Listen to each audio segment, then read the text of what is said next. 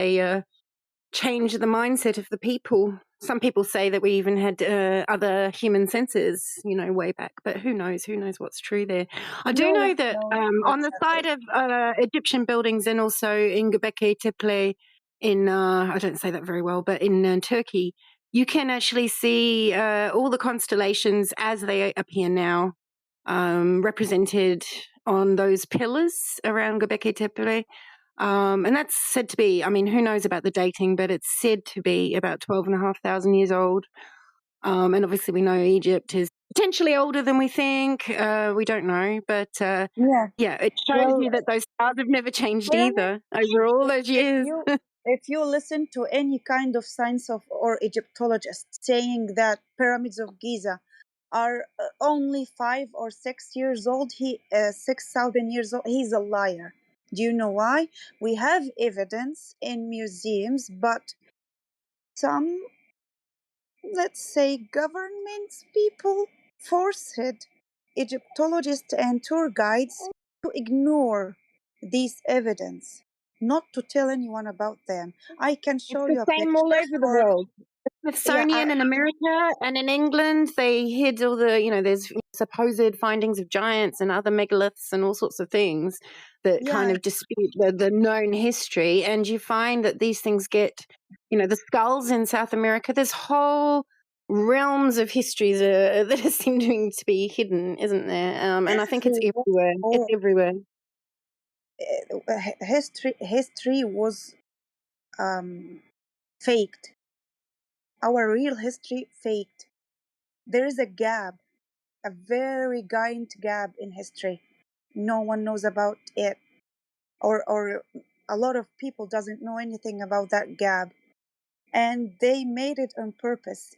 For example, talking about pyramids, and they are only 5 or 6,000 years ago. That's not true. We have an egg, a very giant egg, in Aswan Museum, and they curved the three biggest pyramids.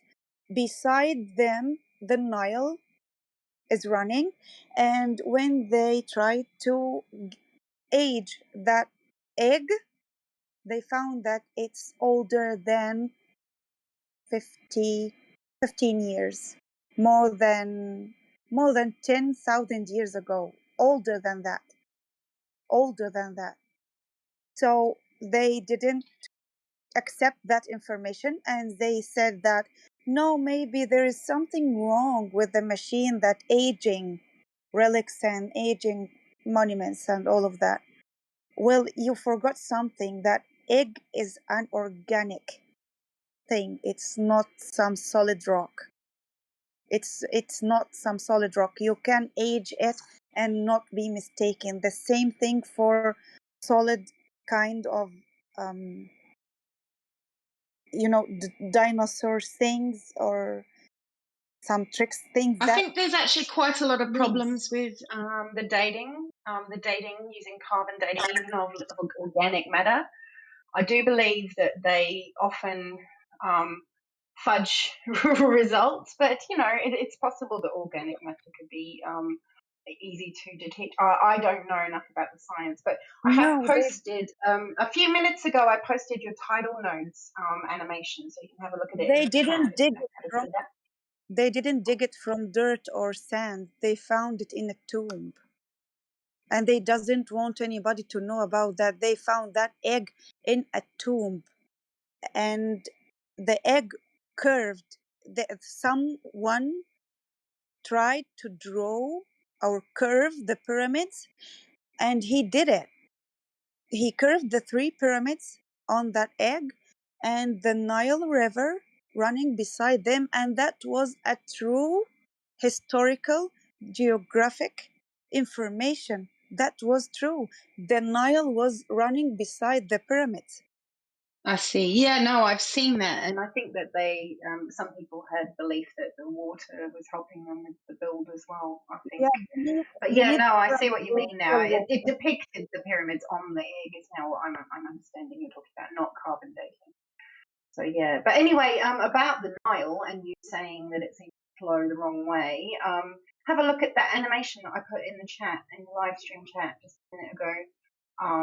It might be a little bit scroll up, but you'll see what I mean. That these zones are very interesting and seem to relate to the tides. And I know in New Zealand, apparently our land, and if you look at how New Zealand is on that world map of tides, you can see there's a very violent spinning around the country that's going on with the low and high tides. It's very, very interesting to have a look at. And I mean, maybe that explains unusual movement of water, because we do know that large lakes and non-salt water often don't exhibit any tidal characteristics whatsoever. So yeah, it's just an interesting thing to have a look at, and you can consider it when you're talking about the Nile and see if it makes any sense to you. It doesn't.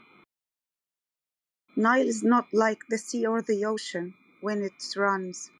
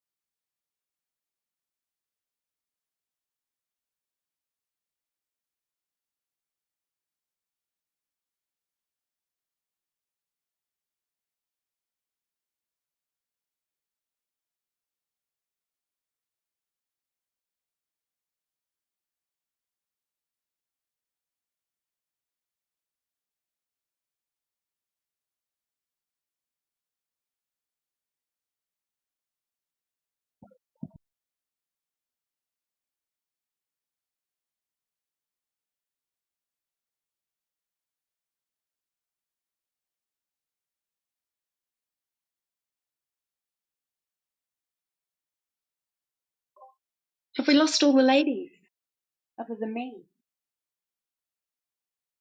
What happened to JJ? Are you still there, JJ? Well, yeah. I'm sorry, I don't know how to say your name. Or any globers pop in the meantime? I think you're all the lady we need, Alex. Well, thank you.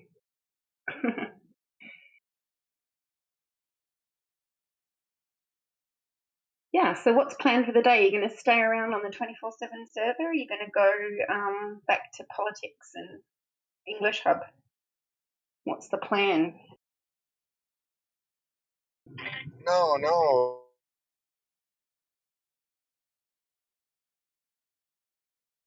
No?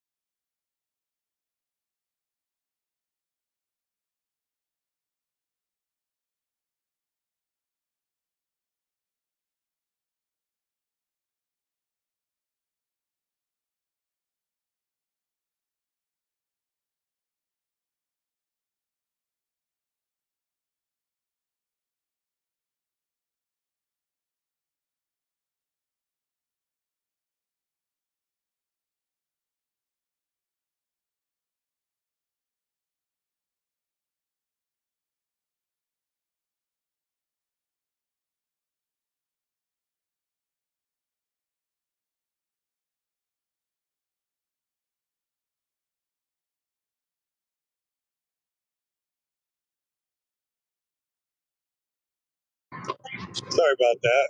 My wife's kid called me. We'll talk to Alex.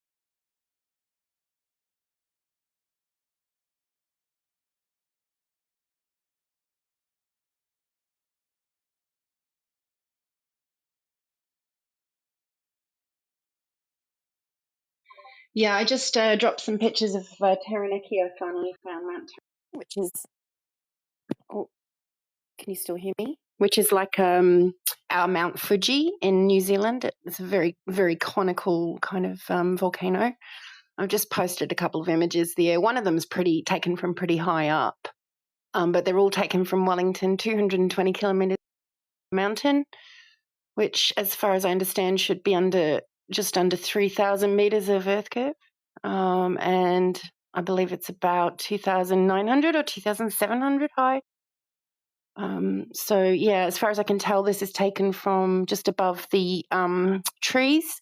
And I have seen it with my own eyes, although I didn't take a picture at the time, annoyingly, because it was one of those days where you have unbelievable vision for incredible distance. Because obviously 220 kilometres is pretty amazing from the ground. Yeah, so if anyone's interested, I've posted those in the chat.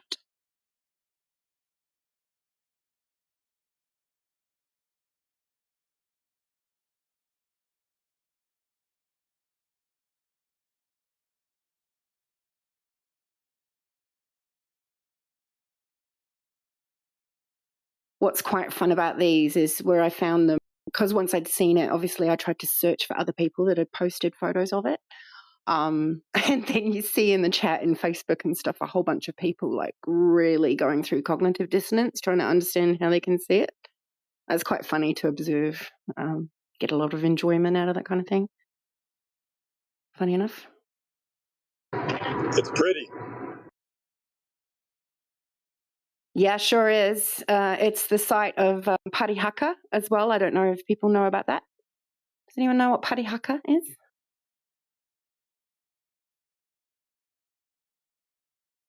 No? No, I don't.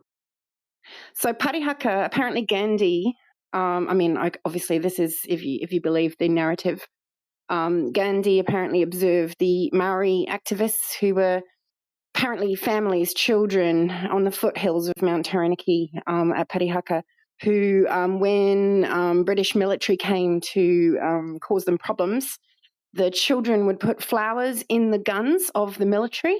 Now, it didn't stop them burning down and terrorizing the community, but word got out of the peaceful resistance. And apparently Gandhi was inspired by it. So if you believe that story, but it is still very much there's communities there are very much freedom fighting, oil mining or whatever they seem, to be into. Fighting sometimes for freedom, depends really. But yeah, it's quite an interesting historical place in New Zealand.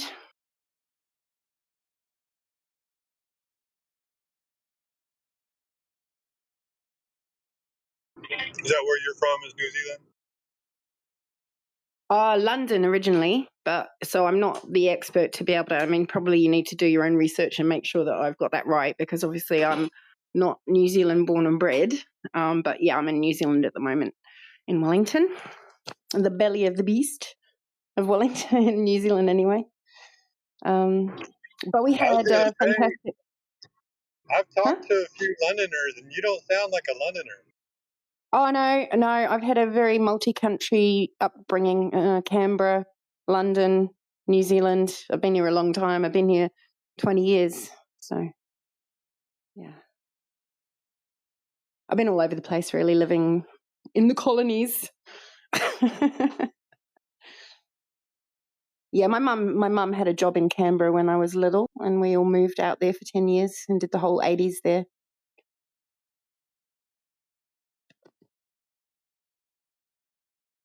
So yeah, it's a very fickle and weird accent. So don't, certainly not a New Zealand normal accent.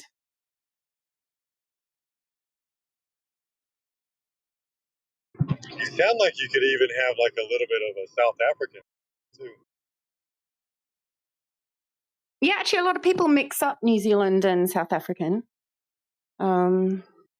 but I can definitely hear the difference. I don't think I sound South African. I think I sound much more international English, London English most of the time, and then I have twangs of Australian and New Zealand in it. I think that's mostly, yeah. The way you can tell a real New Zealander is when they start spelling, then it just sounds weird. Yeah, sex is six, and fish and chops. Yeah, it's weird. It's a strange mixture of accents. It's got a lot of Scottish heritage and Italian, as well as, obviously Maori. Maori, definitely different arrivals. Some would argue even thousands of years before they say. There's the Cook Islanders, who tend to be more like Aboriginal Australian looking, and then you've got like the Polynesian, but then you've also got proto Maori kind of redheads, which is really bizarre to see, but you do still see them in the Taupo area in the middle of the North Island. You get a whole load of bright red-haired, green-eyed Maori, and they fully like in families with the tattoos and everything. Like it's bizarre.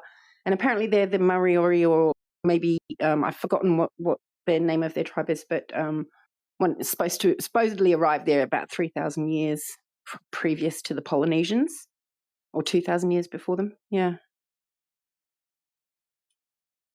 That's the alternative history. That's not mainstream history. The mainstream history is it's about 900 years old.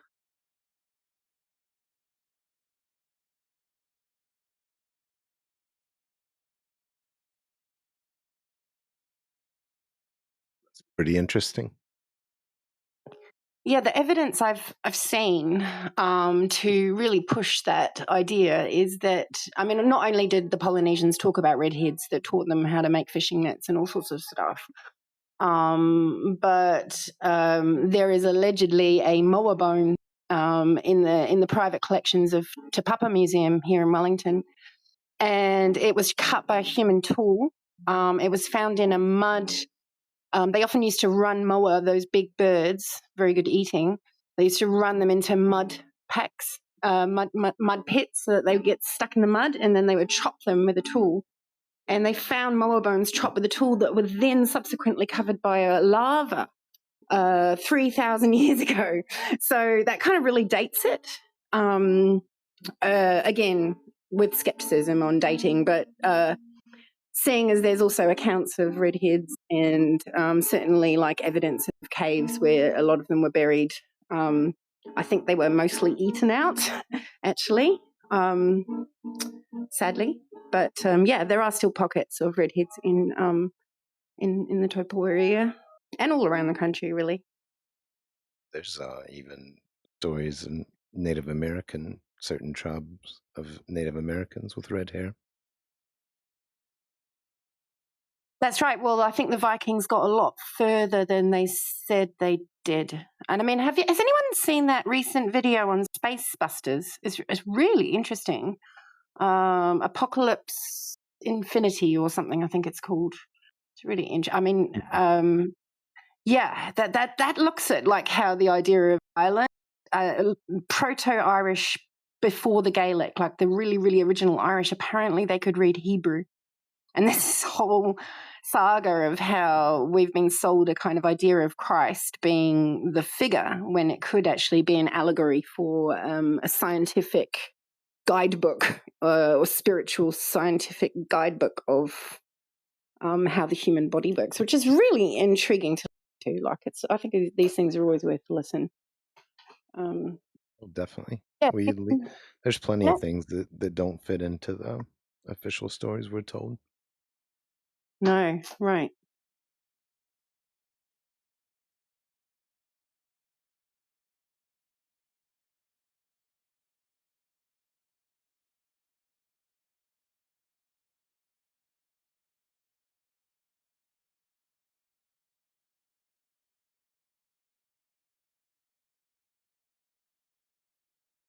Yeah, but there's a lot of Scottish heritage here in where I grew up in the Appalachian Mountains. Wow. Eastern United States. Yeah, and then you've got the redhead mummies in China, and the redheads in Peru, and the redheads in Mexico, all sorts of Yeah, places, but eh? the Egypt. influence here is just supposedly from a few hundred years ago, though. Of course. Yeah. Well, one of the ladies in Topor who alleges her story goes back to Persia, and she says they fled an exodus of Persia, and they went briefly to North Africa, and then crossed to Mexico, and then went down to Peru, and then went to Easter Island, and then they went. And that all happened, allegedly 3,500 years ago or something, or more. And yeah, so it's they did a DNA test of hers, and again, I'm skeptical of these things, but allegedly it picked up data from all those places that was in her story, because Maori have a whakapapa, which is like basically telling each other their genealogical story. It's the way that people meet each other. They my mate says it so that they don't end up sleeping with their cousin or whatever. That they generally, when they meet someone else Maori, they will then explain which boat they came from, which tribe, which mountain, which river, and that's kind of part of the greeting process. So it allows those genealogical histories to be kept almost like songs in the family. That's a pretty cool tradition. Yeah, yeah. I guess it survives all sorts of things like book burnings and whatnot. The Aboriginals do it too. They and it's a map of their walkabout. They believe that creation was sung into existence. Really interesting. Which, I mean, I guess ties in with what they say in the Bible, eh? God's word. Yeah, exactly. Yeah, yeah.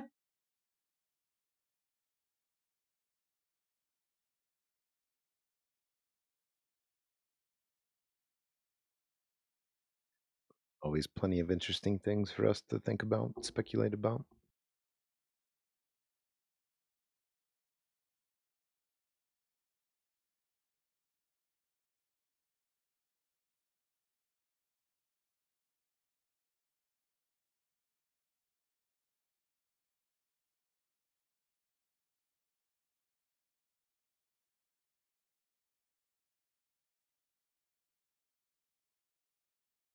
There's all that Egyptian stuff, isn't there, in the Grand Canyon, and little finds that keep on popping up around America, if I remember correctly. And I think there is even one that was comes from a place in Spain called the Lady of Alicante. I think,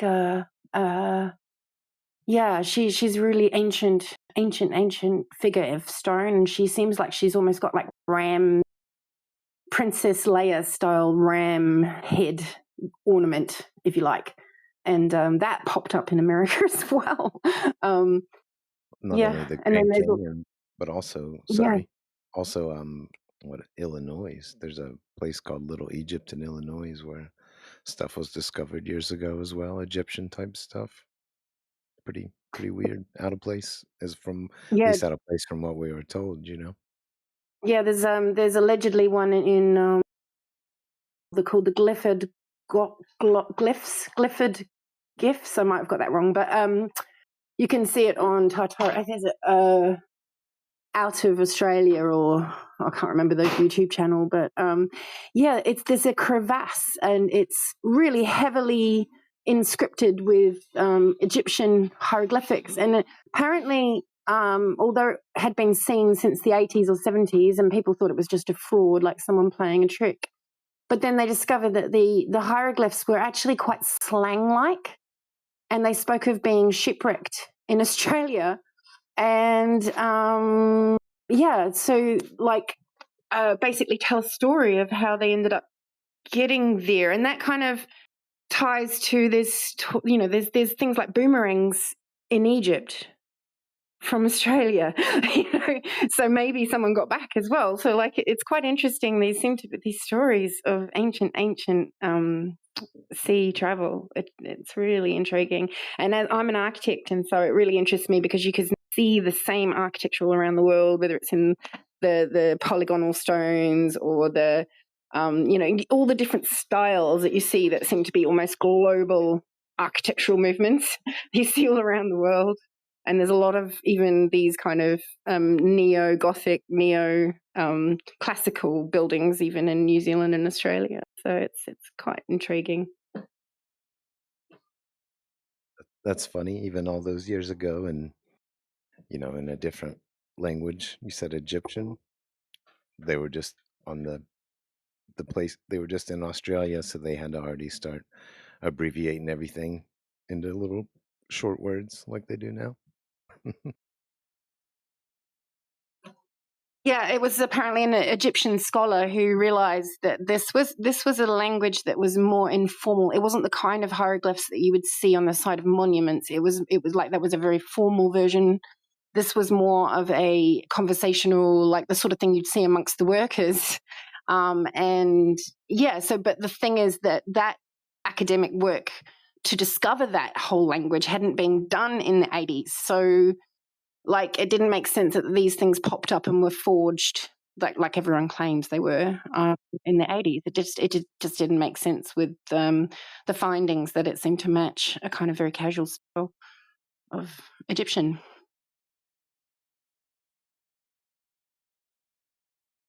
No, I'd never heard about that. That's pretty interesting. That's because of watching enough Fred Flintstone. We know that writing on stone was done by little birds.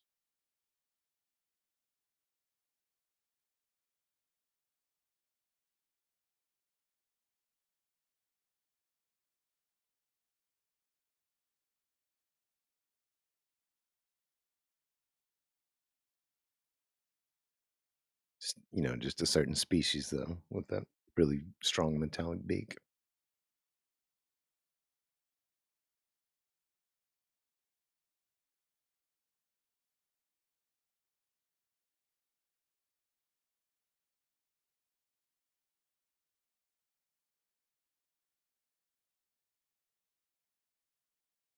What, like a woodpecker? Are you talking? Really? I don't think I saw that in the Flintstones. How did I miss that? Must not have been paying attention. Nope, they also had typewriters.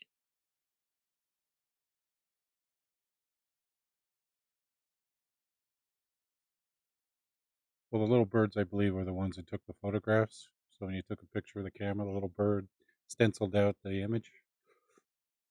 Oh, that's it. Everything low tech. It was done by an animal. That's right. Now I'm remembering. God, it's a blast from the past. Yeah, the warthog garbage disposal or whatever it was.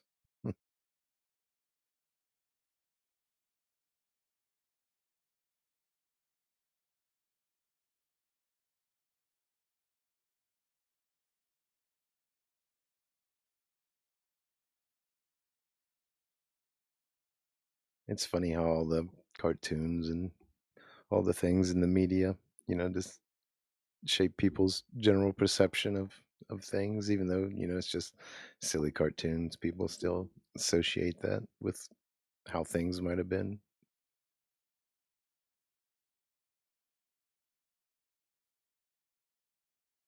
Well, Bugs Bunny had that debate with Christopher Colombo about if the Earth is flat or round.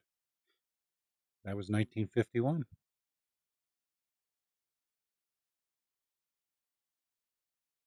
Yeah, I Who think I won? remember that one.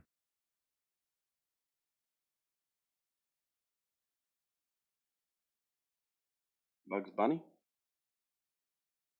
Bugs Bunny win? Yeah, the cartoon was called Here We Go. Well, hares are different to rabbits. True. They got those facts wrong. I'm sure they got the facts wrong about the flat Earth too.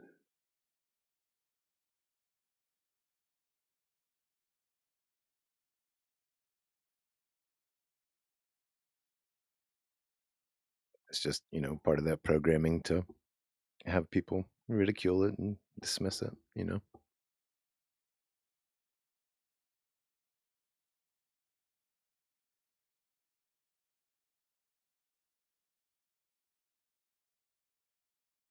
That's what they do. They put it into social media and they kind of sneak it in there kind of like a joke.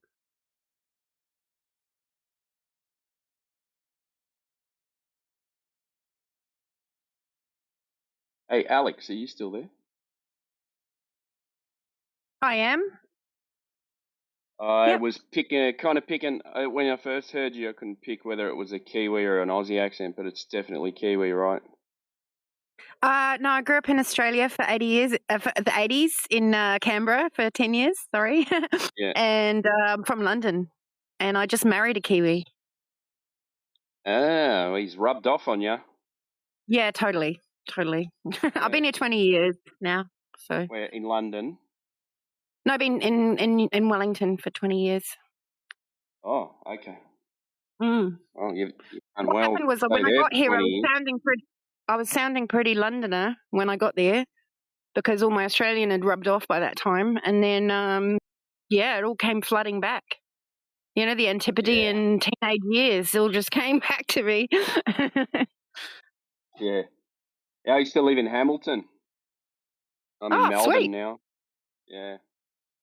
Did you ever go to the hot springs at Kafia? Yeah. The hot and they had Where the you dig in the beach and you get a hot water in the beach on the river coast. Yeah, you can boil pippies and stuff there. Yeah. Yeah. It's amazing, isn't it? Because there's one in Coromandel as well, but there's like 500 people trying to do it. And when you go to the one at there's like maybe none or 5 or that, very, very few. Yeah. Beautiful. There's also Tapara Hot Springs as well. Tapara. Yeah. But they made that into like swimming pool with slides and stuff like that. So. Oh, yeah. How long did you live in I can't Hamilton? remember something. This was a long. I've been in Australia for 35 years now. So. All right. Yeah. That was when I was a kid. 5 years we lived there before we moved here. All right. So did you come with a New Zealand accent to Australia? Yes, I did. Yes, you did. Yeah. Yeah, I've had many accents.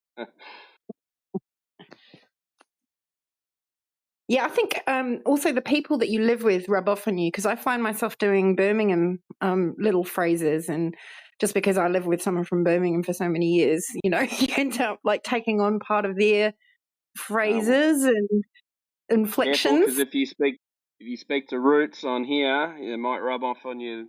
You might get flashbacks then. Oh, I love Root's accent. Yeah, it sounds great when he's explaining something. Your PFP looks familiar. You been around for a while? Yeah. I've been around a long time. Okay, you just never speak then? Yeah, I'm pretty shy sometimes. Yeah. Okay, all right. I live with Globers, so. Yeah, you got to stay quiet, right? Yeah. Fair enough. Yeah. No, I mean, I try, but I try not to push it too much. Well, it's good to hear some female voices. Yeah. In the crew. Make yourself a bit more vocal. My husband pointed out a boat when we were fishing on the harbour, and he pointed at a boat and he said, "Look, you can't see the bottom of the boat." And I got out my marine tracker. Worked out how many kilometres away it was. It was about 13, 15 kilometres away. And then I looked up the ship and I looked up the height and we worked it out, and I was like, no. You totally shouldn't be able to see it. You should be able to see the mast at the most, Yeah. But his proof turned into my proof. And I didn't even bring it up. So that was good. Interesting dinner table conversations. Yeah, a Globie on Facebook said the same thing. It says, "Oh, we can predict to the meter where the ship is supposed to be hidden." No, you can't.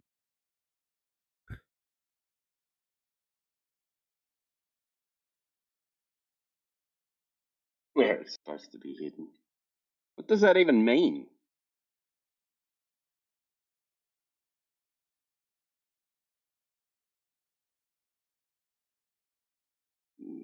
They can predict the visibility. Yeah, they think they can predict. Claim there's no that you never see the physical horizon. It's always an optical one. So can't predict anything. That says to me.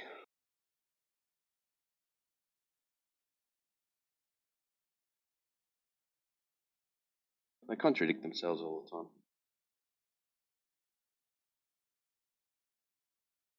That's Globers for you.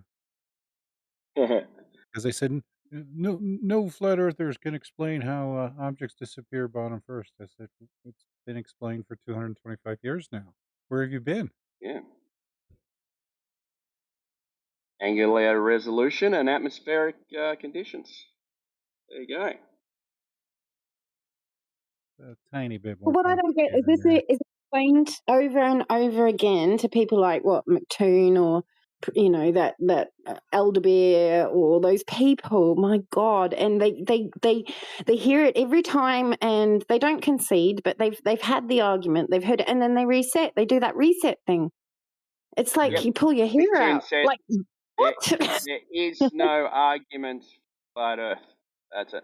I've never heard an argument for flat Earth. That's what McToon said. You must be Oh, deaf. it's crazy. Yeah, they literally say Yeah. there is no evidence for flat Earth, and I'm like, have you never opened your eyes? Like, what?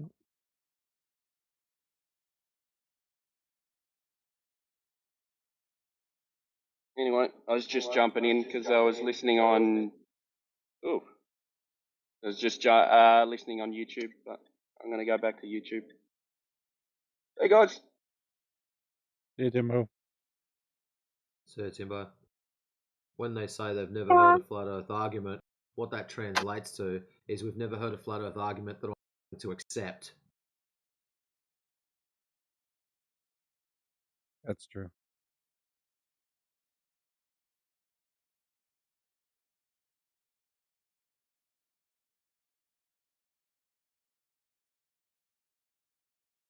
They're quick to dismiss any argument that doesn't say globe at the end.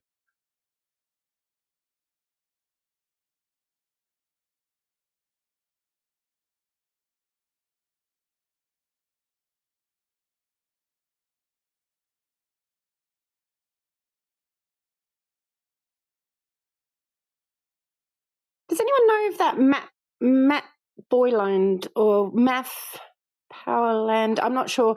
One of the very first NASA whistleblowers. Is he still around? Is he still doing stuff? Anyone know?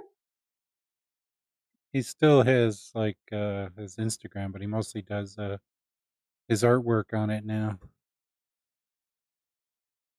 Or comedy or artwork, that sort of deal.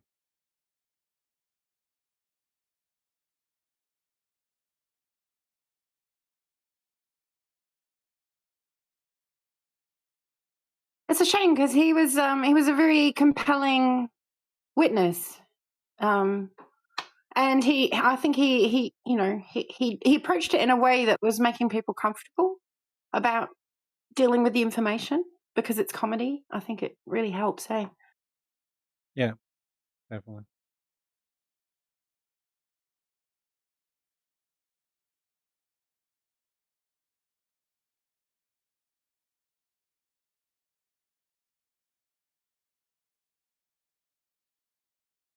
but I'm actually a strong believer. We need all types of responses. Really, we need the angry ones. We need the calm, measured, patient.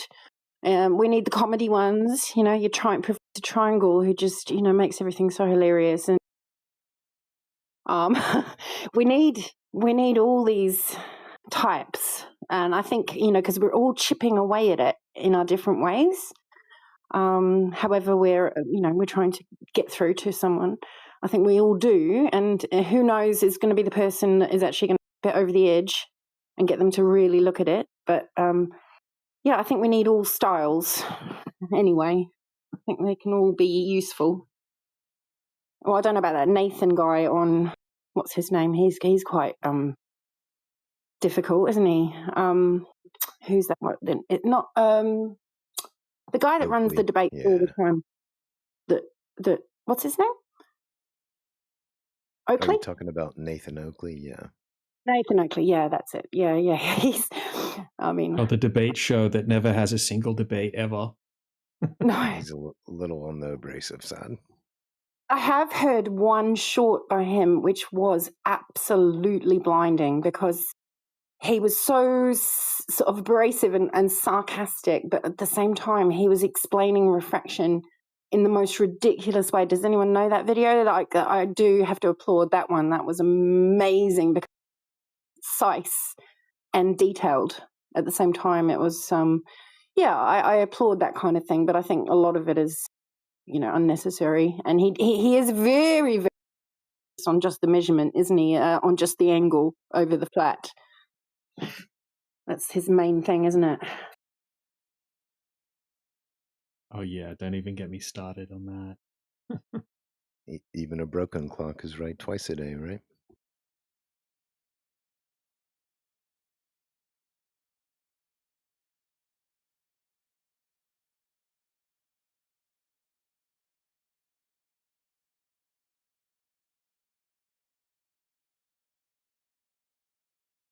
I was listening to Neil deGrasse Tyson.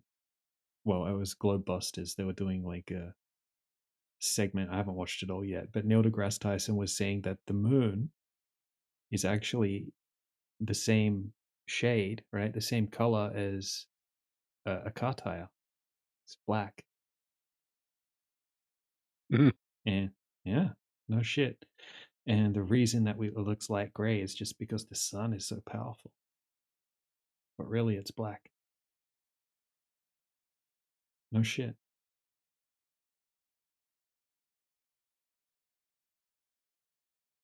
It's That's just Globebusters. trolling, isn't it? That's just trolling and just like, it's just like actually mocking the people that still believe it and the people that know the truth, isn't it? Well, It if you has to. look at the moon, parts of it are indeed black. You can see very dark sections, but not the entire thing.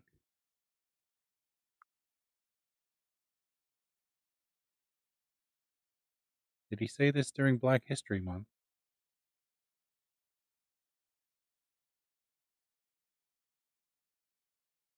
I'll post the video in the live stream.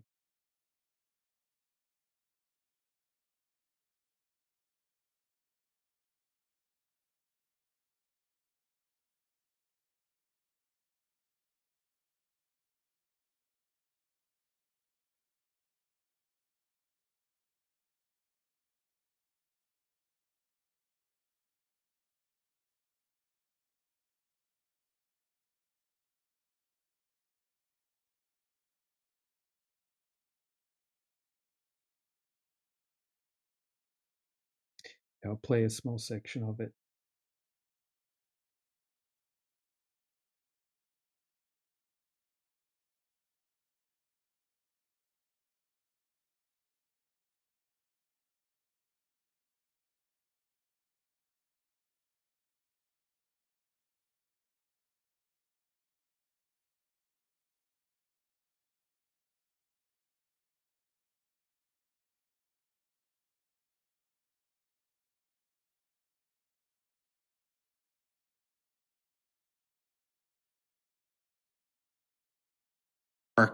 As the sidewall tires on a car. Wow. Yep. That's just how bright the sun is. Yes. That's yes. That 0.1. Wow. As the color of the moon is, okay? Yeah, 0.5. Okay. So no. The albedo of the moon is around 0.1. Wow. The moon is almost as dark as the sidewall tires on a car. Wow. Yep. That's just how bright the sun is. Yes. That's how bright the sun is. That it takes 0.1 albedo and makes it look like and you can read by the light of the moon at night from Earth. That's right. How romantic. I love it. So 0.1. And so the moon is basically dark. Okay, Nolan.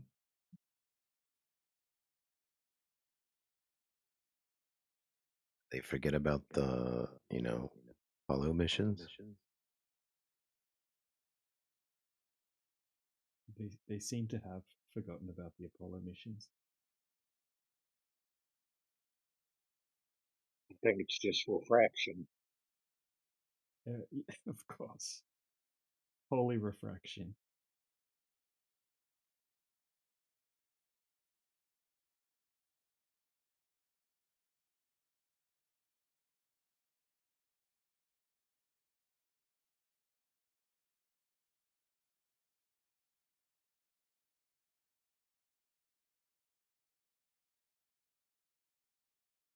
the surface, it's a lighter gray. It's just, refraction and gravity just changes it over that distance and makes it look, to us, it's really black if we could see it. Yeah, here's a screenshot of the black moon.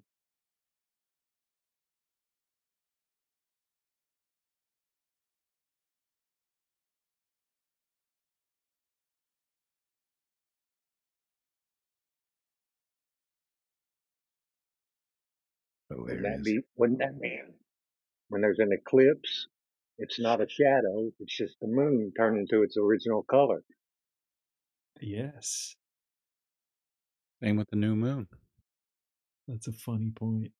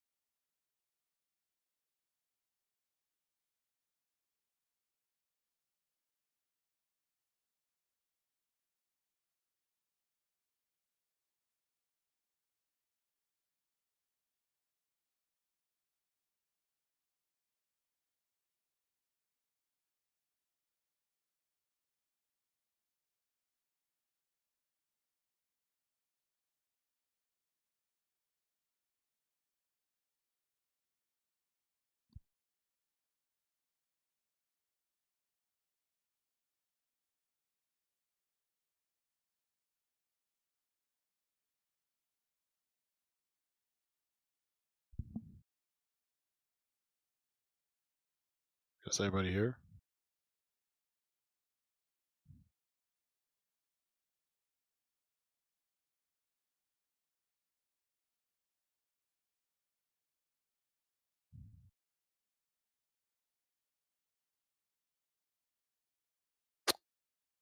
Is everybody AFK? You must be busy doing something.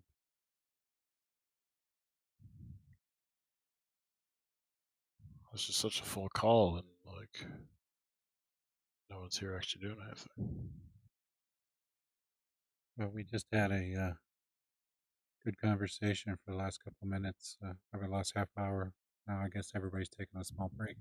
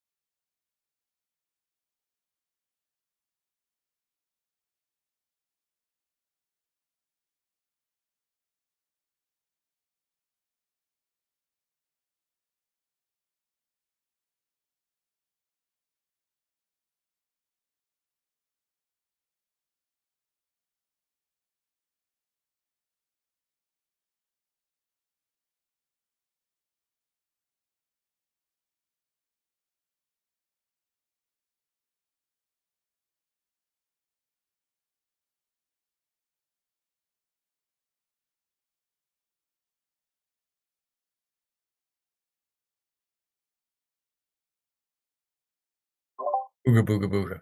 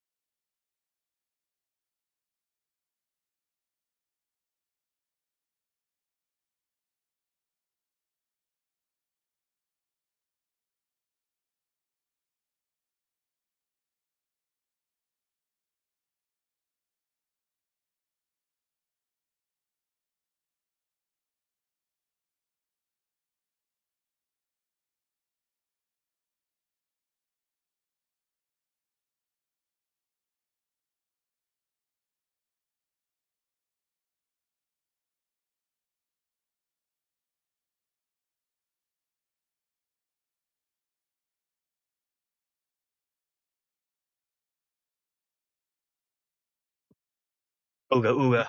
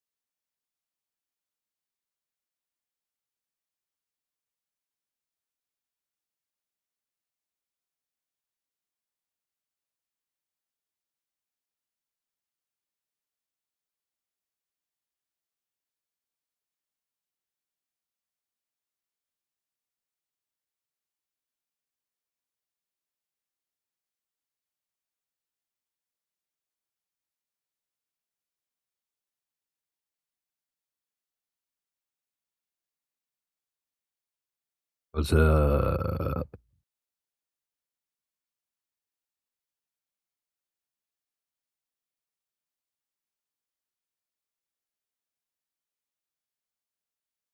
Hey, bros.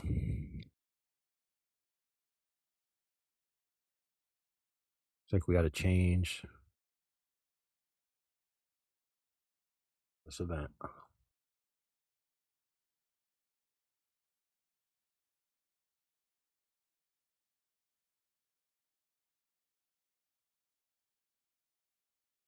Okay.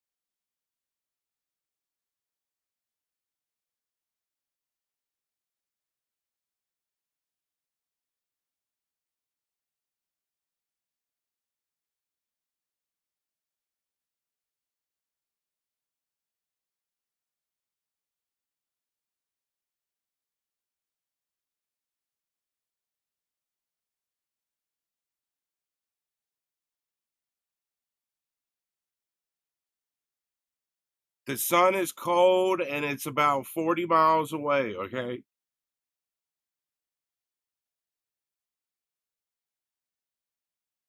The sun and the What's moon are the that? same size, okay?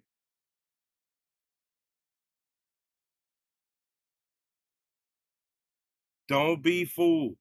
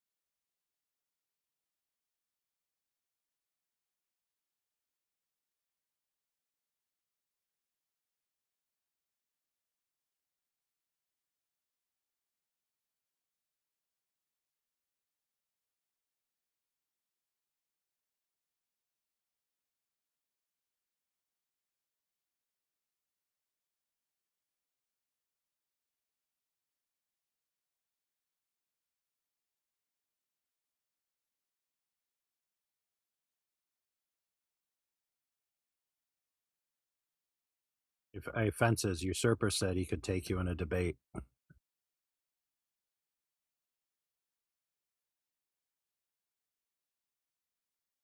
I just came in. Has Usurper or Kevin said hello to the room, or are they just listening? I was Usurper's waiting just for you. saying how the sun was only 40 miles Oh, it's away and it looks you. like the sun Oh and the no. moon are the exact same size, but I could be blind. Why are you so obsessed with us, man? It's kind of weird. Well, you come to my server. All right. So, Kevin, you want to unmute? Say hello. Yeah, hi, Princess. Hey, how's it going? Good, thank you. What brings you in? I just joined Discord today. I've been listening to you guys for a few months, on Oh, and off cool. for a couple of years. Yeah. So, Quite a bit last year. are you a globe believer? Or are you a flat Earth knower? I'm a flat Earth knower. Yeah. So, how'd you come to that understanding? I got sent some videos several years ago of laser measurements, and kind of over after that. Oh, yeah. You remember over what distance they were? No, I don't for sure. It seems like one of them was like over ice, 8 miles. But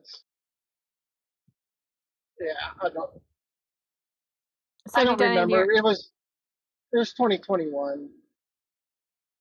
Okay, so you've I been mean, doing research since, or what? I would say research, but I list a lot of content. Okay, cool. I'm as much information as I can from you guys, really, Yeah, well, you're in the right so I can. place. You know. Yeah, I Do just you have want to any? be able to answer questions better, like when a topic comes up. Yeah, definitely. Do you have any questions or anything you're interested in right now that you're looking for more information on?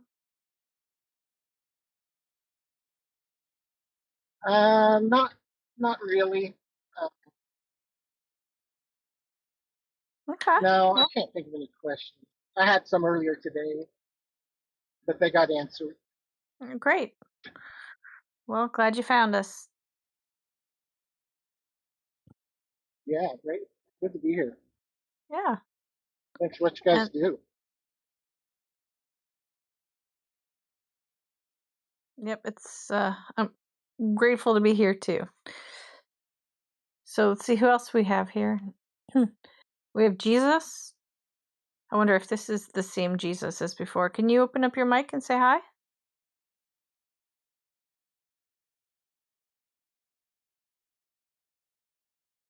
Hmm.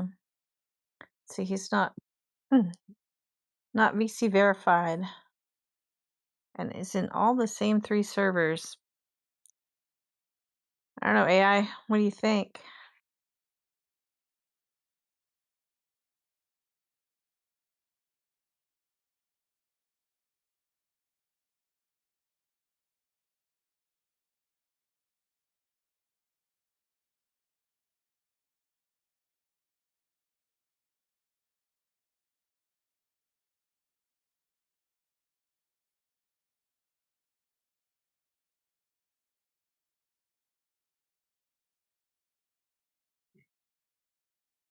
That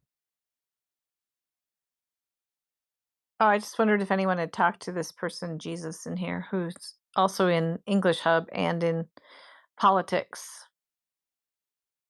not that I know of. Yeah.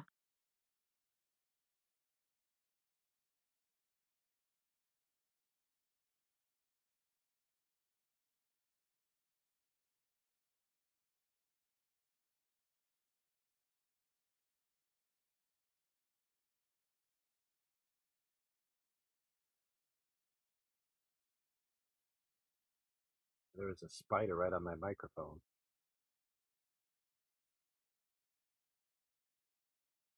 A tiny spider or a big spider? Dime size. I wonder if You he was guys living probably. inside. Oh no, he can't live inside it. There's no way to get in there. Ew. Ew, that's a thought. Do you guys have brown recluse spiders where you are? I don't know. Then you might not.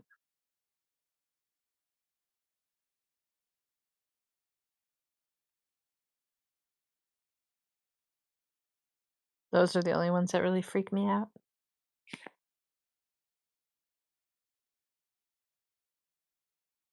I just got done binge watching Spider Noir. What is It's that? actually Oh, that's that. Yeah, I know what you're talking about. Spider Man. That is a good show. I Was think it it's the good? best. Yeah, it's the best Spider Man I ever watched. I might check it out. How many episodes is it? Do you know? Eight. It's 8? just like one. Like pretty much 8 episodes is like a viewing season nowadays. Yeah. I'm gonna bookmark it. I watched it all within the same day, or the same 24 hours, or Ah. it just flows. Like the story just flows, and it's really gritty and realistic.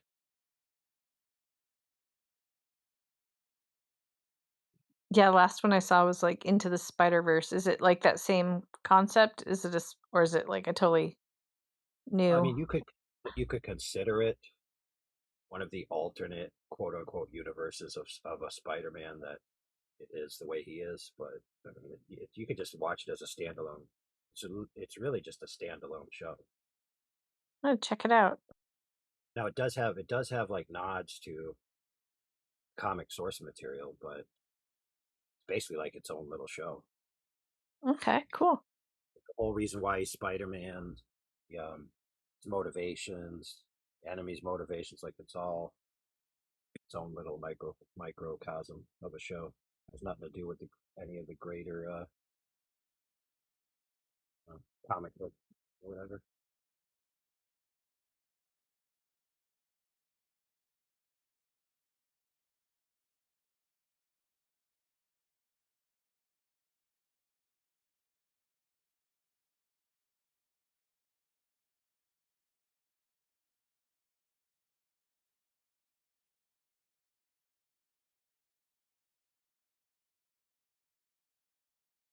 For a second, I thought he came out of my mango. But I mean,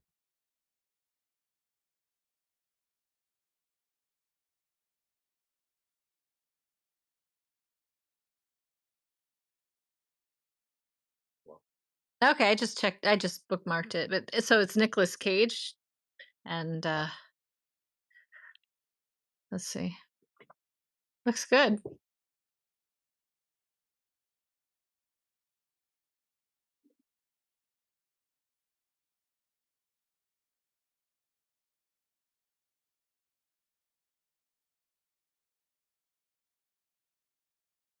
Does anyone have any other recommendations? I have 13 hours on a plane with no Wi-Fi, so I've been downloading some shows.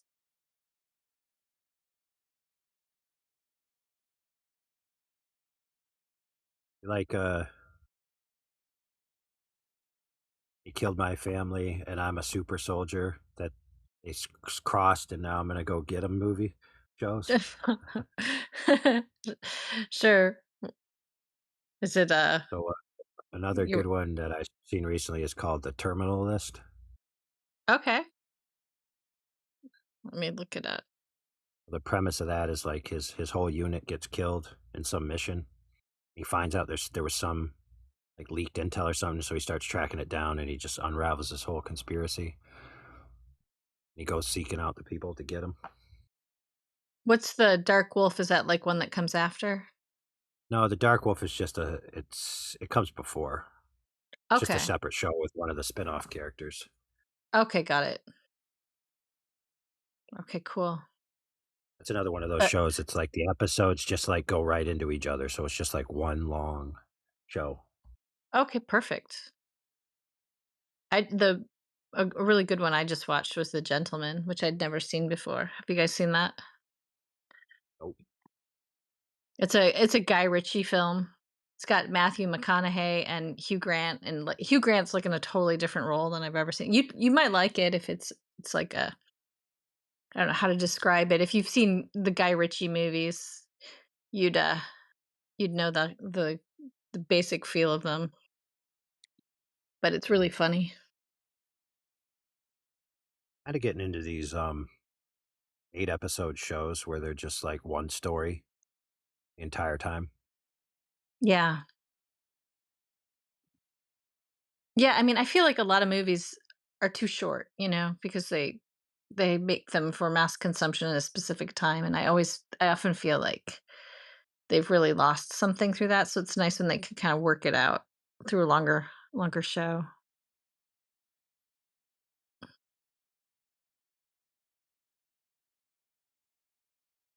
They Or really only sometimes the show gets cut short because the producer decides to be a creepazoid.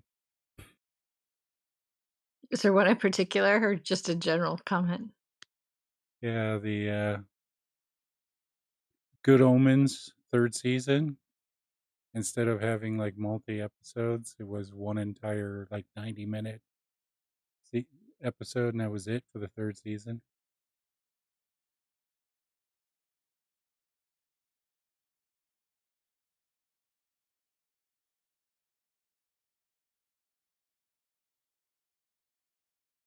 I was watching this silly show on Netflix called La Breas, which is like this weird sci-fi time travel shit. But there was a reference on there to where they were someone was mentioning mirror flashes, and they said, "Oh, there's historical or there's accounts of mirror flashes over 100 miles away." And I was like, "Hmm."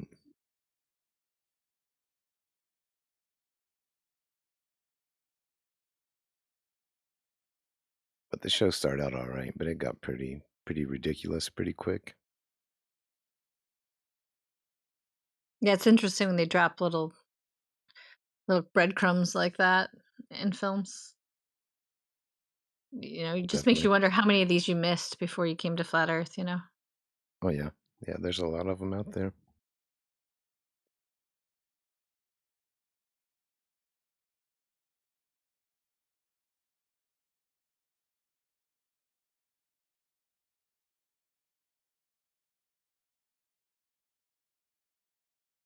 Yeah, there's a lot of movies that had references to flat Earth, like the original Men in Black.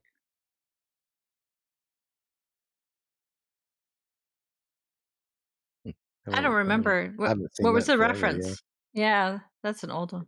It's when Jay and him are talking on the bench there, and he says, Oh yeah, yeah. 500 years ago, everybody knew the world was flat.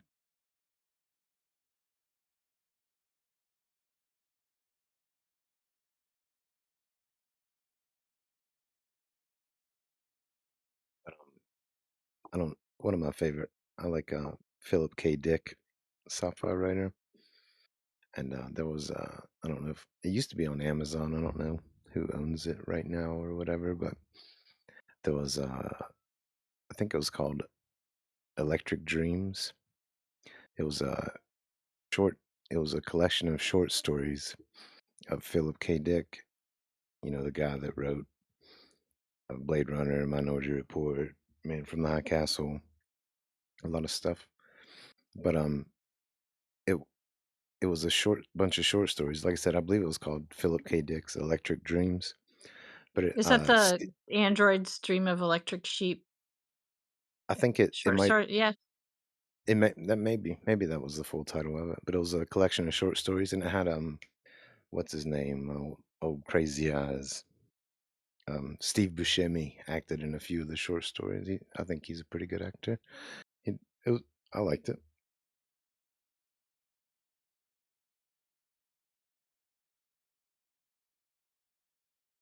He wrote Minority Report, you said? I think that's what it was. I know he wrote Blade Runner. He wrote. Yeah. There was a few of his books that got turned into movies in the '90s. I remember how Minority Report seems so advanced. It's kind of weird because we've got all that stuff now.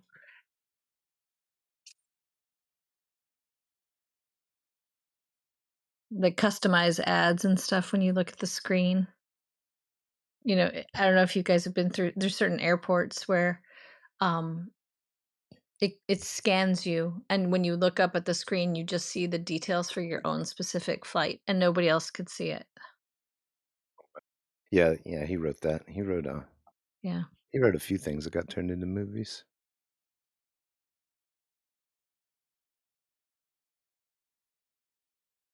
But yeah, his style was very much like alternative futures or post-apocalyptic or actually more like dystopian future type theme that went through a lot of his work. And he has a there's some interesting history about his real life too. People want to look into him. He's a pretty interesting character. How so? Um, I don't I don't remember exactly. I had just come across it. He was doing something with some university, and forget what he was. It was some controversial topic they were talking about, and something. I just now I just seen it the other day. I haven't fully watched it, but I always remember You know, his movie adaptations in his books. Always liked him. I like that short series. But let me see what that was about exactly.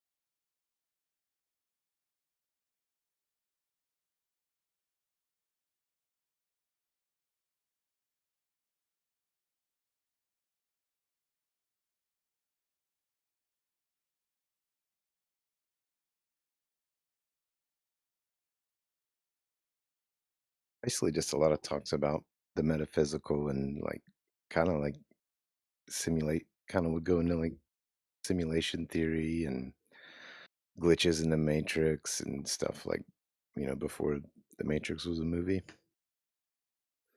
Uh, he was kind of out there, you know, and as people say, there's a thin line between genius and insanity. But yeah, he was. I think he was only 54 when he died. But he was a weird dude, interesting dude.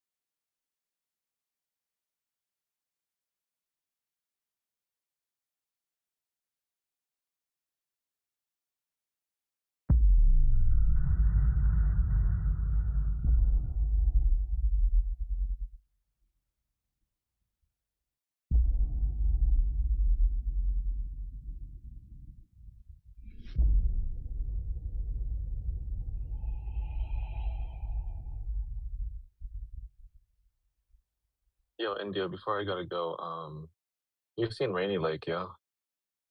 From Yeah. Jesse. Yeah. What are your contentions with it? What do you mean? I'm just curious because you showed that to me. I've never actually looked at it before. But that's the one in the where video, he takes he does a theodolite over the lake, and he measures up from a nail he put at the spike that he puts in the surface. Hold on, let me see. That's the one. yeah, I it's like think a bunch. that's the one. Let me see if I have the website right here. They showed this to me the other day, and I was gonna ask you about it. I was trying to call your name over the live stream, but I guess you weren't listening at that time. I was like, Indio, I know you're listening. Where you at, bro?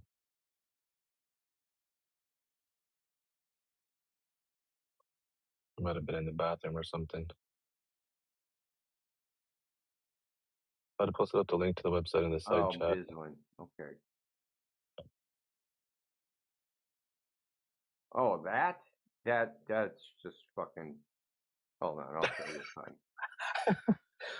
Look, I was watching the video, and you can still see clear to the other side. Like it looked like you can still see the shore on the other side. I think he went and did that on a windy day. No, this was done by this dude George Hottanuk, who's passed away now. And I don't like talking ill of the dead, but he's a piece of shit. Anyway, he tried to get Brian Mullen, who was a flat earther. He was a. Have you heard of him, Brian Mullen? Is that the same Brian on FED? No. Oh, No, he isn't in flat earth no more because George Hottanuk tried to dox him and ruin his fucking life. Oh, I see. So he left flat earth because of this. Because of Hottanuk. He had a channel called Balls Out Physics, and he did a couple. He had a whiteboard, and he would do the equations for like landing an airplane and like all sorts of different things. Because he was like not an architect. Maybe he was an architect. No, he wasn't an architect. He did some sort of structural engineering or something like that.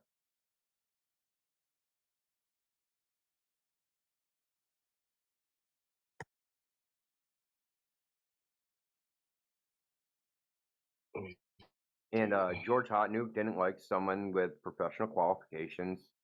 This is way back. This is like in there, like 2018 or whatever.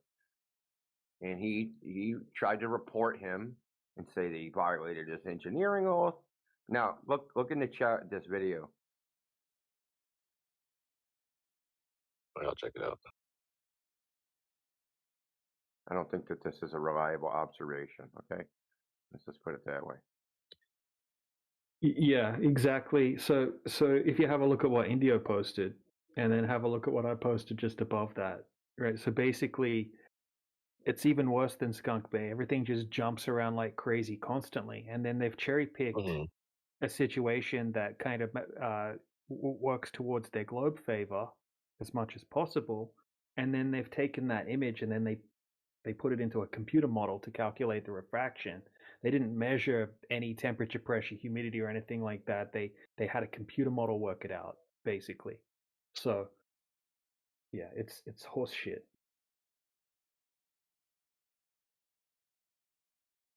With absurd refraction values.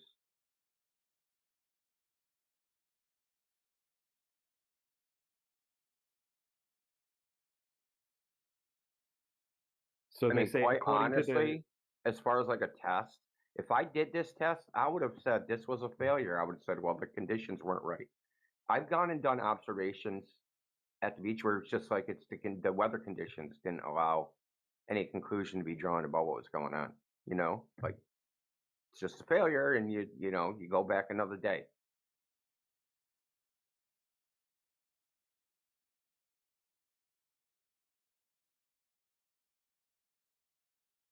So basically, they cherry picked images that didn't have as much distortion in them, and then they said that means that there's low refraction on that day.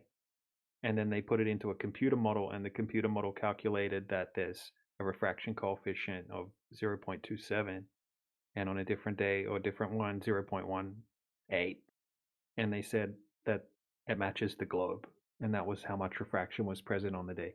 It's just reverse engineering, it's guessing, it's cherry picking, it's horse shit. Okay. Just parameter manipulation. There's 3.9. parameter refraction where you can just adjust that value without evidence, right? Hey, we did this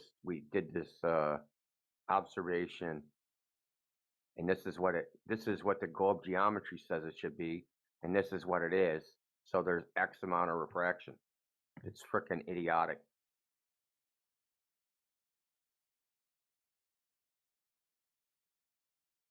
Yeah, like even if you have a look at this next screenshot, I'll just screenshot this. So on that same page, this is how they gauge that there's more or less refraction, this is retarded as well. Okay, so what they're saying is on the left image, it says clear image, low refraction. And then on the right, they say distorted image, strong refraction. But when we show them a long distance observation that's crystal clear with no distortion over a huge distance, that would require the most extreme refraction that you could think of for it to work on a globe, they'll just say it's refraction, even though in their Rainy Lake test, they say, oh, it's low refraction because it's clear. That's how we know it's low refraction. They're just clowns. Double standards of evidence.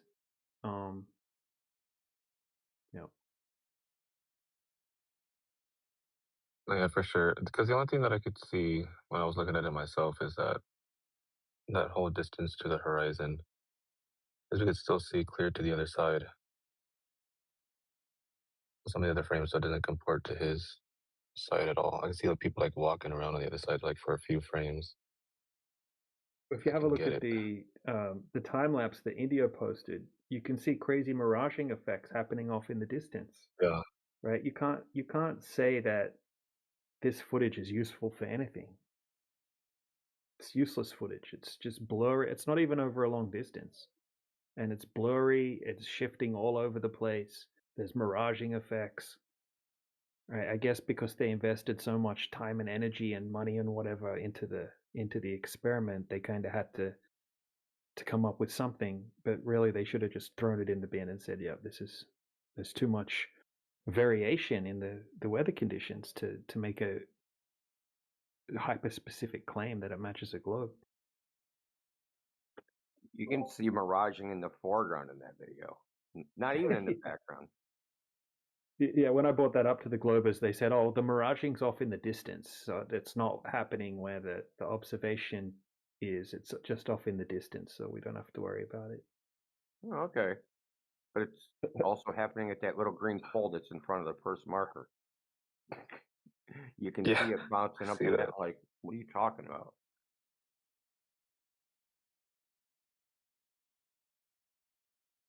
Let me see if I can get that dude standing on the opposite side. I dare them to say that in front of me. It's off in the distance. Like, okay, well, what about the bendy crane? It's way up in the air.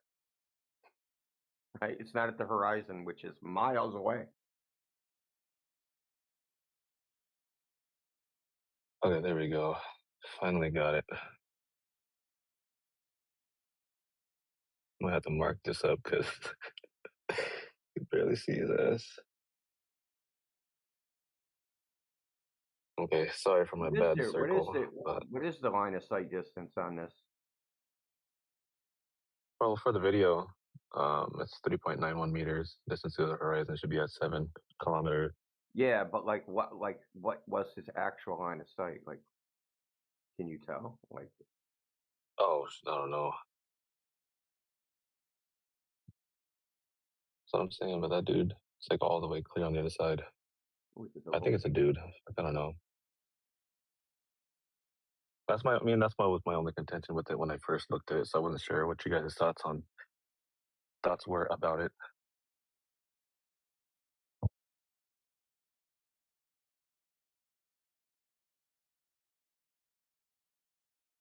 The amount of effort that they've gone to on this website to try to document it with all of these equations and It's ridiculous. They've put so much that they're just trying to confuse people with large amounts of data.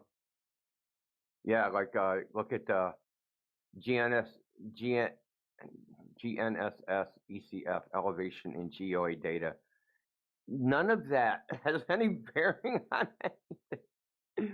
It isn't going to help you determine anything.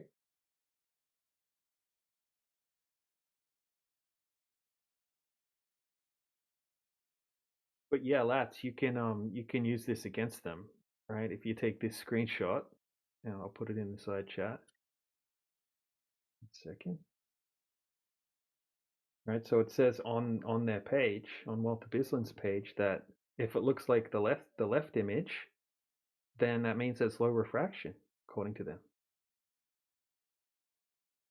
So if you can produce an image that destroys the globe that also looks, semi-clear like that one, then by their standards, that means that there's low refraction. Therefore debunking the globe. Yeah.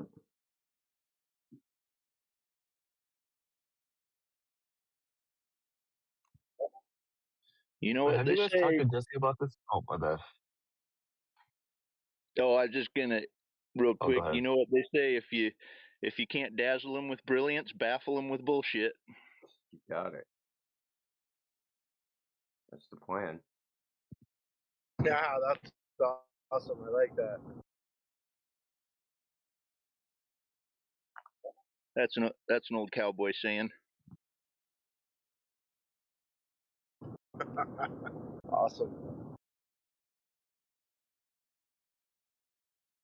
Why didn't they do a flat Earth refraction correction?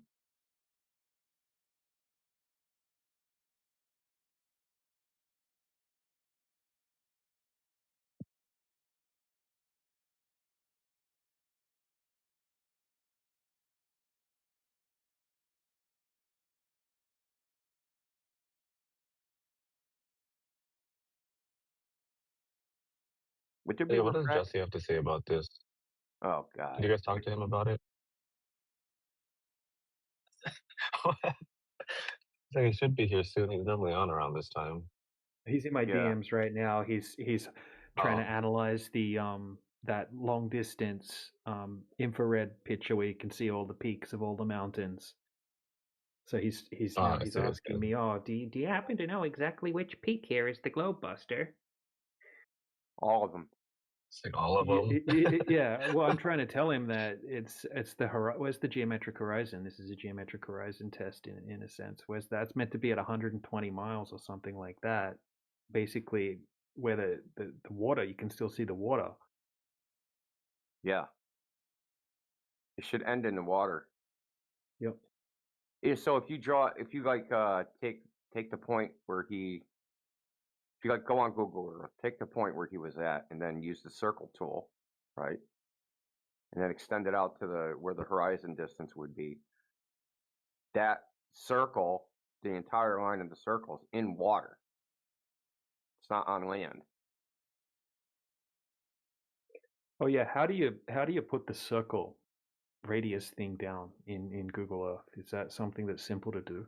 You do the measure, right? Oh, how you put it down? Well, you use the measure how do you tool. add the circle? Yep. Okay, yeah, you have the measure tool, right? And you have path, line, I think polygon, and circle. Use the circle, and as you're extending the circle, it'll have the value, the radius value. So that would be the horizon distance. You use that as the radius of that circle. And then once you click it again, you'll have an option of saving it. Then when you click save, you name it whatever you want. Circle at frickin' Canagoo, and that circle will be there. Awesome, thanks. It'll be a permanent fixture.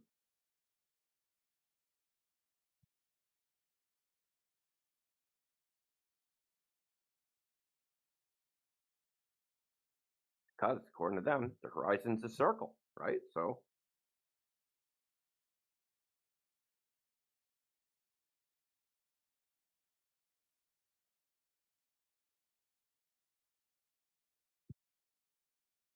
Have you guys seen Jesse's 3-mile laser test also? only 3 miles. Yeah, he sent me one the other day. He said that when he lowered his camera's elevation from 3 miles away, it would get blocked by supposed Earth curve. So I At told 3 him miles? that next time, yeah, Okay. but I told him that he should have gone up also because I'm Down curious if water? that was just a divergence of the beam. Yeah. So I sent him this, and I want like what your thoughts are on this picture that I made, this poorly drawn picture. Because if he was to go up and down, so also go up in elevation till the laser disappears, then it should be shorter if you were to measure that divergence. The problem with doing it at that distance, beam You know what I divergence mean? at that distance, the spread of the beam, of the beam is going to make it more visible, not less visible. The only thing would make it less visible would be a convergence. I don't know if this picture makes sense though, but I wanted him to also go up Doesn't make sense to as me. well. Yeah. Because if you were to go top down, it should be a shorter distance for the laser because it's being blocked by a supposed Earth curve than if you were to go left and right. You know what I mean? I don't know. That's why I was going to ask if this picture made sense or not. Oh, we know he had the laser pointed into the fucking water. His experimental technique, I'm not confident in. I mean, Over the Fence has said it perfectly. Every single observation he has taken comports with a globe. He's not stupid. He's lying. You couldn't do it by act. You couldn't do it even if it was a globe. You couldn't get that.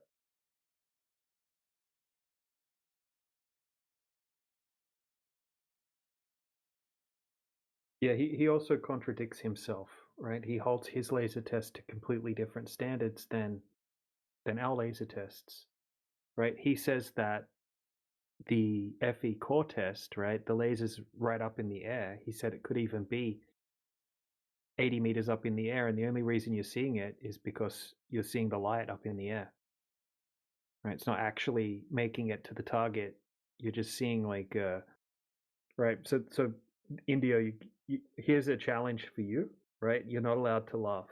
No one's been able to pass this challenge so far. Okay. So this is what I did. I asked Jesse to draw me what he thinks is happening in the 40-mile FE core laser test from a side view.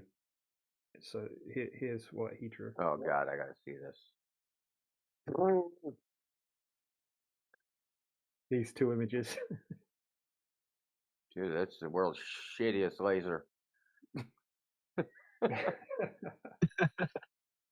Well, you put a screen door in front of a laser, so it splits into a bunch of different beams. Yeah, basically. No, he's saying that the lasers Well, are flat. some of the FE core ones, you can see the reflection in the water. How does he fit that into his diagram? Well, I was showing him the 21-mile Great Salt Lake one with the laser, and he was trying to tell me that because you can see the reflection in the water, it means that there was an inferior mirage taking place. What the fuck? Like, what? I said, that's just a normal reflection because it's a still calm lake. At nighttime, it's like a mirror surface.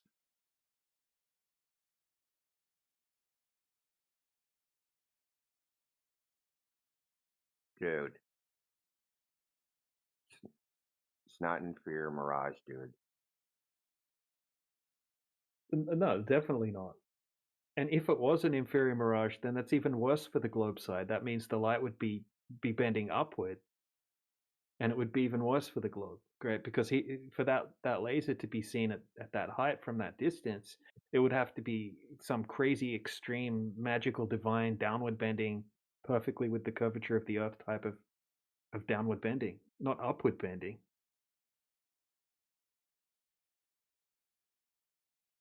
Have you ever seen the Flatlanders video? Heard of it? The Bonneville Salt Flats? I didn't realize that they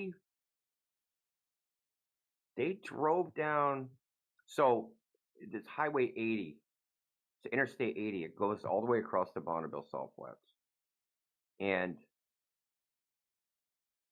they got like 5. So they went out one day, right? And they did like 5 measurements, like 3 miles, 5 miles, 7 miles, 13 miles, and then they got out to like 30 miles, 30 something miles with a blue laser. And then they go back and then they do it. They replicate it with like a green laser, like 37 miles. And not only do you see the laser, you can see all the street lights. It's called I think the place is called East Wendover, Utah. And you ever seen that picture they take where it shows a highway that's like curved? I'm sure you've seen it. And they say Yeah. yeah, so they went to that place. So where that highway is, that's where they did the laser test, on that highway. I hate But it's that like image. it's more than just one, it's a Taking- whole bunch. I didn't realize they did that many. Hold on, I'll post a screenshot of the map.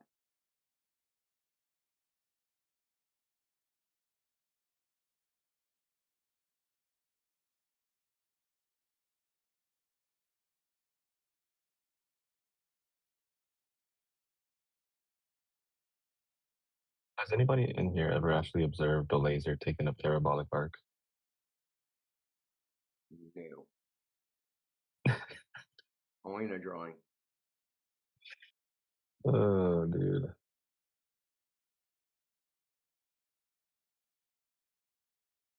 That is freaking hilarious, man. I did actually see that once. It was on a game called Worms Armageddon back in the late 90s. A good game.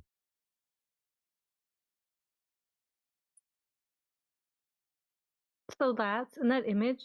Is he claiming that the beam is diverging because of refraction? Like that's an accurate representation? I mean, he never sent that picture to me, but I mean, I'm assuming. Oh, okay, sorry. Okay. I'm sure that's what he meant when he sent it. What he sent it to you, right, DJ? So sorry. Say what? Oh, that picture. He sent it to you, right? Were you guys talking about it? Which picture? The one with the all the flash lasers. laser. Yeah. But the one with all the side view picture. Wait, so hold on. Let me check. Yeah, that one with all the red and yellow, I assume lasers, right? Yeah, that's just one laser. So yeah, this is so. Okay. He was okay. saying, so he was trying to debunk the 40 kilometer FE core laser test, and he was trying to say that maybe when you see the laser, it's not hitting the target. Really, it looks like it could be 90 meters up in the air, right? As it would be on a globe, and so I asked him to draw me a side view of how he thinks the laser beam is making it to the observers that are 100 meters below the curvature of the Earth at point B, and that was his picture. Basically saying that the laser's like doing what you can see in the picture, and that's how the light is getting to the observer, right? Which contradicts what he's telling Latz is happening with his laser over the 3 Mile Lake, because he says once he gets below a certain height, you can't see the laser anymore. Mm-hmm. Because it's just blocked. But he's saying that you see the laser even if it is blocked in the FE core test, right? So it's a complete contradiction. I don't know if you're listening, Jesse, and you want to defend yourself if I've misrepresented your argument. Well, I mean, like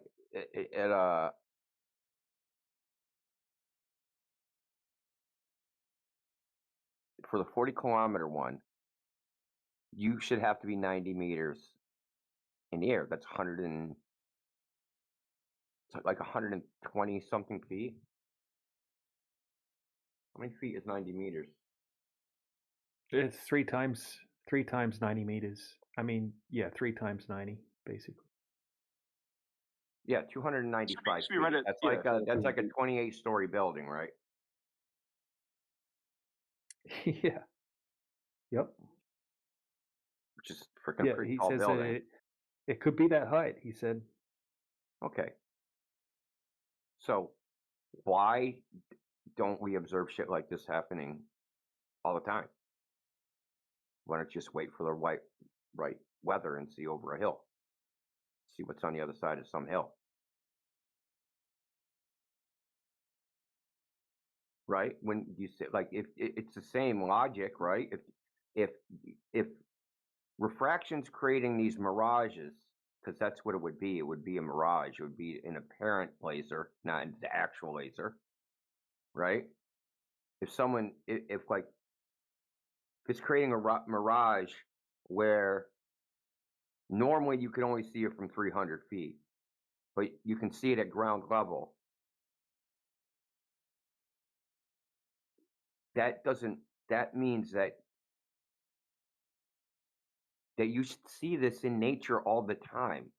That means you should be able, like, on the other side of a 300-foot hill, and see the bottom of the other side. Yeah, exactly. Yep. That the hill would look flat, even though it was a hill.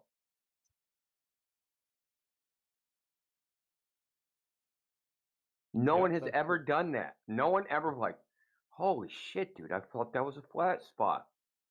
I was going to pedal my bike freaking really fast. And then holy crap, I'm going uphill. How'd that happen? No one ever's done that, right? Like, imagine the Tour de France. They're like, speed up. We got a straightaway. And it's a giant hill. And they're like, damn, we bore ourselves up. Yeah, it's just we thought it was flat. It looked flat, but we forgot about the refraction. Yeah, really, exactly. We got to go uphill, 200 foot up this hill. I know there's the Boston Marathon, right? And there's a whole section of that, which is when you come through Newton, they call it Heartbreak Hill, because a lot of people, they don't make it up it. Right? So I'm running up to Heartbreak Hill, and like, hey, there's flat going all the way to Boston from here. DJ, I have a quick question. Yeah. In that really long laser test, they did like a bunch. Not all of them were a hit, right? They hit on all 5 of the tests that they documented in there, but there was also certain days where they couldn't use the test because the conditions were, I know creating miraging he's confusing Balaton. I know what he's doing. You're confusing Balaton with Lake Isomere. Oh. There's a test in Lake Balaton where they did not hit. The laser died. How do you guys explain it when it's not a hit? Is that because you said there was miraging or refraction, and that's why it didn't hit. But then the Globers say the reverse, right? No. In Lake Balaton, they had problems aiming. They didn't have, like, they were still aiming by hand. They had they had an aiming device, but they still had to steer the aiming device manually. Like, they had a stepper motor that would move it around, but they still had to do it manually. The device they used at Isomere was GPS targeting. So they didn't have to aim it manually. You understand that when you say you shoot something 10 kilometers and you move that half a degree, that's moving hundreds of kilometers hundreds of meters at the other end. It's very hard to aim at these distances. Yeah.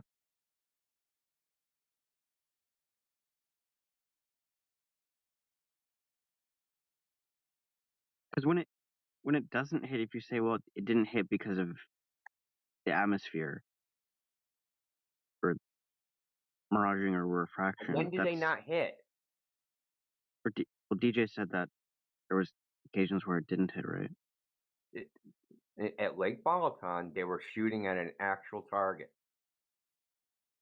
An actual target. They had a green laser and a blue laser. They hit with one laser and not the other. But they had problems aiming it, which is why they went and did it again, because it was like super cold. Like, when they went to Lake Balaton, it was like freaking negative 10 degrees or something. They picked the wrong. They wanted to go and do the test over a frozen lake at Lake Balaton. Lake Balaton is very well surveyed. That was the other reason. The elevations of what do you call it? The perimeter of the lake are well known.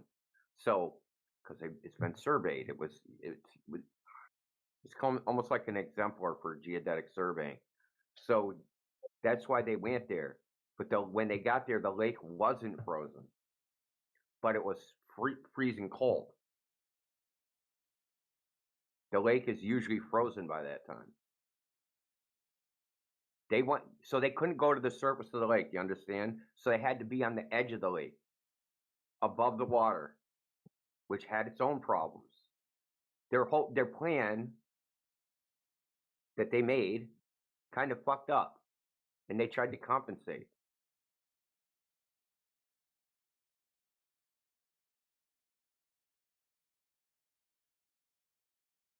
Their actual goal was to do I think their goal was, they were going to try and do a 50-kilometer shot. But they couldn't, because they couldn't get down to the surface of the lake, and the weather was too cold. And it was not exactly clear. When it was too cold, they did it with a green laser, right? Yeah, and then the green laser broke. Yeah, I did found this information. Green laser sensitivity, green lasers which use a frequency doubling crystal are notoriously temperature sensitive. So it depends of the weather conditions. They cannot achieve the target maybe because of that. So now that you got updated on the information, what do you think? Well, there was the cases where DJ was talking about where there's the 5 that they published, and then there was a couple that they didn't, or they missed because. No. Right, I remember somewhere in the documentary they were saying that they went on some days and that there was like visible miraging effects, inferior mirages, or something like that. So they went back and did it on a different day when they had more stable conditions, because you wouldn't want to go and do tests on a day when you've got obvious miraging happening in the distance, right? You would want to pick a day where you've got better conditions to work with. We were just talking about this 5 seconds ago. Yeah. Yeah, nature doesn't care about your experiment. Sometimes you go out and the conditions don't exist for you to do a reliable experiment. So that's what I'm saying. Jesse was saying he went through it and he said that they did attempt it and failed, though. They didn't pack it up and go home. They actually tried and missed. Which one was that? I don't know which ones he's referring to. Yeah, I'm sure he doesn't either. I wouldn't be hitching your wagon to Jesse's statements, dude.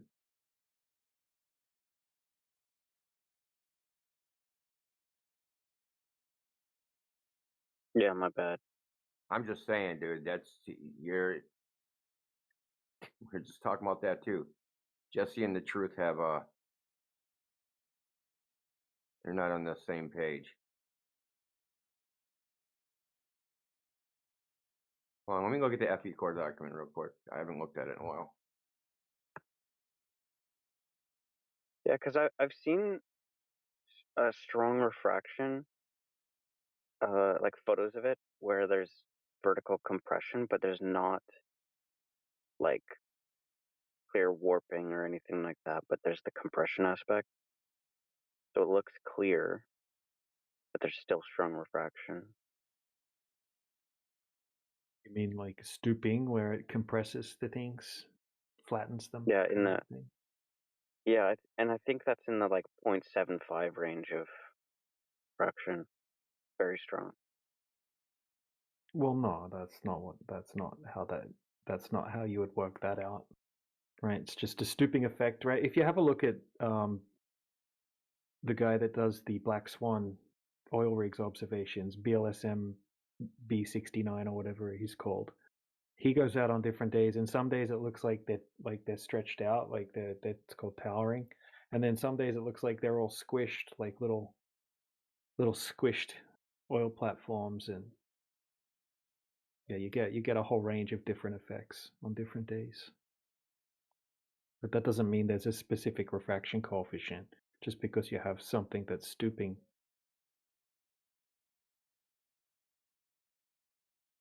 Yeah, I think that because the globe is made of, like, the globe model has so many different facets of it. One of those is what we call refraction. Like, these events very rare. You go to many, many, many days, and you can like hit these targets with the laser. Something on the globe models has to give. Yeah, And it might just we've be got that maybe these things are more common than we thought. Maybe that those refraction days are Maybe not rare, we but can just first, uncommon. maybe we can first find one. I mean, because we have the laser test, maybe we can pull one up. The side of Earth is a different dimension. Mm-hmm. Wait, so you're telling me that if an alien comes to Earth within this dimension, it's from a different dimension?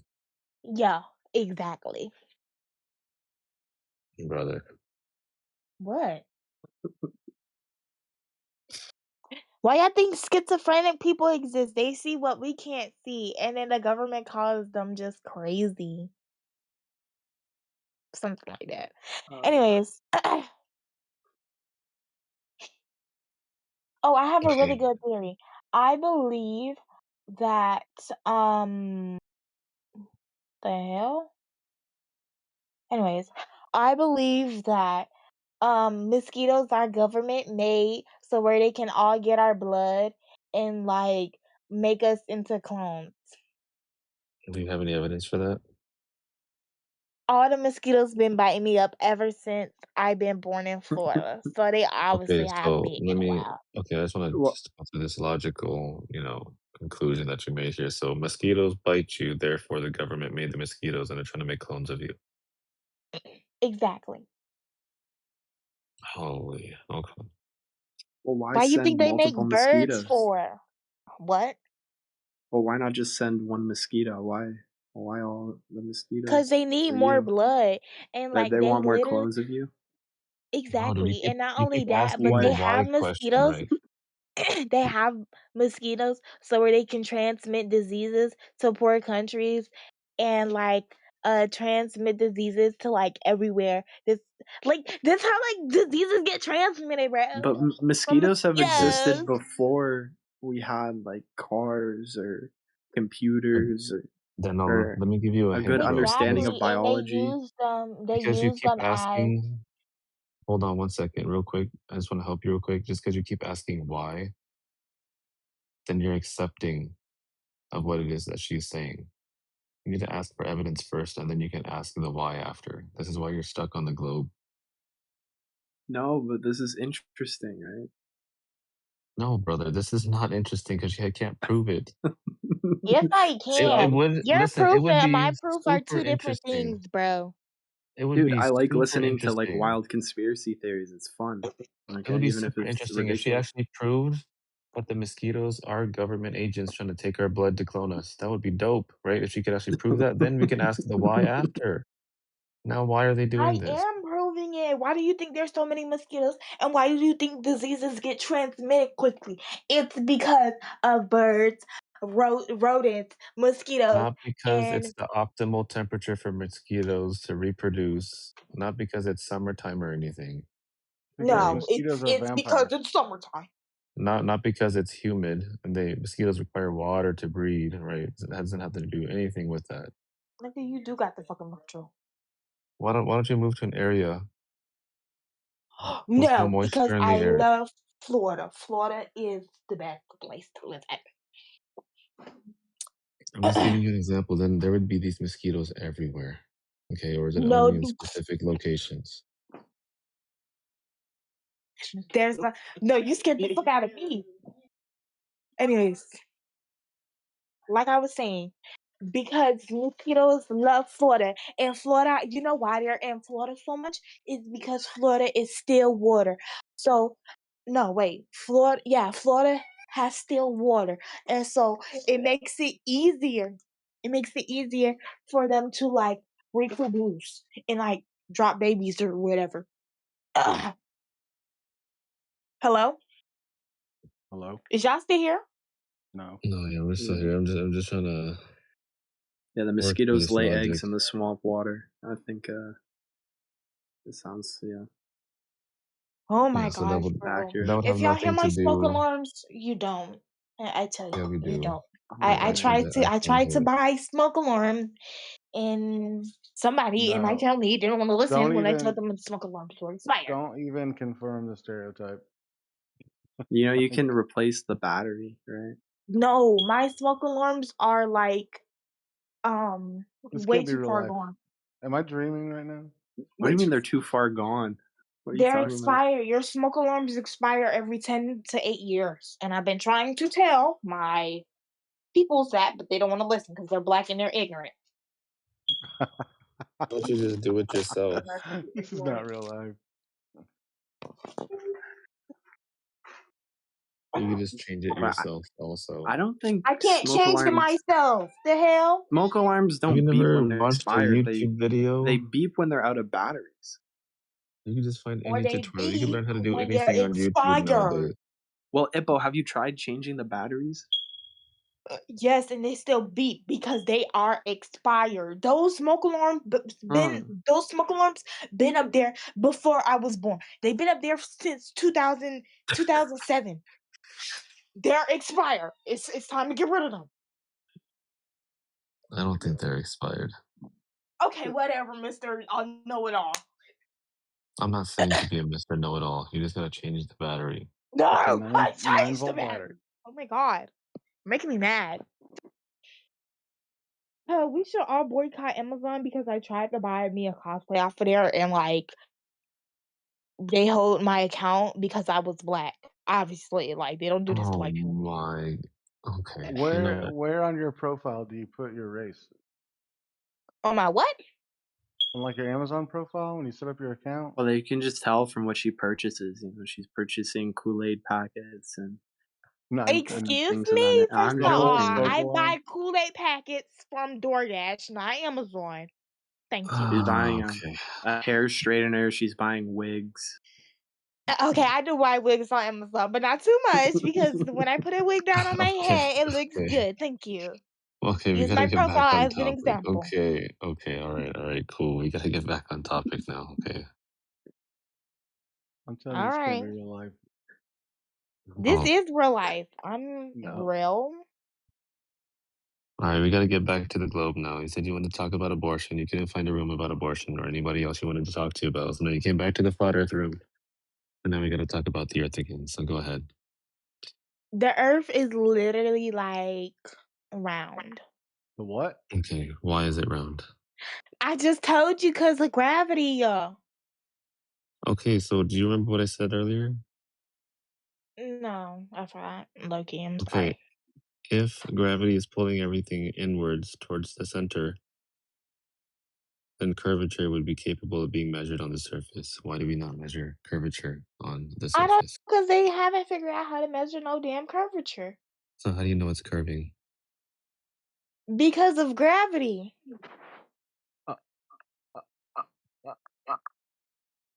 But Oh things my just fall gosh, who is down, sucking right? dick? You guys find like autists that can't answer questions and make people think that the Earth's flat. It's kind of funny.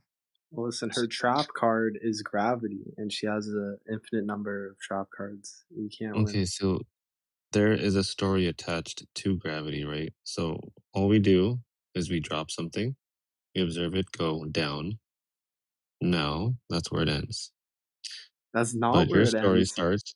That is Actually, I'm exactly gonna where it prove you ends. so super wrong. Because Let me say now, this. real quick, Because there's all a story objects, attached it that doesn't all those things matter. go towards a center, Yeah, but it doesn't matter the right? mass of the That's the object. If you have a story. heavy or a light object, they all fall at the same rate. All right, guys, No, let they me tell don't. you a story. Yes, they do. They all There was this accelerate down at guy, the same right? rate. There was Brother, this guy, it's an right? average. And his name was what the fuck his name was? I forgot. Yeah, But there try was try this guy. pronouncing that name on your His screen. name I'm was curious how you're gonna pronounce it. Albert. No, Al-Baruni. wait, not Albert. I think it was Al-Baruni. You're talking about no. Isaac Newton. Oh my Isaac gosh. Newton. No, it wasn't. It wasn't Newton. It was his name started with an L. His Einstein? name was Lincoln. Yes, Lincoln. Oh my. He dropped the apple. No, an apple fell on his head because That he was was sitting right by Isaac the apple tree. Newton.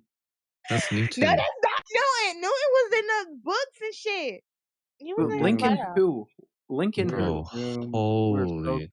Lincoln, President Lincoln. I don't fucking know. Abraham Lincoln discovered gravity? Are you kidding me? Somebody discovered gravity, bruh, and it was because he was sitting Yeah, by it an was apple tree. Isaac Newton. Low key, Isaac Newton's kind of fine, but that's not top important topic. Okay, Anyways, you Okay, can who drop stuff. created Okay, things who fall down. created Okay. Newtonian physics? Who created Newtonian physics? Which George describes Floyd. gravity. Ah, George Floyd. Holy shit, dude.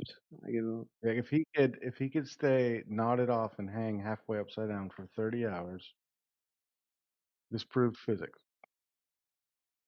What? Oh. Yeah, flat Lloyd, we need your expertise in Anyways, this okay, matter so here, let me sir. prove my fact to you, Mr. Lax. The world is a circle. What the fuck? Excuse me, I'm trying to talk. You're finna get muted.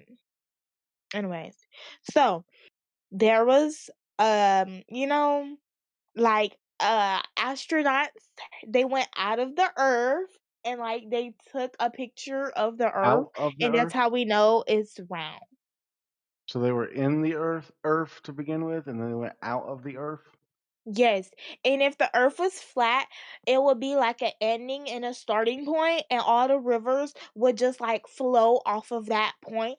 So basically, the rivers keep going around in a circle because gravity is pushing it down, so they keep going around in a circle. Because if the Earth was flat, then the water would just be slipping off, and gravity would hold it, but it would still be slipping off. So it has to go in a circle, and the gravity is pushing down towards it, so the circle is going around and around and around and around, so the water doesn't spill. Okay, how do you know the flat Earth has an edge? Because it's flat. How did you verify that? That the Earth has Because an edge? flat is flat, and flat has an end. Circles don't have Yes, an end. where is it? I don't fucking know. Well, yeah, we don't know either. So how can you claim that there's an edge if it's never been verified? Well, circles have a perimeter. I think you're thinking like a sphere, like a ball doesn't have. No, circles don't have an Yeah. end. Flatness does. Well, circles are flat. No, they're not. Can you draw a Yeah, circle on a spheres sheet are of round. paper? Yeah. Yeah, can you Is draw a paper circle on flat? a sheet of paper? Yeah, I just said I could. Let Okay, me so a show circle y'all would be something. flat Okay, I then, got a right? perfect circle right here. I'm not trying to show my face, but y'all see? Good Oh man. shit! I don't even got video permission. But I have this water bottle cap right here, and it's a perfect circle. And a circle doesn't stop, but a flat edge does. The circle does stop. No, it doesn't. A circle has an edge. No, it doesn't. Brother. Yes, it does. Brother. What are you talking about? You know that if you were to draw a circle on a sheet of paper and you go outside the circle, what happens? Then You it can will have have like like an edge. you But can if have like it's a your perfect chapstick. circle, then no. You can set up your chapstick and put it in the circle, and then you move the chapstick to the outside of the circle because you passed its But the edge. Earth don't look like that. So what's the I point of never bringing said that it up? did. You're the one that was But what's saying your that point of circles are bringing that not up? flat. You said that circles are not flat. Circles have edges and are flat. No, they are not. Circles do not have edges. Yeah, when you get to the line that is the circle, is that the edge of the circle? I don't think y'all know what a circle is. Brother. This is why I'm homeschooling my daughter next year. Oh, can you homeschool me? The amount of clips that are gonna come from this is gonna be crazy. Flatline's gonna have so much fun with this. Good luck, dude. What I was gonna say, So how do we feel about Anthony Carmelo? Whatever the fuck his name was. He's a murderer. Thank God. I feel like really like black people as ourselves, we're kind of like our own enemies. Like even though like I'm not denying like everything that. Why can I hear myself? It's weird. Anyways, so I feel like black people are like we are our own enemies. I don't know how to specifically say that, but it's like when it's like white on black crime and like everybody wants to march for it and da da.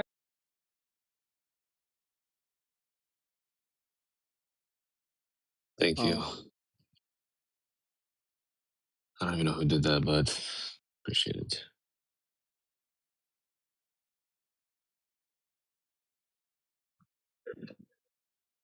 Okay.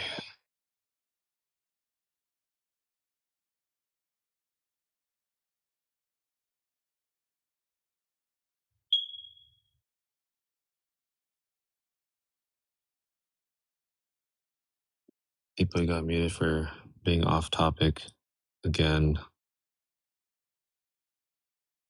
I'm trying to bring it back on topic like 10 times with you.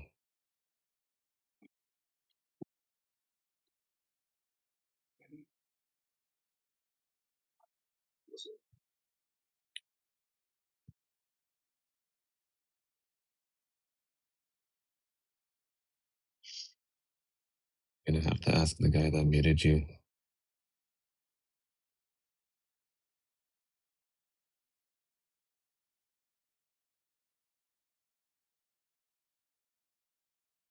Oh wait, I'm unmuted. Period. Thanks. I'm gonna get off the topic.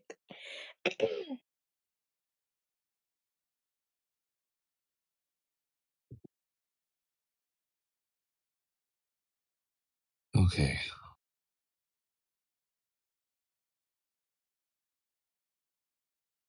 All right, Dano, I guess it's up to you to save the globe because I don't know if you can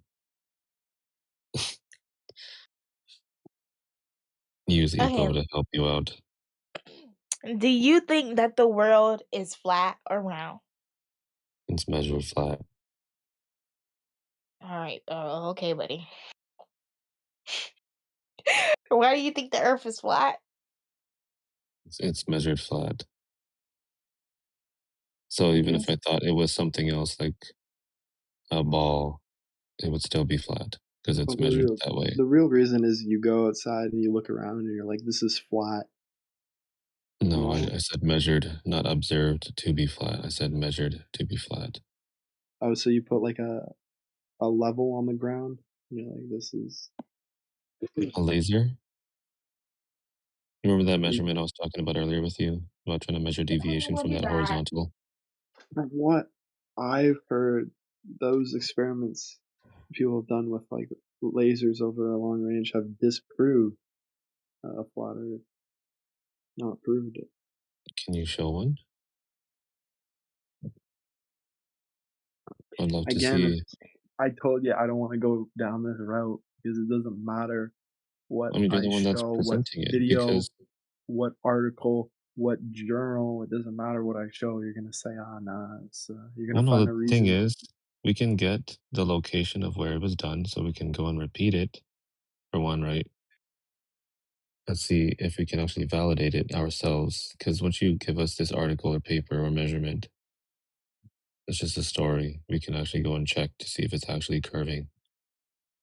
And check this out, dude. If it's actually measured to be curving,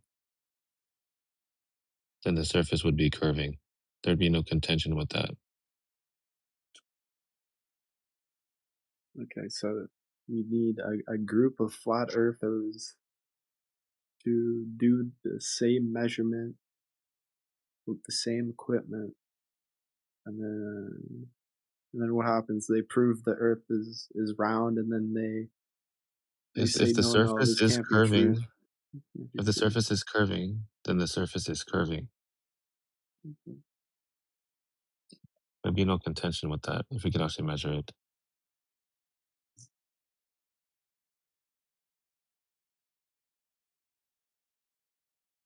Why is it important for the Earth to be flat? Is it just in search of truth? Yeah, it just depends on what standard you have truth at. If you don't care about truth, then this topic will mean absolutely nothing to you.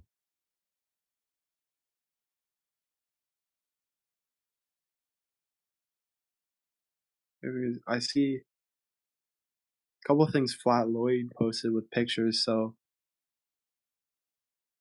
you know, you don't have any models for the flat Earth. You're never gonna give them to me. I understand. I want to talk Yeah, about correct. this Because we don't density. need models Yeah, I know, to I know. measure flatness, right? But I want to talk about this density. Okay, why do some Okay. objects float and others sink?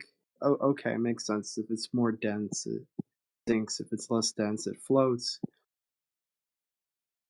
Trying to have an alternative to gravity, but then what do you have for like the rate that things fall or float? How would you Oh, determine what that? about it? What are you looking for Like, do you exactly? have any math on the rate at which objects sink or float? The way that like a glober would have gravity, it would be like the force is mass of the object times the acceleration. Would that change the way that the Earth is measured? No, it just doesn't. Okay. So It's just what does giving that have it to do an with the ground? explanation. It's like you're like, okay, no gravity. We have density and buoyancy. But where's Yeah, so the check this out, math? right? We cannot have any explanation for that. We can have no explanation for why the sun moves, why the moon moves. We can have no explanation for why the stars twinkle. The queen is We back. can have no explanation for why the trees grow up and not down towards the center of gravity, right? We But can have when I explanations or no explanations for listen, any of if that I stuff. That doesn't throw, change the way that the surface is measured. if we throw a baseball, right, and we Okay. know how fast we initially threw it at and what angle Okay.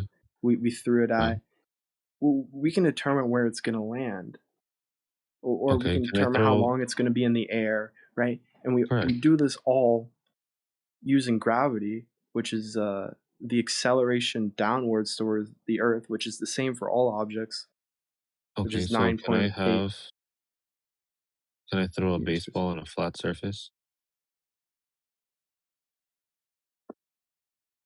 second. Okay, I'm looking for a yes or no. I see what you're saying, but Yeah. so do So you? if this is something that's not exclusive to a curving surface, why are you bringing it up? Because I could throw a basketball, baseball in a gymnasium that's flat. So you believe there is a force going downwards that accelerates I all don't have to objects at the believe same it. I rate? don't know. I don't know if it's a force, but I can observe things falling down. Yeah. At the same rate? Well, it's an average. It's roughly the same. Well, if you do it in the same area, it will be the same rate. No. Yes. Give me 1 sec. I don't even know where the hell I could find this. Different elements in the drop tower. They do fall at different rates. Let me No, if just. you drop a 5 pound brick and a 10 pound brick, they both accelerate downwards at the same rate. I'm talking specifically about different elements.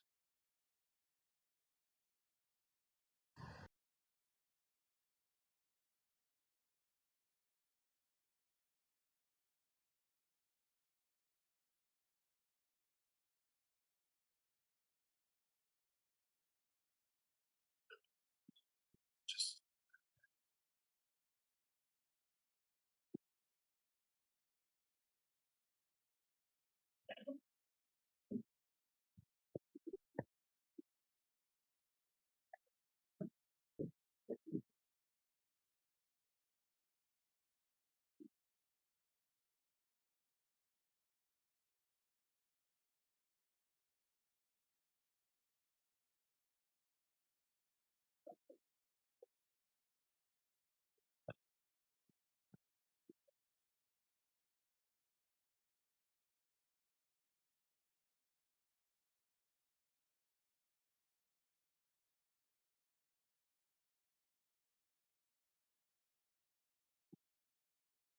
Oh, thank you, Matrix. Holy shit. I was trying to look for that damn thing. Yeah, Matrix posted it up in the side chat. It got really quiet. We don't mind it being quiet every once in a while. Well, he said he was looking for something, so I didn't want to. I'll just keep talking. Very good. Matrix posted it up in the side chat for you.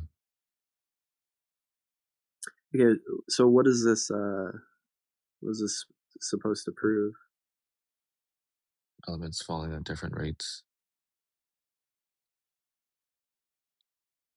Okay, let's see. Okay, I'm seeing.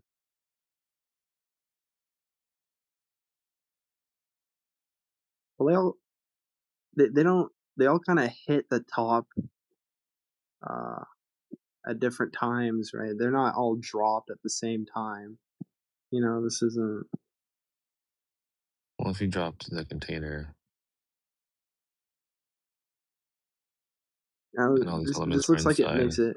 It's like purposefully obfuscating the truth, and it doesn't have to be this. I don't even know what this is, to tell you the truth. But you know, you stand at the top of a building, you drop, you know, two balls that are the same, you know, the same size, because you want to account for air resistance. You want to have the same air resistance, but they're different weights. You know, you drop them. Okay. They So accelerate. can we do this on a flat surface? Okay. Yeah, flat surface, but then you'd have to explain to me. I'm looking for a yes or no again. Can objects fall at different rates on a flat surface? Can objects fall at the same rate on a flat surface? Yeah, if a Okay. surface is That's all I'm flat looking on for is a the yes Earth, or if it's no. on the Earth, Yeah. right? But then you'd have to explain to me what causes gravity. Why? And what causes them to fall at the same rate. Why is that? I think there needs to be an explanation. I don't think it's For what? they fall at the If same the rate Earth, and that's it. yeah, if the Earth measures flat and we have things falling at the same or not the same rate, why do I have to find out the cause?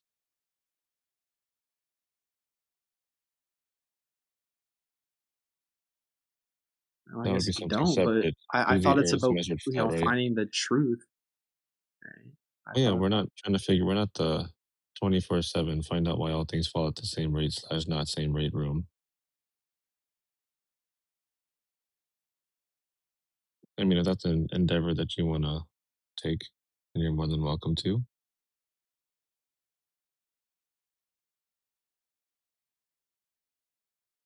What if the Earth is measured flat underneath a baseball and basketball falling at the same rate or different rates?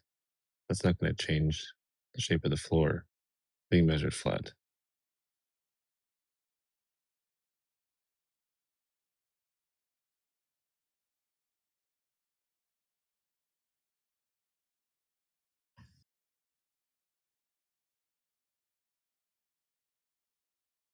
All right, so I got a question. Like, What's up? what type of flat Earth are you talking about? Like, I need to see like an illustration.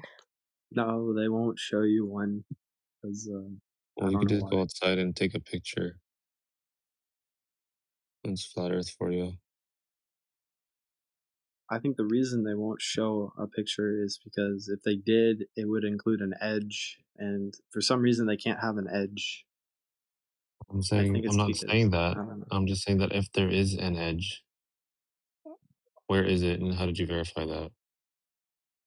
Okay, That's the so thing. like, I asked the are the same other thing of planets the flat edge earthers. too?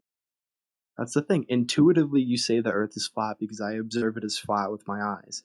But No, I then, said measured. intuitively, I say if the Earth is flat, there must be an edge, and you say no, no, no, you can't say that because you haven't discovered the edge. I already said that we don't just look and say. We look, measure, and conclude.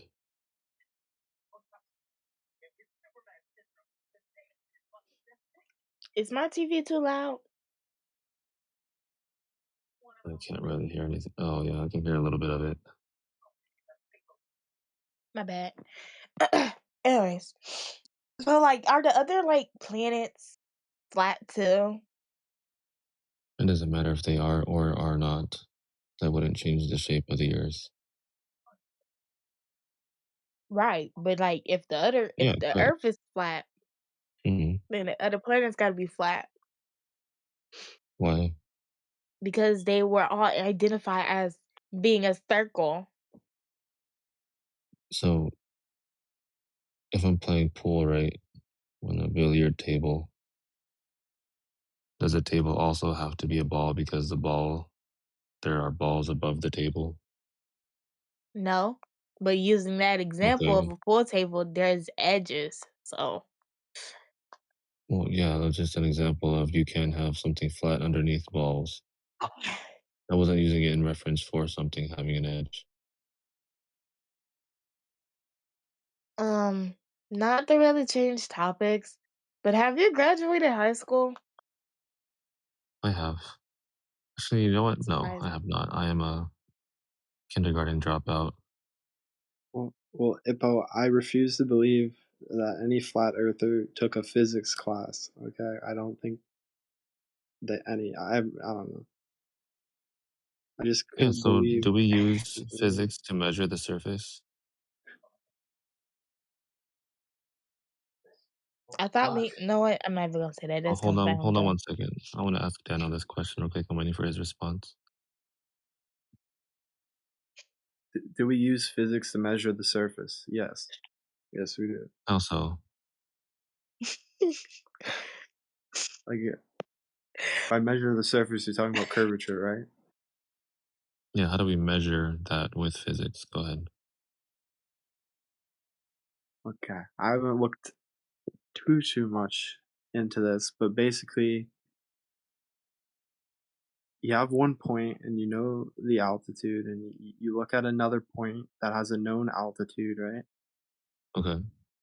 And using angles, trigonometry, Hold on 1 second. Is that uh, physics? uh, the altitude and trigonometry. Yeah, is Whoa. trigonometry physics? Well, physics applies trigonometry to. Brother, Matthew's about to give you an F in his class right now. Well, listen, because it's not I'm just not gonna interfere. trigonometry. You also use like the refraction of light in the calculation. I mean, Is that you're All right, putting all these buddy. things together. I got a question for you. So brother? How are you gonna accuse us of not graduating high school and not knowing what physics is when you clearly don't know? You just demonstrated I it. ain't taking Everybody in physics here. class. Well, no, I'm talking about you. I'm talking about Deno. Well, I got a question for you. So I went Okay. on Google.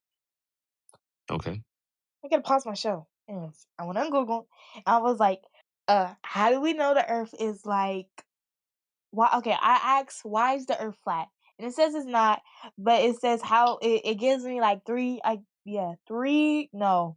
four things of how we know it's round. So it says Okay, can we go through shadows them one at a time? during the eclipse. During Which the lunar one? eclipse, the Earth Okay. passes between the sun and the moon, and the shadow of the Earth. Yeah, the shadow Okay. of the Earth casts on the Curve shadow moon, on the moon. which is perfectly round, so Okay. which is only possible if Earth is a sphere. You got Yeah, anything so to let like me deny that? well, yeah, how do you know that the Earth is moving in between the moon and the sun if the moon and the sun are always above the Earth and the Earth Not is measured above flat? the Earth. Have we Wait, never seen a sketch of a planet? what direction do you look when you observe a lunar eclipse? Shit, I don't fucking know. All right, It's scratch the going to lunar be eclipse. What? up. How do you explain the cycles of the moon? Is the moon the Earth? No. Okay. So going back to Ipo's question, Wh- how do you wh- know the Earth What? is moving in between the moon and the sun, Because of the lunar if they're always eclipse, and we above, have cycles. Like when we see the moon, it disappears and we don't see it again. Same with the sun. Like the sun doesn't move, but the moon moves around the earth because at the bottom of the earth it's dark and at the top of the earth is light. And then when the moon moves, at the bottom of the earth is light and at the top of the earth is dark. So obviously the moon is moving around the earth. no, well, I mean, okay, sure, the moon can move and the sun can move, but you're saying that the Earth is moving in between them. If the Earth is measured flat and they're always Because the earth above moves the around the surface, sun. well, you've never proven that. Nobody's ever proven that because the sun moves in the What the sky hell? anyway. We learned this in class, man. Yeah, how The did you earth, verify that? the earth, what is it? Circles around the sun, and then the moon circles around Earth Yeah, how did you verify that? because of the eclipse. And like I just used my perfect example when the darkness, excuse me. Anyways, when it is dark at the bottom of the earth, it's light at the top of the earth. So obviously, it's like think of like 3 balls, right? And then the earth is moving towards the sun while the moon is moving to the back of the earth or some shit like that. Well, no, we're all familiar with this story. We all know the story. But I'm giving you this, right? Because if the Earth is measured flat and the sun and the moon are always above the Earth, then it wouldn't be the Earth causing a shadow on the moon, right? It said And what causes the shadow? Is it magic curtains? Like why do we have a crescent moon? So, like I said, we don't have to figure out why, because this isn't a 24/7 figure out why there's a curved shadow on the moon room. Okay, if the earth is flat, why does the water not where is the water going? I don't know where it goes. It just sits there. Right. If you have Water is if contained. you have a cup, where does the water go? Stays in the cup. All But you right. know why? The cup is circular, so it's not gonna go anywhere. But if it was So there's flat, a if it was a container. flat cup, if There's a you tip the physical cup container. over, guess where the water's gonna go? Right out the cup So here's the because thing, it's like, flat. it would be nice if we had explanation, or like there was like flat Earth explanations for all those things, like the eclipses and things like that. And there are some theories I've heard, but they they're not like committed to giving you explanations like that, right? If you want to claim you understand what an eclipse is and you can prove it, Well, start explaining like then. Let's hear Wait, it. what? I never you can probably said I repeat know what what an eclipse you can was. probably Like, repeat what a textbook says, but you Just probably start can't explaining. derive. Let's hear it. You probably Let's can't hear. derive the Let's hear formulas. your explanation. Let's start. Let's go over it. Let's see if it you talking matches about me? reality. Anyone. I'm just kind of. Let's Well, hear it. not me. I mean, go after them, but No, let's hear the Oh explanation. shit! What you got? I gotta Sure. go. The explanation is that the shadow of the Earth is what causes a lunar eclipse. As a cause and effect? The lunar eclipse is seeing the shadow of the Earth on the surface of the full moon. And you know that how? How is that sourced? Oh, I thought you just asked for the explanation. Yeah, I was I'm saying just that. explaining. Is it just explaining something? Right. Explaining the way? It's an explanation. It's the best explanation Based for what on. we observe. Yeah, based on what? Based on observations. Which would be the observations of the positions of the sun and the moon and the timing of the eclipse. Well, where was that observed? Every time that there's a lunar eclipse, you can observe those things. You can tell where things are in the sky. And it matches the 3D heliocentric model of the Earth being between the sun and the moon. Where's that at? Where's what at? Yeah, where's that at? That 3D model. A 3D model is an explanation of a idea. A Well, model I mean, can you be an said idea you. of things. Maybe I'm missing. You so you've got this model in hand, or just an Oh, explanation of a possible model? right. It's not a model made out of plaster and plastic and cardboard. I'm talking about a Also, a model in the 3D sense of model was like just a bluff then. no, it's not a bluff. It's a description of a concept.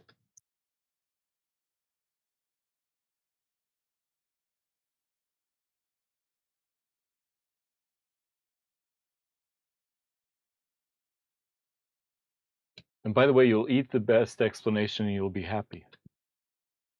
No, it's already busted, dude, because they say the only explanation is that the only thing that casts a perfectly circular shadow is a perfect sphere.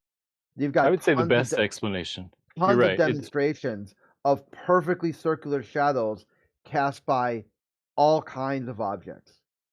They did one where like we Yeah. wave the the frisbee in the water in or a wasp landing on water and causing a perfectly circular shadow in the water. Yep. So you're right about that. I will Yeah, so concede this that point to you. explanation is not valid. It's not the only explanation. You're right about Oh, that. okay, I what's the would next one contend then? it's the best explanation.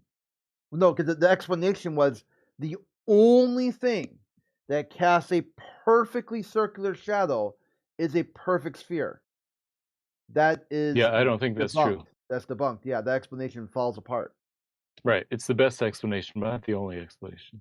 No, it's not an explanation at all because that explanation doesn't work. It More works. than It's consistent with the no, because observation. you can do the same shadow effect with lots of different objects. You don't need Right. a perfectly circular Earth to do that. That's right. Okay, so that's what I'm saying. The explanation doesn't work. It works. It's just that you're saying other explanations also work, and so now we have to adjudicate between those explanations and see what the best explanation is. No, What's the your claim explanation? was that flat earthers can't explain. Since they can't explain, then you got to fall back to some sort of half-ass explanation because something is better than nothing. Right. No, We're looking for the I would best go with explanation. Feynman that I'd rather have a question without an answer than an answer that can't be questioned. I'd rather have a good answer than no answer. What's your explanation? No explanation? Yeah, the stuff in the sky has bo diddly to do with what's on the ground. I would say what you're doing there is science denialism. You're taking astronomy and putting an astrology sticker on it, saying, "Hey, I can look up at the moon. It slightly changes a red color. Therefore, the moon's excuse me. tells I got a me question. that the Earth is a ball." Hippo, maybe Um, your questions could come at the end of people's No, go sentences ahead. Just during a jump in. pause rather than the Just middle. just Go jump ahead. in. It's fine. Yeah, Matthew's uh, not a mod here. so like, if the Earth is flat, then like, how would you explain like the sun? Like, wouldn't it be like sunlight everywhere on the Earth instead of it being light and dark? Why? Why would that be? Mm, I don't Because know. the sun never sets.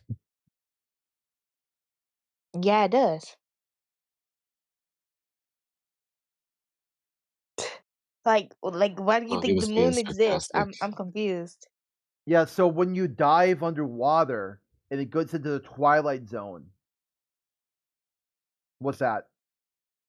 I don't know what the hell that is. When you dive in the water, you can't Yeah, see so it. it's Like, called the the light attenuates through a medium.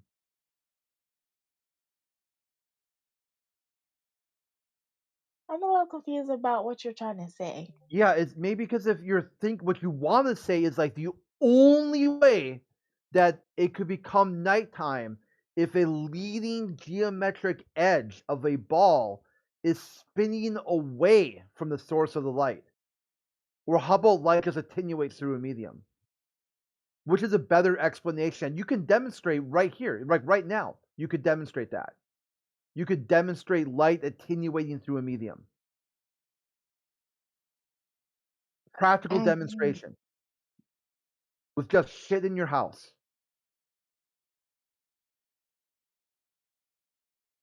Just tell your buddy, hey, light this match and I'll walk away from you until I can't see it anymore.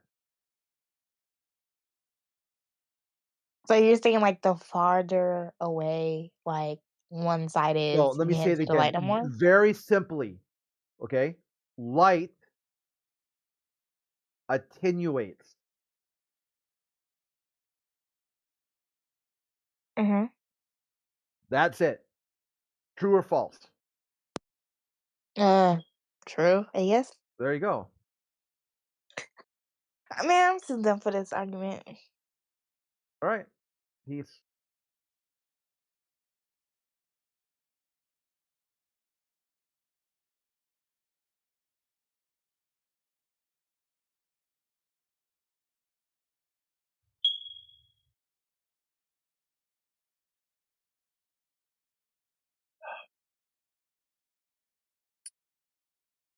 Why does the That sun is that appear to go Matthew's fire down? alarm? If the sun is going further away, then you'd see it move further away in the sky. Why does it appear to go down? Because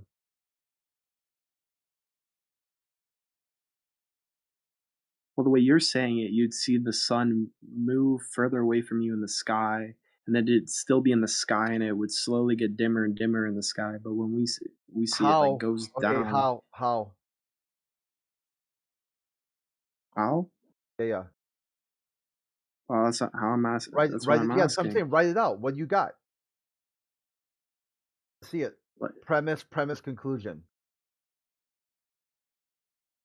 Oh, I have to do that. Why can't I just talk to you like this? Yeah, say that you say if this then that.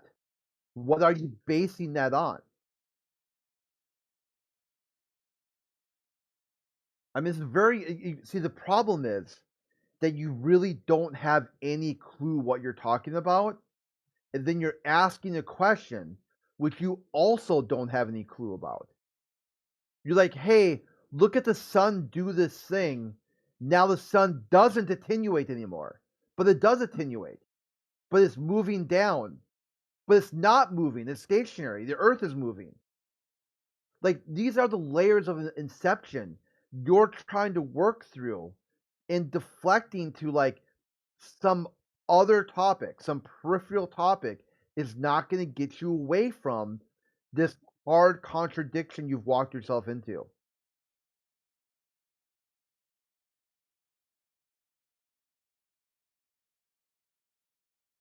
Do you think the sun changes its altitude?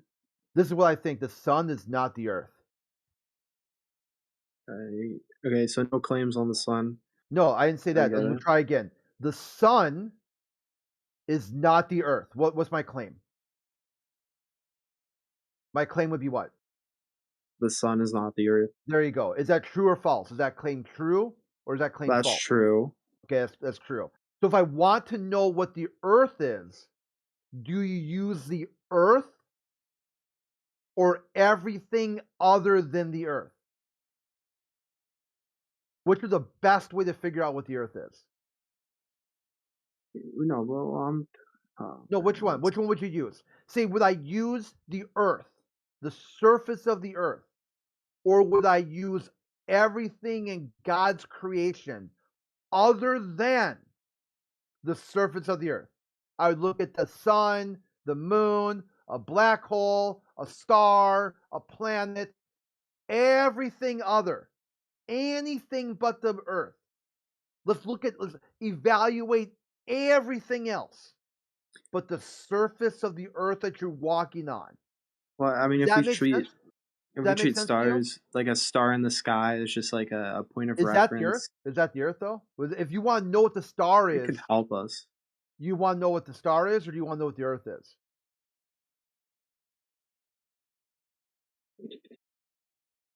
Look, all I So it asked sounds like you've was got no claims about the surface of the earth at all. no. I'm just You like just got a bunch of conceptually, questions about I the don't sky. understand Yeah, I you get it. You explaining don't the sun understand it. setting as the sun just moving away. Attenuating.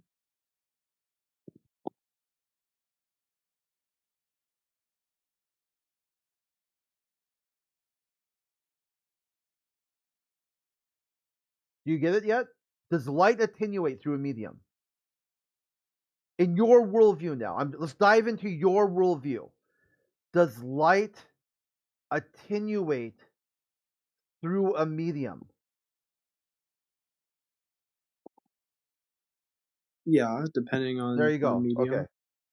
At different There's your level. explanation. Oh. Okay, that explains why it would go from light to dark, but it doesn't explain the position the sun has when it goes from light to dark.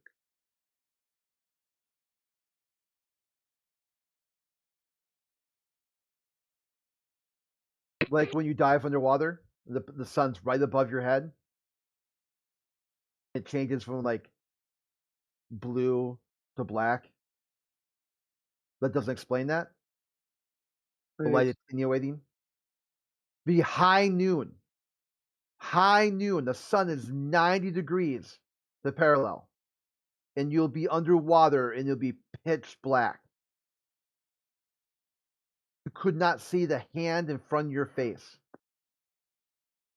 And this happens like it depends on where you dive. I mean, I've dived in lakes where 60 feet, pitch black.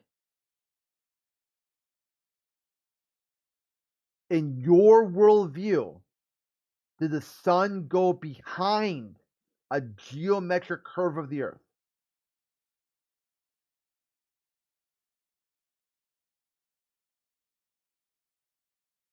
Or did light attenuate through a medium? I'm trying to think of a way to explain. I don't need your explanation, dude. I'm just trying to figure out, do you understand what's being told to you? That's it. Step one, do you know the words that are being said right now? Yes, okay. Okay, so does light attenuate through a medium?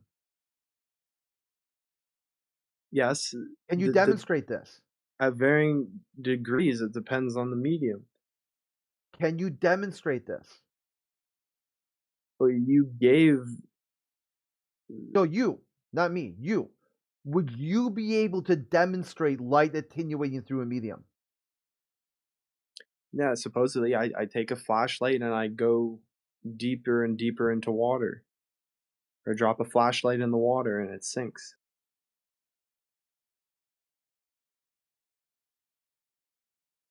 How about something that's easy, like you ever seen like a cave, like a real, like a well or something like that? Yeah. You ever like just break a chem light and just drop it down there? Does it disappear at some point?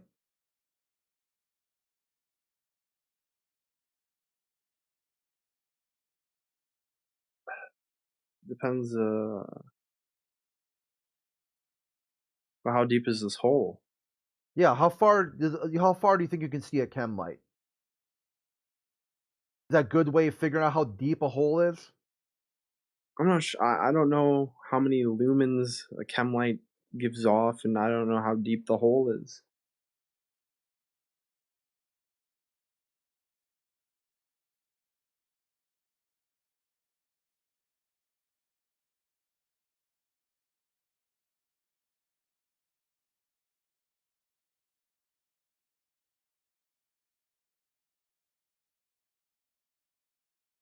Maybe you'll know what I'm talking about. You ever heard of a glow stick?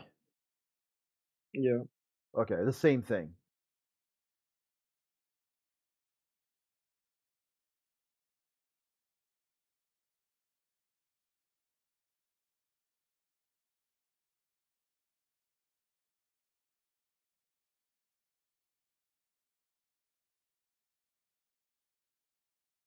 Okay, if you're on a flat plane, right, and you got two guys, right? One guy's just gonna stand there, and he's gonna watch the other guy walk away from him with a flashlight, right? So if he keeps and this is a completely flat plane, keeps walking straight, the light's not gonna dip, right? It's not gonna go down. Because he's walking on a flat plane. But the Okay, yeah. light is So gonna... then what happens as a person gets further away? What happens to their angular size? Angular size? Yeah. Well, I thought we were talking about the intensity of the light. So what's going to happen when the angular size of the light is too small to resolve? No, then you wouldn't see it. There you go. You'd stop seeing it. Okay. Right, but would it but appear you, to be dropping down as it walked away from you? well, Would if it we're get talking about smaller and smaller as it slowly approaches the horizon till eventually just disappears?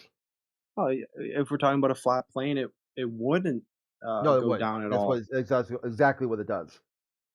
You can look at this in bricks. I see a brick building, and the bottom of the bottom bricks seem to disappear. You look at the angular size, the mountain. So if you're standing right in front of a building that's like 30 feet tall, that's the whole building is your whole field of view. And as you walk away from the building, that building becomes less and less of your field of view. It gets smaller and smaller.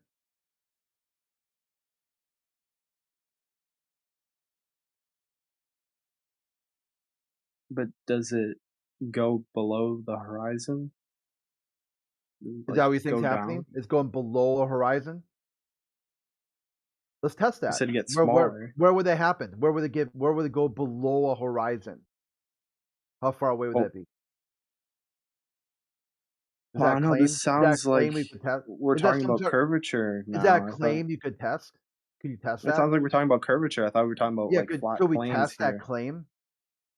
Could you test that claim that something's going behind a geometric curve of the Earth? Is that something that's testable?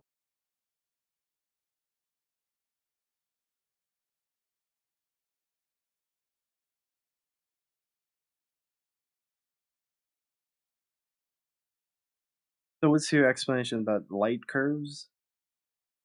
Nope. Light attenuates. Yeah, but attenuates just means it just diminishes its light. It just gets smaller. It just like a less severity. It weakens. It doesn't. Attenuate doesn't mean it moves position. Up, down, back, left, right. It doesn't say that.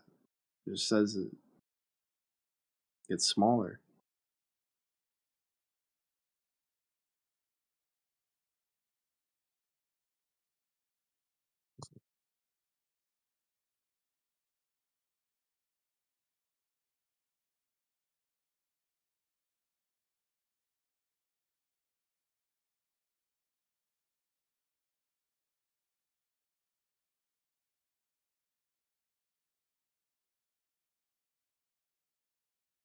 Like I'm just imagining on my ceiling I have a light, and if the light moves,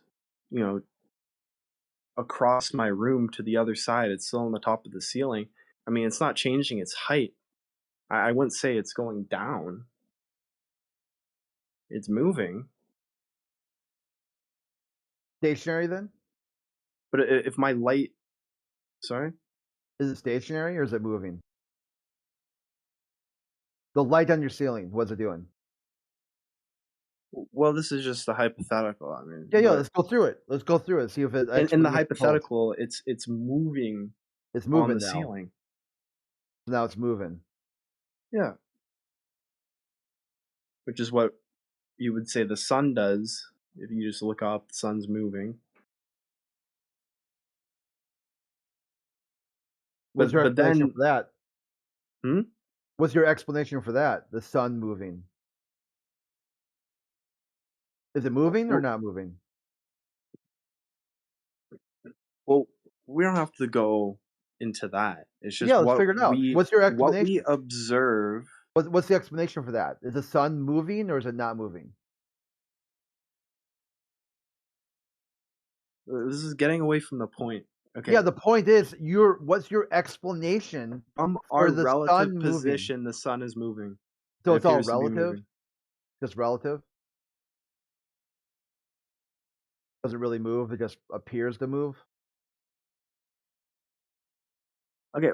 Well, the Earth is spinning, so we're moving. Well, where's that at? Where'd you get that from? Where's the right? This spin is come why from? this isn't the point I'm trying to make. Yeah, we're This is trying to why I figure don't- out how you got to this question because you've got a baked in contradiction in your own explanation because you looked up when you're supposed to look down. You saw something in the sky that confused you, and now you don't know what to do with that Well, contradiction. it doesn't Just say you confuse accept me. it. You accept the contradiction.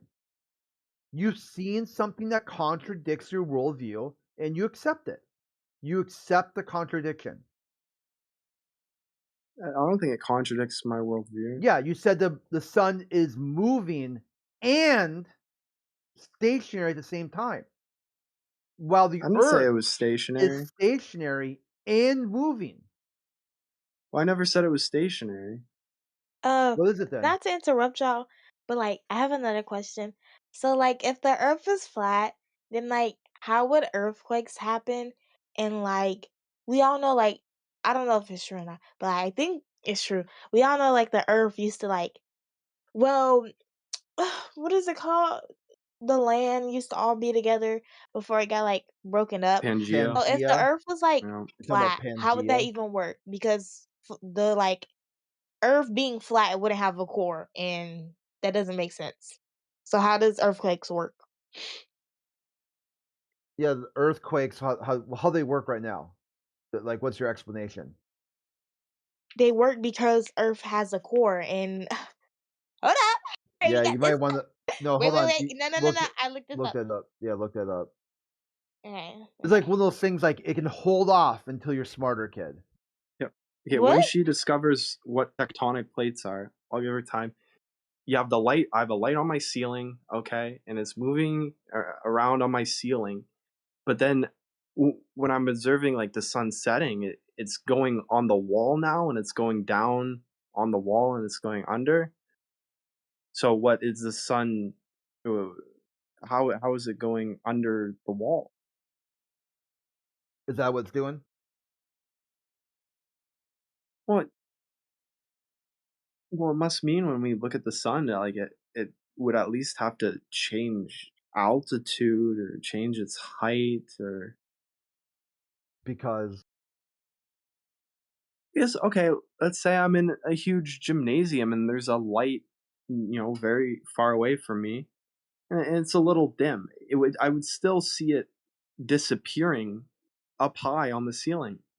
It would disappear. I would be looking at the ceiling and there'd be a dim light, but I would still be looking up.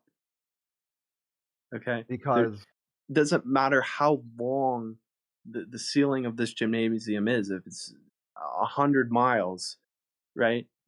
And the light moved slowly to the corner of the gymnasium, I would still see it diminishing in light, but it would still be up. It would still be upwards. because Hmm? because What do you mean because? Just think about it. how about because it's a physical object that you know its position. Do you have that same knowledge for the sun? You know it's a physical object with a known position that you can map out and point to. I'm not even talking about knowing its exact That's position. what I'm saying. So you confused yourself again. You walked yourself into another contradiction. I don't think I did. Yeah, you thought that you equivocated this light on the ceiling Yeah. that would drop down as you walked away from it, and then equivocated that to the sun, which is an optical, not a physical location. You have no idea what you're looking at. The better analogy would be a rainbow.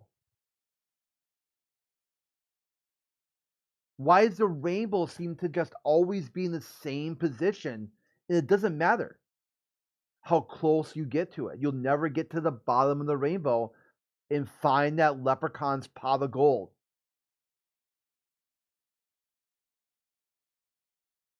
You're saying the sun is a rainbow or like a rainbow? more than it's like a light on the gymnasium ceiling. Between those two things, it's more like a rainbow. Definitely. Yeah, but a rainbow's not creating light. You might want to look that up. I don't think I have to look it up. It's a rainbow does not create light.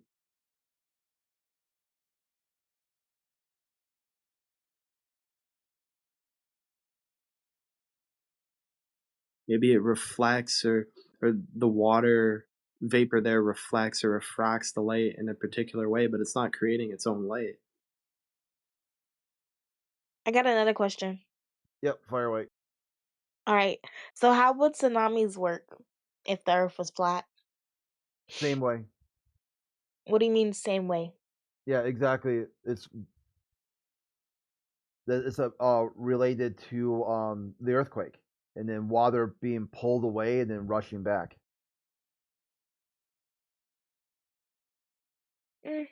I guess.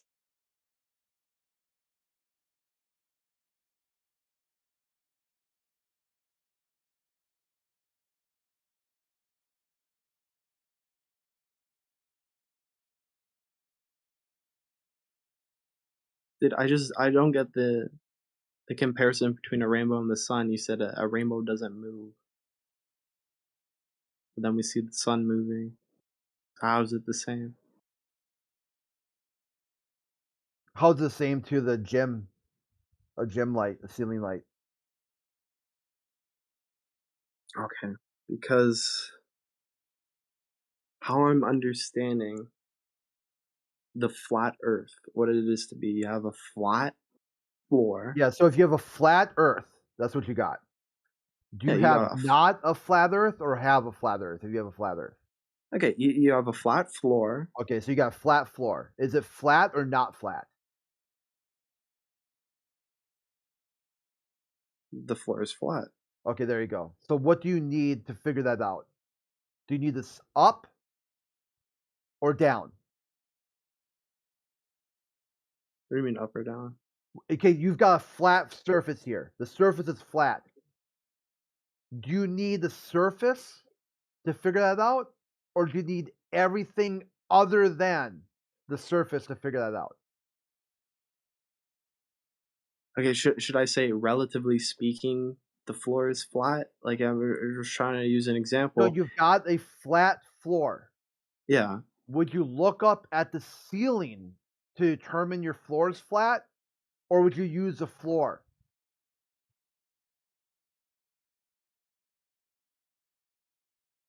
I'm just trying to get an explanation for why the sun sets. Yeah, light attenuates. Light attenuates, so Yep. it gets darker. And that's the explanation, that the sun gets darker. Yep, there you go. Okay. It does, but why would that make it appear to move down? Yeah, the same answer as before. I got another question. Yep, fire away. All right. So, okay, if the earth was flat, okay, does it orbit around the sun or the moon? Like, how would it, like, Is that what you see? I mean, You how see would the moon, an orbit? yeah, how would the moon orbit around Earth, and how would the Earth orbit around the sun? Is that where do you see that at? What do you mean? Yeah, where are you getting that from? Science is, I think it's kind of proven that the Earth orbits around the sun and the Okay, moon proven orbits proven around by what? What was that proven by? science. And Just a word? if Just it's not the proven, science? why? Okay, so what is moving the sun? Like I'm okay, you have to understand something has to be moving for the sun to disappear or The whatever you were sun saying so the to sun go moves. back. Something has to be moving away from the sun or moving Does towards the does sun does the for the sun sun to move? appear the Does the same way. sun does the sun move or the sun doesn't move? I'm asking you that question because Yeah, how would the I sun see go the down sun if it move. doesn't move? I see the sun move. What do you see? Because the earth moves. Okay, so now the earth is moving. I do not see the earth move. For me, the Earth is stationary. Where do you get the Earth moving from? Where's that at? Actually, let me look that up myself. No, not like look it up, but like what do you experience in your everyday reality?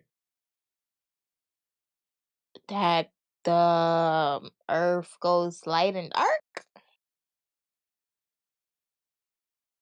Like, yeah. Like we have it's dark time, nighttime, dark time, nighttime. Okay.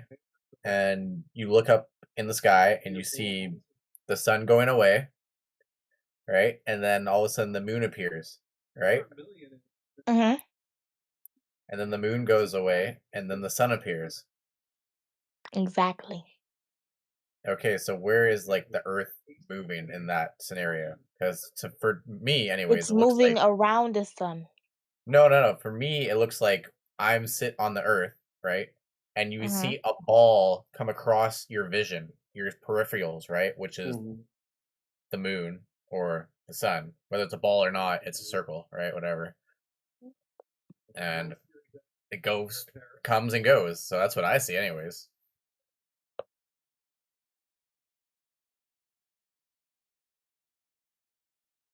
It's a matter of perspective.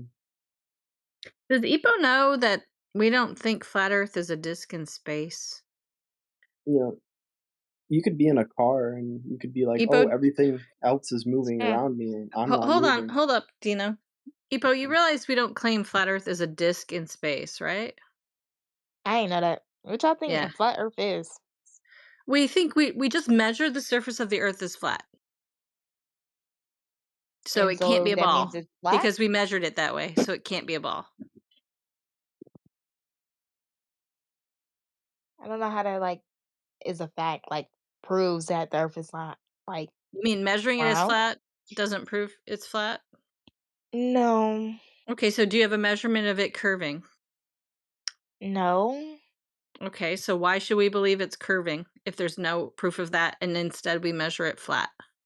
Because how are we gonna measure the full Earth of its We don't need to its measure the curving? full Earth. We know water is flat at rest and the known Earth is, 73% water. So you can't have a 73% flat ball, right?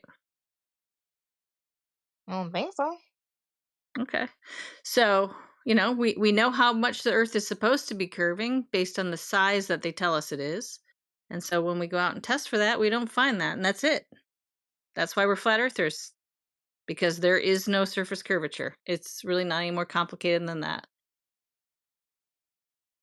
Yeah, that still doesn't make sense. How do y'all see the Earth? I'm very The confused. same way you see it.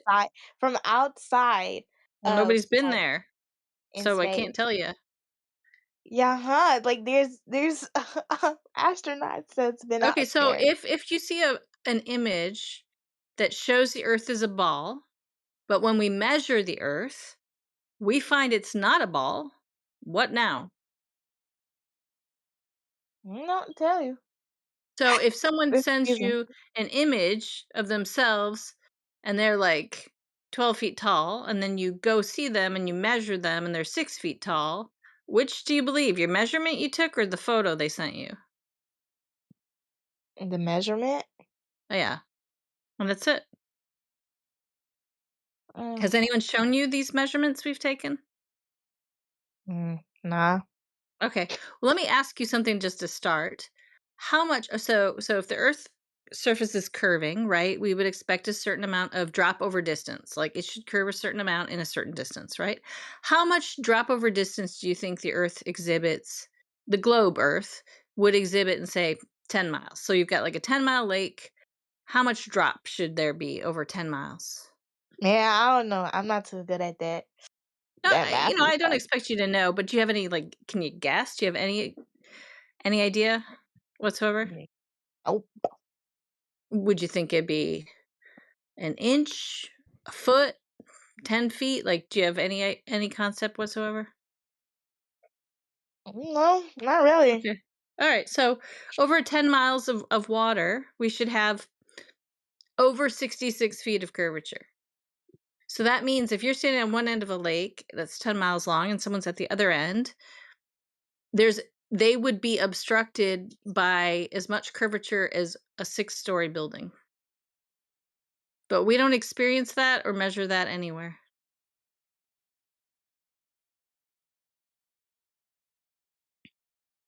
Okay. And we have laser tests to prove that. And so if you're interested, I'm sure some people can post them in the side chat. You can take a look. We've got laser tests over shorter distances and longer distances. And in every case, the laser is hitting the target and not being obstructed by the curvature of the Earth.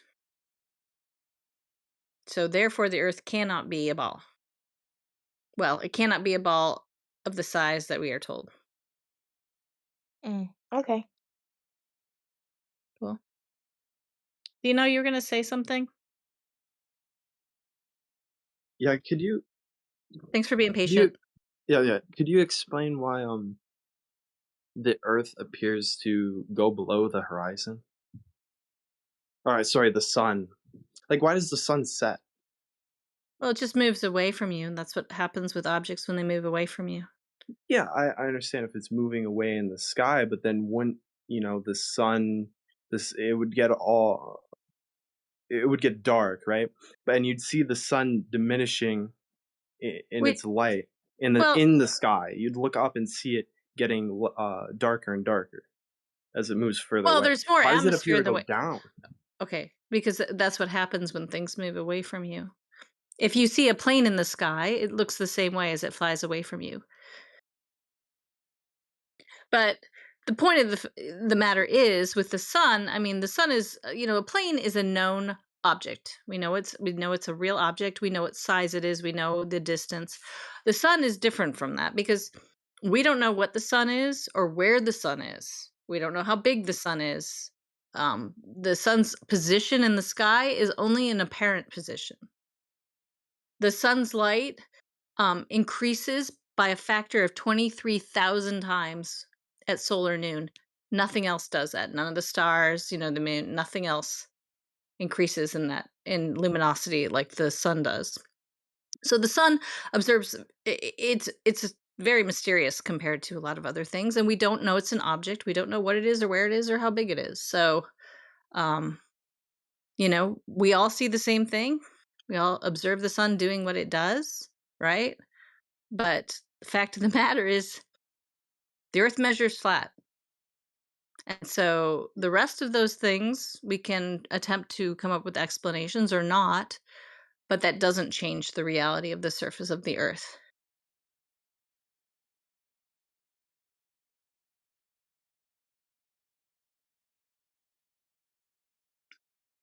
And you'll also know, I mean, the sun does get dimmer the farther it moves away from you just due to light attenuation and atmospheric effects. But also the sun can appear larger at the horizon and due to atmospheric lensing, right? But we do have videos of the sun appearing to get smaller in the sky as it moves away. There's a lot of factors in it. But as far as like an apparent location, if you have two different people at two different locations and you ask them to point to the sun, they're going to point to two different locations, and that's why we say it's an apparent position because it's observer dependent.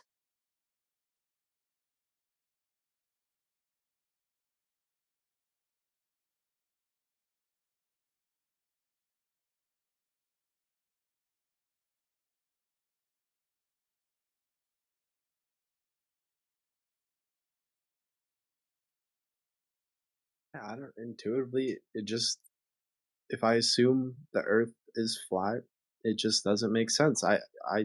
Why would you I have to think assume it? That's all you experience. okay. Let's say the Earth is Why flat. doesn't it make sense? Why doesn't it make sense to you? If the sun moves further away, it would No, get no, no, no, no, darker no. in the Not sky, about and the. then the It sunset would does. be in the That's experience. sky, What? like No, up. that's not It how would be objects up. disappear. No, that's not how vision works. That's not. Okay, I'm gonna post a picture in the side chat for you. Just a second. From what I see with a sunset, it looks like the sun is going behind something. Now, what's it going behind? I would have to assume the Earth. The Earth would be round for it to go behind it. Okay, I'll get to the images in a second. But you realize things can appear to disappear bottom up on a flat surface, right? I mean, just because the sun does something, if the Earth is measuring flat, it doesn't matter what the sun does. Yeah, we're We bottom don't have sun. to explain everything that happens when we simply measure the Earth flat. Sorry, Neil. I said we're bottom sun. No. No. No.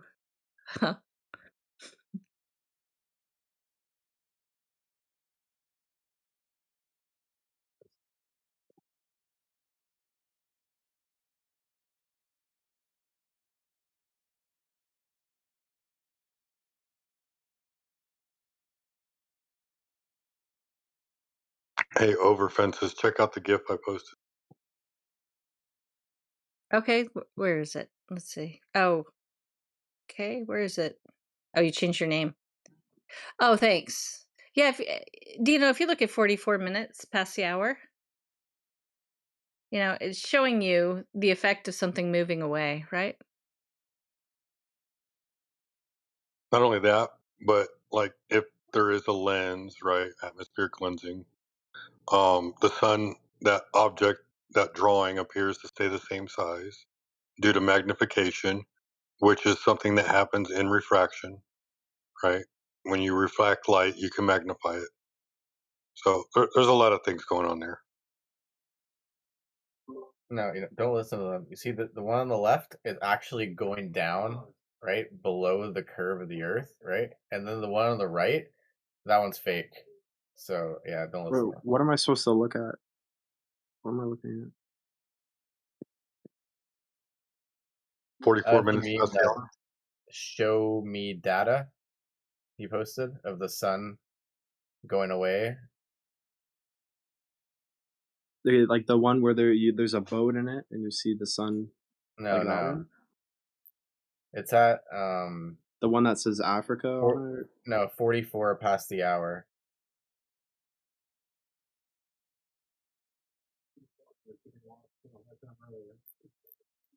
Right. Okay. Okay, why are you saying 44 past the hour when you said there's like 10 images sent at 12:44? Damn, I didn't know. Just I confused honestly me. didn't know. That's kind of wild. The one from Show Me Data that shows the little drawing of the sun and the guy Yeah, I'm sliding looking it at it backwards. now. But you can watch the one above where it says the sun moves away, not down.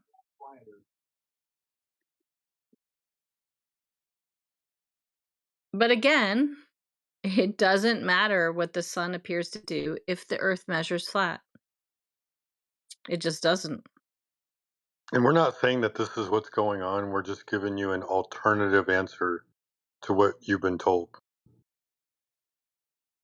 Okay, so what on the Earth represents that like piece of plastic, right? That's covering it. The atmosphere cleansing.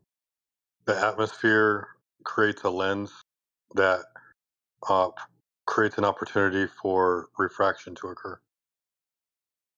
And we can demonstrate No, but it's opaque. refraction. It's opaque. I mean, it's opaque. Yeah, you can't see through it. There's a piece of plastic and you just can't see through it. No, it's filming not through the border, not through the frame of it. Anyway, maybe that's distracting for you, but you can see there's also an image that I posted at a little further down, also at 44 minutes past the hour, the sun on the water, and there's a boat. And you can see the sun looks misshapen, right? And look what happens when we zoom in and out with that image. It The point is, disappears above the horizon, doesn't it? yeah. Mm-hmm. But anyway, like, it doesn't matter what the sun does. It doesn't matter at all. Here, let me look at the one that I just posted at 48 minutes past the hour with the windmills. What do you think about that one? Those windmills behind the horizon. What does this show? Well, looks like the windmills that are behind the horizon, right? The ones that are like going behind the curve. It looks like they're magnified, doesn't it? Looks like they're bigger than the ones in front of them.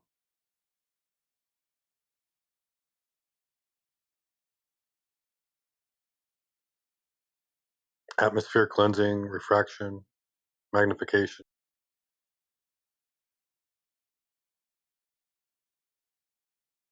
I know over fences. Learning something new, having to unlearn something that you've been brainwashed into is. Yeah, I'm just, I agree. Hopefully he's I'm getting it. not Hopefully it's faulting making you. him I'm think. just saying, They're it's a lot, saying, and we're probably better off just providing small amounts of information and then letting them like just really think on it.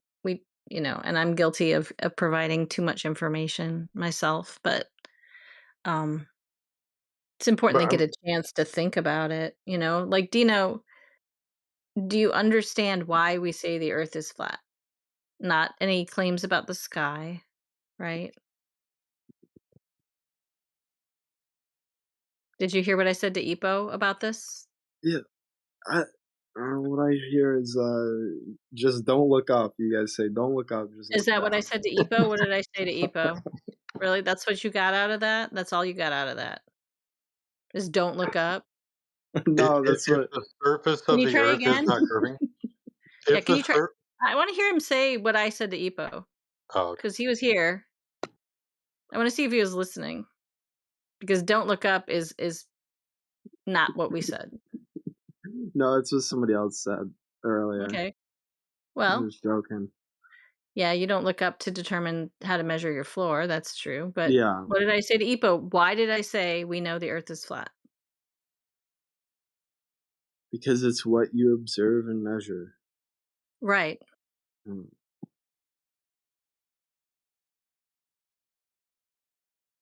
So when they show us pictures of the Earth from outer space, right?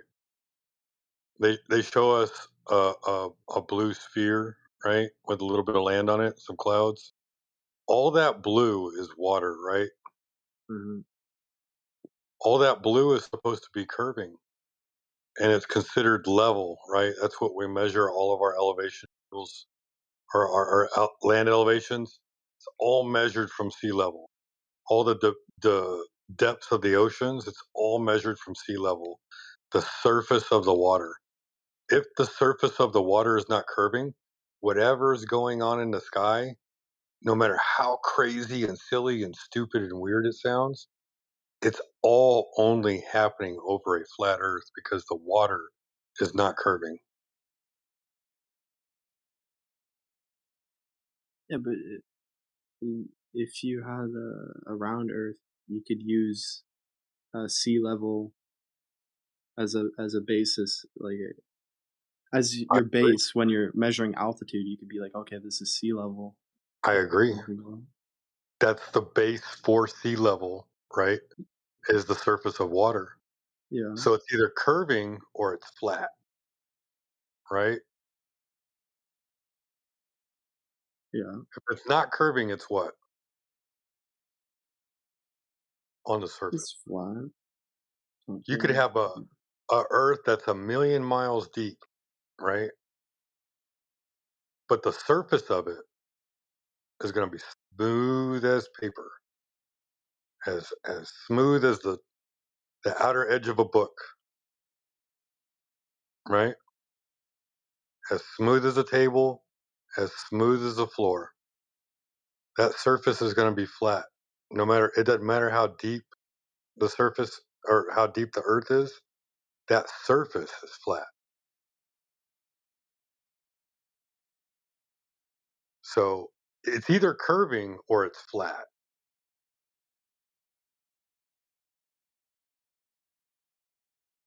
They gave us a size. They told us how big it was. They told you and I and the whole world. Well, they didn't tell me because I didn't know until probably about 5 or 6 years ago that the distance to the horizon from a 6-foot observer was 3 miles. And I was like, no, that can't be right. I've seen shit 20 miles away my whole life. Like that was the norm. I thought the Earth was huge. There's no way the horizon's only 3 miles away. I used to fly in planes, and I wasn't even a flat earther, and I'd say, wow, look how big the Earth is. It still looks flat. I marveled at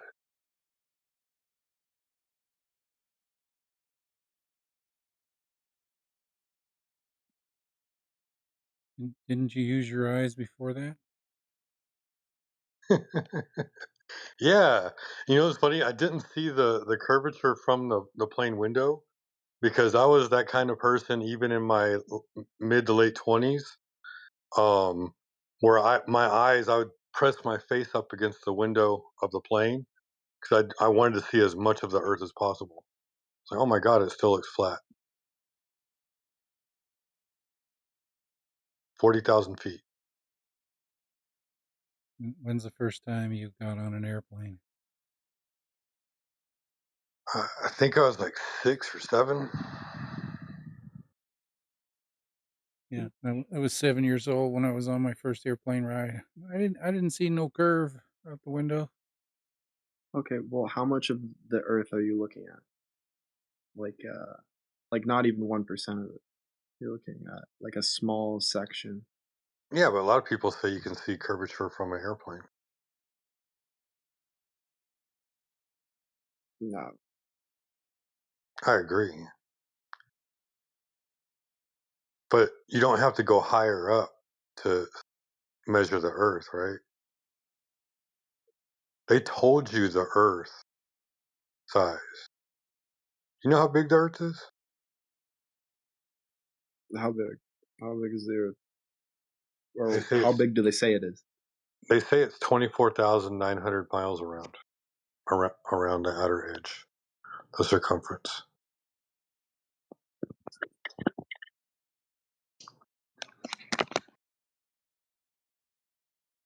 It's pretty big, right?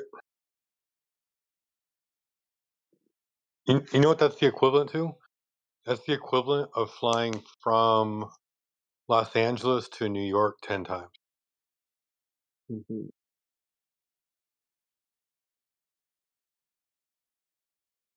Pretty big, right?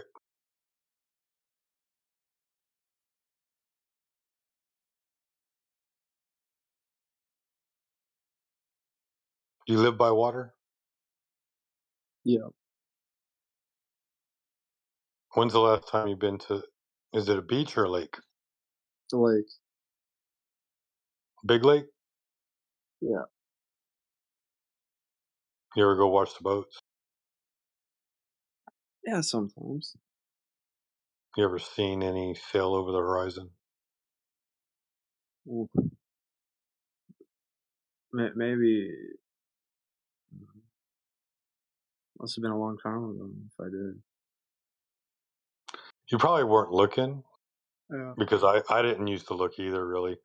I just remembered a few times when I was in California and I was at Los Angeles Beach and I would watch boats dock at Catalina Island. It was like 20 miles away. I didn't think nothing of it. I was just like, oh, wow, it's huge. The Earth's so big, I can see the boat docking over there. Of course, back then I was like 12, so I was like 4 foot tall, 4.5 tall. You never really paid attention to it until you started paying attention to it. Rayleigh gave a great example. The first time I flew in a plane, I saw the Earth flat. And then when my teacher tried to explain it to me in school a couple of years later, I was like, yeah, but it doesn't look flat. Or it doesn't look like a ball. I don't see curvature. And that's because you're really, really big, or the Earth's really, really big, and you're really, really small. That's okay. How do we know? Oh, a bunch of smart people figured it out. And I've been living like that my entire life ever since, up until about 5 years ago.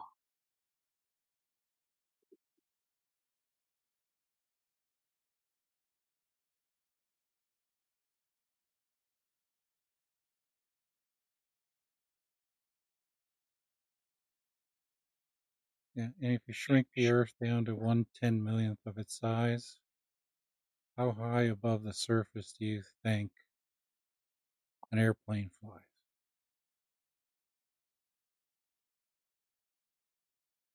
You mean on a beach ball? Well, more of a large yoga ball. Because 1/10 millionth would be about 1.275 meters in diameter. Maybe like a quarter of a millimeter. Up to 1 millimeter. Okay. That's about the equivalent of like 10 kilometers. And the space station would be 40 millimeters above the surface, the ISS. Or 4 centimeters. Yeah. So if you're 1 millimeter above a surface, Just do under you 2 really inches. think you could see curvature?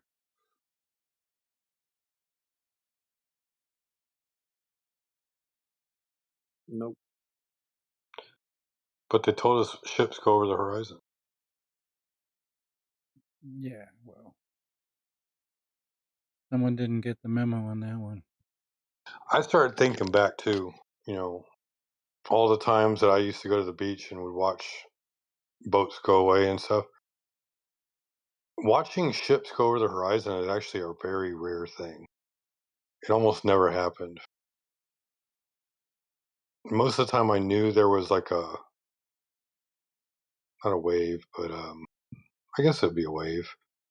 A swell. I would see it go behind a swell. And I knew it was a swell because it went up and then it went down. Well, okay, it went behind a swell. But I never saw it go over the curve and then disappear. I just watched them go away, really, really far away, like 30, 40 miles plus away. And then eventually they would just be indistinguishable from the horizon. That was very common.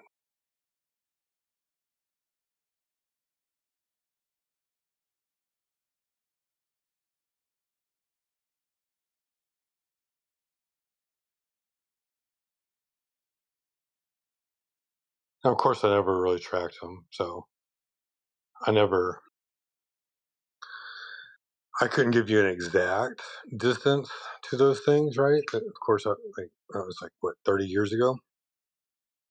But doing some research, looking back on where I used to go and swim at in the beach, and I would watch boats dock on Catalina Island. I mean, they were at least 25 miles. I've seen whole boats docked at Catalina Island. So those ships had to have been 30 plus miles away that were disappearing into the horizon, not under it. What I'm thinking of right now is you have a mile-long road. Let's say it's in the middle. It's like an inch or two higher than the ends of it. But if you're traveling on the road, you wouldn't know it was curved. You just said it's a flat road, even though technically, it's not flat.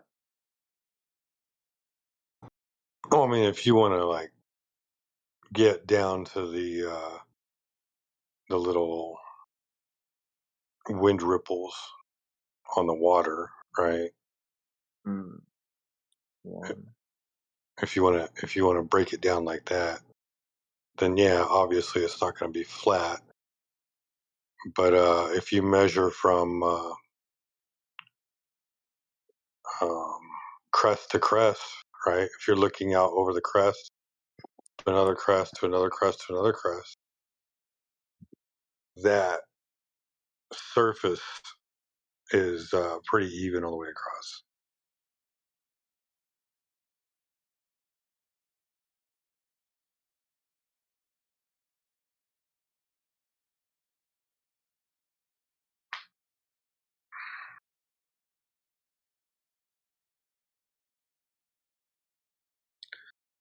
The one thing I would say to do, man, if you really want to know, you're going to have to learn the geometry of the Earth. You're going to have to understand what it means when something goes behind curvature.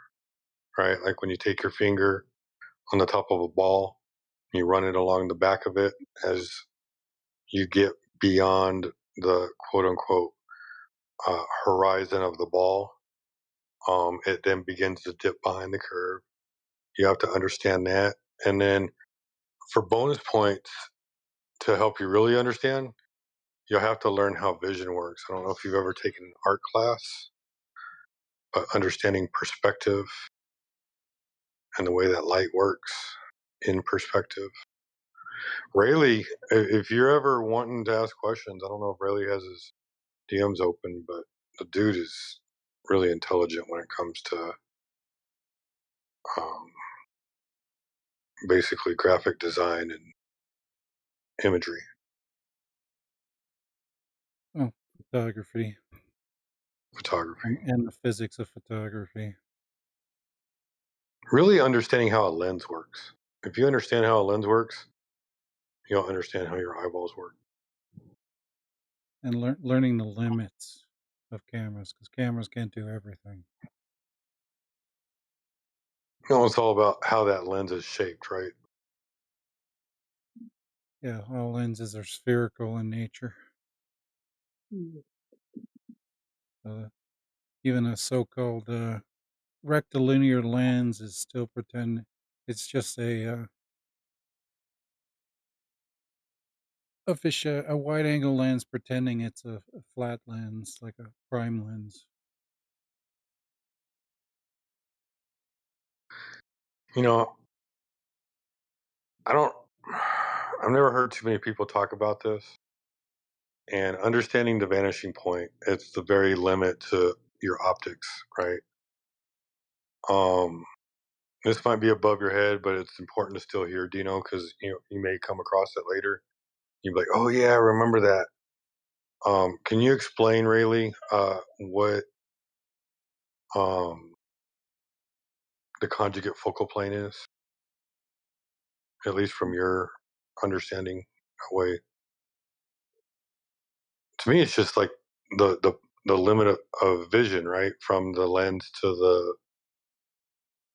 the vanishing point. Yeah, but there's a little bit more than just the ability of the lens. 'Cause the lens is one part of the equation. It has a physical limit. So for human vision, for the person with average vision, is about 2,000 meters is the physical limit of where they'll be able to resolve a 1 meter object without any difficulty. And then after that, it just gets fuzzier and fuzzier. But the other element in it is, and this is what causes the horizon, is the difference between specular and diffuse refraction. Because when sunlight reflects off images, the closer you are to the object, the more specular or clearer the reflections will be. But then as the object gets further and further away, it switches to diffuse. And by diffuse means it starts getting fuzzier and fuzzier and fuzzier. It's more difficult to see. So that's the second element of trying to see at a distance. And of course, the third element is how bright it is. Is it reflecting a lot of light, or is it reflecting a little bit of light? What's the contrast level? Because in order to see something, we need more than 2% contrast.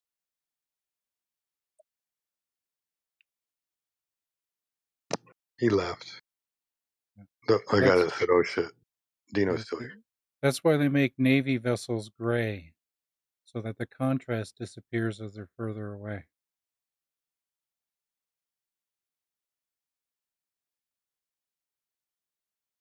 Something that I learned recently, also, diminution. It's a fancy word, right? It's Yeah. a little more expensive than a $3 word. But it's an important word, right? It's the ability, or it's the. Let's see if I can remember the definition. It's how an object shrinks, right, in Mhm. size. without shrinking in size. Basically, like as things move further away, they get smaller in angular size. And I just learned something also again recently about angular size. So check this out, Dino. If something was 0.5 degrees in angular size, right, it would just take up 0.5 degrees of your field of view. And that's something that the sun and the moon are roughly in about, I think the moon's a little bit smaller than the sun in the angular size, or at least the way that they measure it. But if think about it this way, if something was 360 degrees in angular size, it would effectively be everywhere. So 180 would be like in half of your vision, 90 would be in a quarter of your vision, and then so on and so forth. Like as it gets smaller and smaller, smaller, it takes up less of the field of vision that you're in. So when you see things getting smaller and smaller, um, what they're doing, they're not actually getting smaller. You know this. They're reducing in angular size, and the word for that is diminution.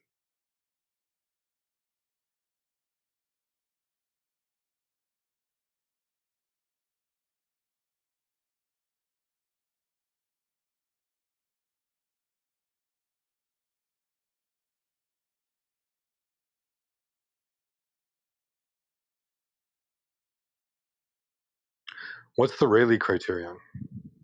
Rayleigh criterion. That's how you calculate the angular resolution of an optical device.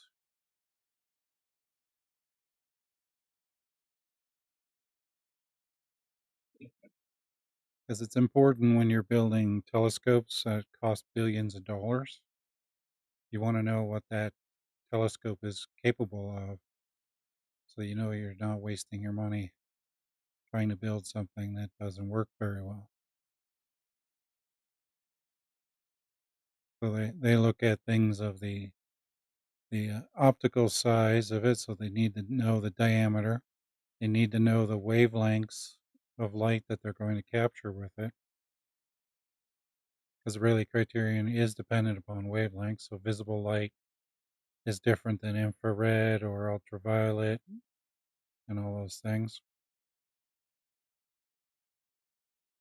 And then they'll know exactly what they can see.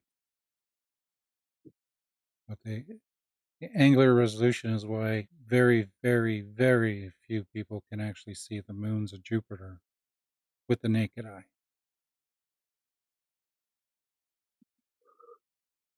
I actually took a picture of it one night. I was taking a picture of Jupiter, and I caught like 3 or 4 of the moons with my P1000.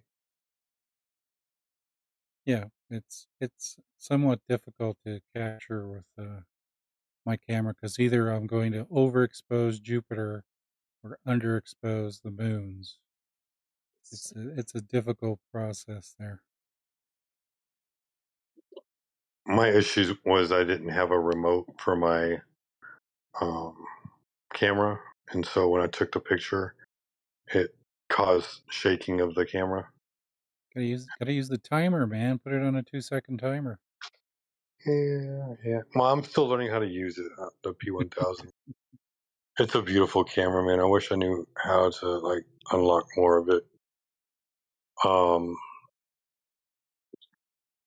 Yeah, it still came out good. Here, I'll post it. yeah. The top things you need to know is manual focus and exposure levels. If you're going to do time lapse, then you need to know you got to lower your ISO for nighttime photographs and stuff like that.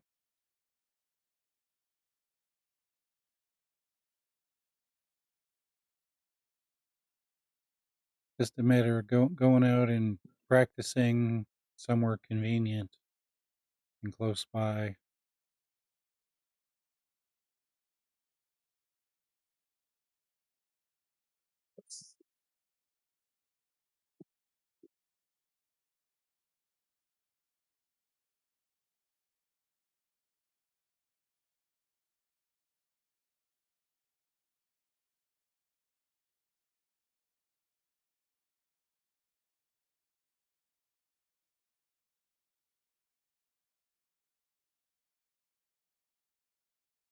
There you go, Rayleigh. I posted it.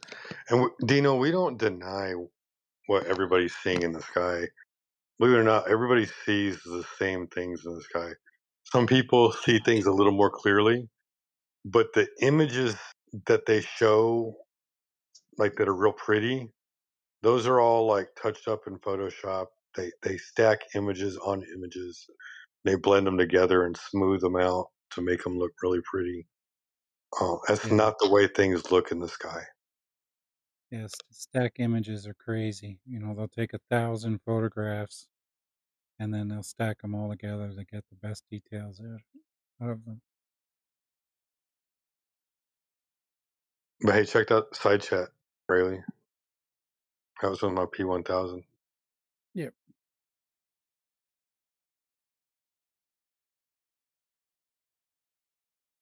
Let me see what I got here for my Jupiter photographs. I'll post my Saturn photograph too. Might as well.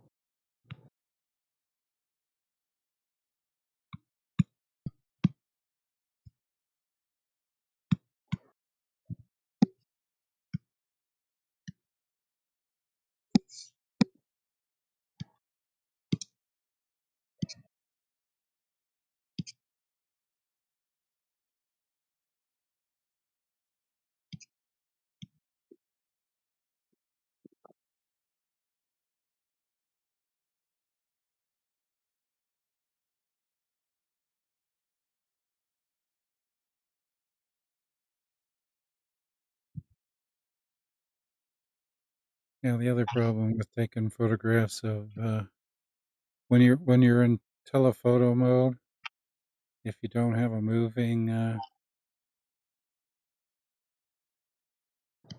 tripod to keep up with it, motorized, you have to do like a quick photograph. Otherwise, you're going to get some serious trails.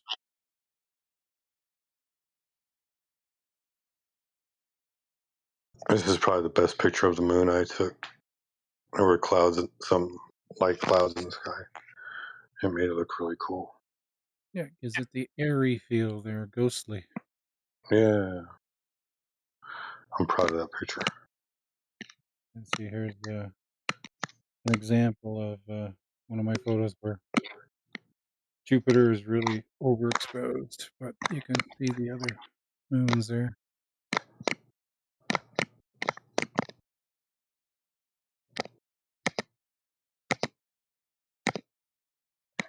Can I ask you guys a question? You keep referring to them as moons.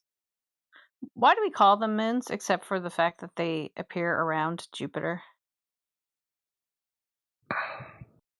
Well, I've always called the Jupiter moons and all the other planet moons moons.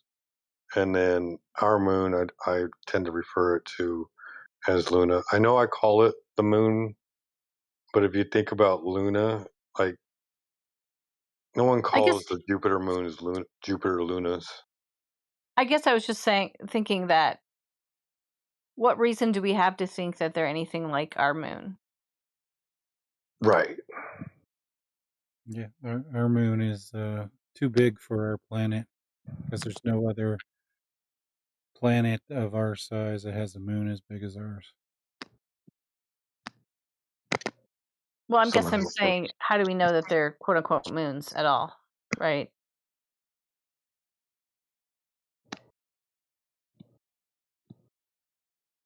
Whatever You they are, yeah. you observe them rotating around. You don't observe orbits. That's not true. No one's ever witnessed a full orbit of anything, ever.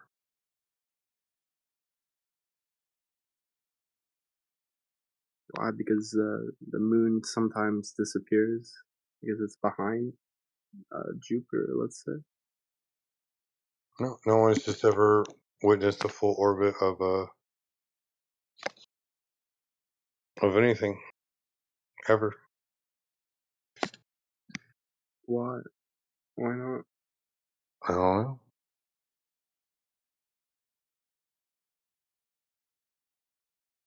What they do is they witness periodicities and then they connect the dots. They don't witness a full orbit. Like they don't witness the full orbit in one sitting. Is that what you're saying? No, we don't witness orbits, period.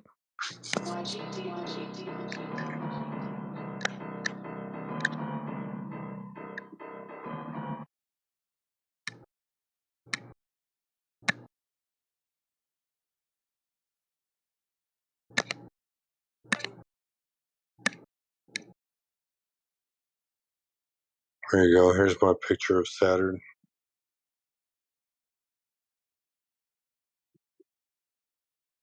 Oh wow, those are good pictures of the moons, the so-called moons.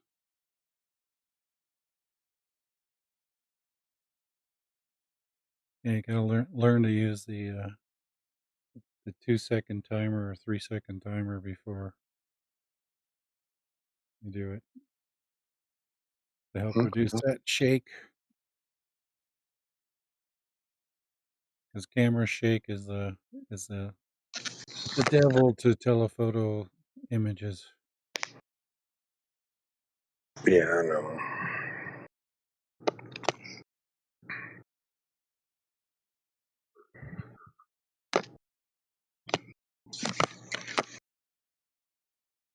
Yeah, and I don't think I have any decent photos of Saturn because, like I said, the sensor in my camera is so poor that it just can't capture that brightness or lack thereof. Yeah.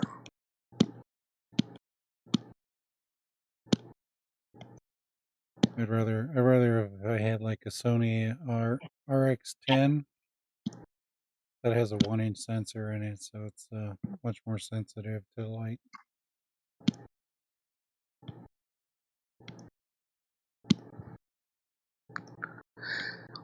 Hey Dino, do you ever wonder why they teach something like the globe Earth and the spin and orbit of it to children when it's such a complicated topic?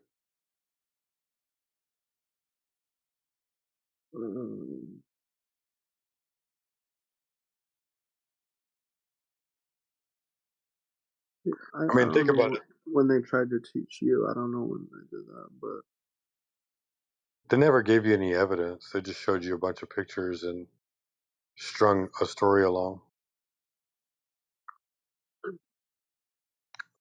I don't know. Sometimes I don't think they explain it very well.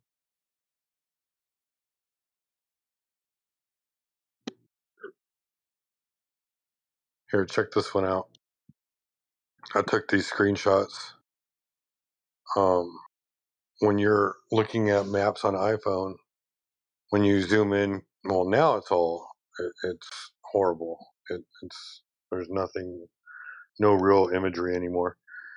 But back then, you could zoom in and it would look pretty real from above, even on Google Earth. But then when you zoom out, eventually it all turns to CGI.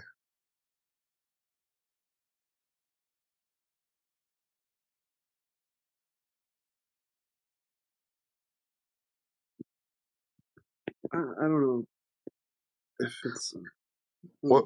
When you're in the process of zooming out, it's CGI. I think it's like a collection of a lot of different pictures. Yeah, from close overhead view. Yeah, they try to piece it together. If you zoom out like in the middle, right, it's all stitched together. Like you can see it like Tetris and stitched together. What did they teach you about the globe in school?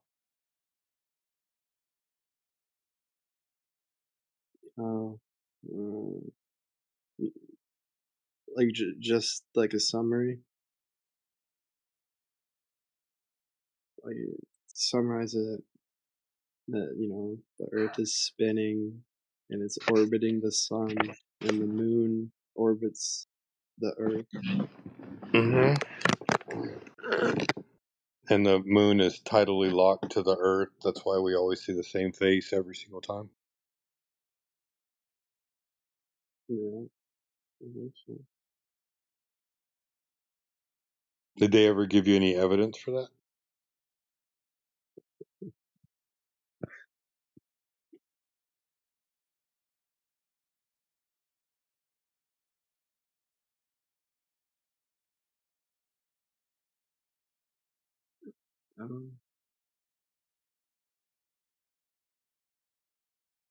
But I mean, it explained why the sun sets.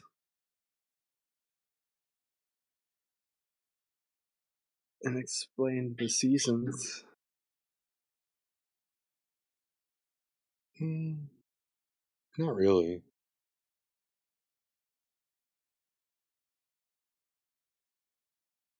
Did you ever wonder how the sun could be directly overhead during the day and it'll be blistering hot, and then a cloud will get in the way of the sun, and all of a sudden it'll cool off like 10 degrees?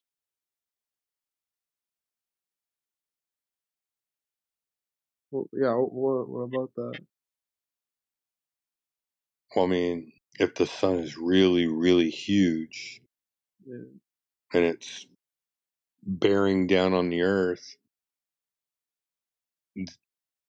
that little cloud that might be like a quarter mile around, right?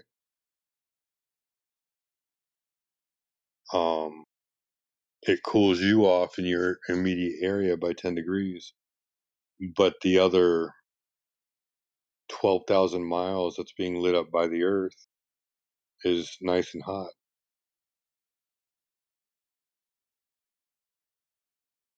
Sorry. 12,000? Yeah, 12,000 miles. Well, but what's the point? What point are you trying to make? I'm just saying, like, maybe the sun's not as big as they're telling us.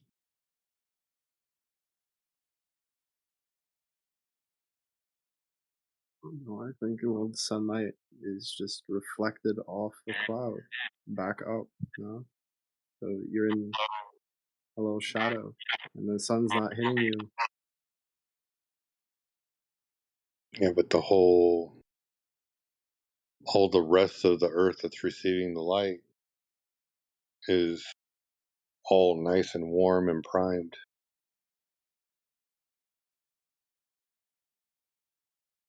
I don't think a little cloud should make a difference.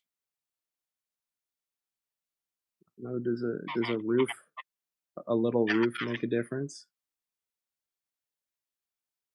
It shouldn't. Well, why shouldn't it? If it's opaque, if no light can go through it, I mean. Yeah, but all the air around you is all hot and warm and toasty and evenly distributed.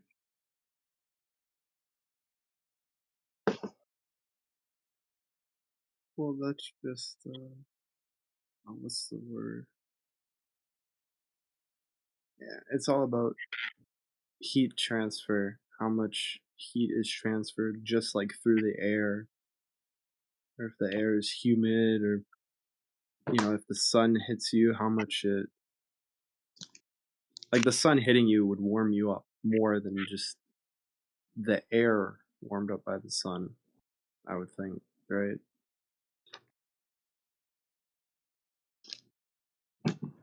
I suppose. I mean, we're talking about a really big sun. It's like, what, 250 times the Earth or some crazy thing like that? How many Earths can fit inside the sun? Man, I don't know, a lot. And there's no medium in outer space, right? So that's direct radiation going from the sun straight to us. Mm-hmm.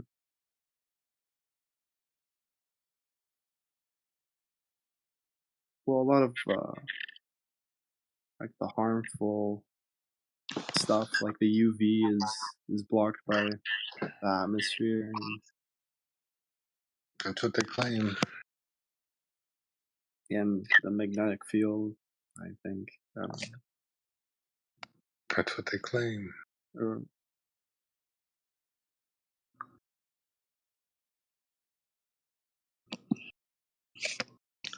What was it? I just posted something in my friend's server earlier today. He's got a room dedicated to crazy space claims. I'll read you a few of these. These are hilarious.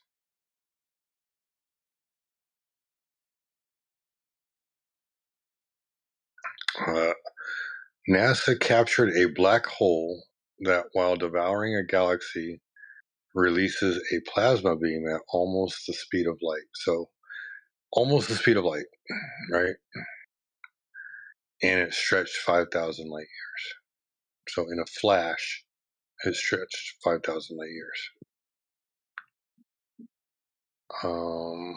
A strange planet has been discovered in space. It's lighter than a cloud, but twice as large as Jupiter. Is that true? Just crazy space claims. When you were talking about the 5 light years, well, if it moved the speed of light, it wouldn't do it in a flash. It wouldn't take like 5 years for it to travel that far. Because I thought like a light year is like the distance light travels in a year. That's what But I it thought. said NASA captured a black hole that, while devouring a galaxy, releases a plasma beam at almost the speed of light, and it stretches 5,000 light years. Yeah, so I mean, when I hear that, it's like they see there's a beam that is this long, and it's still expanding. I don't think it happened in a flash though. It happened over a long time. Well, they at least 5 years.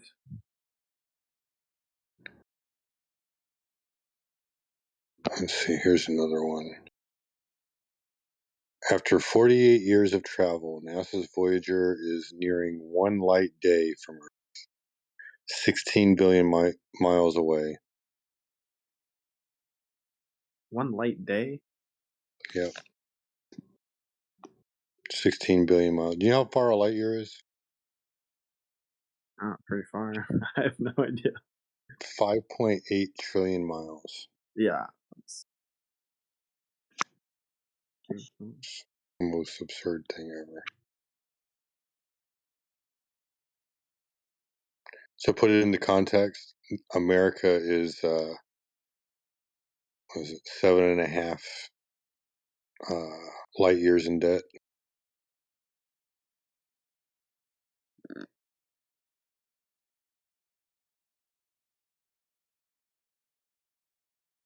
Astronomers found a planet that has no land, no continents, just water from pole to pole, and it may even run deeper than anything on Earth. How do they know that?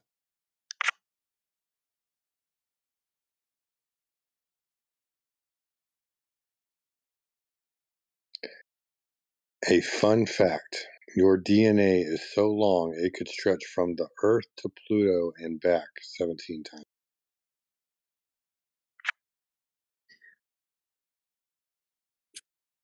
Yeah, I don't know. I have no idea.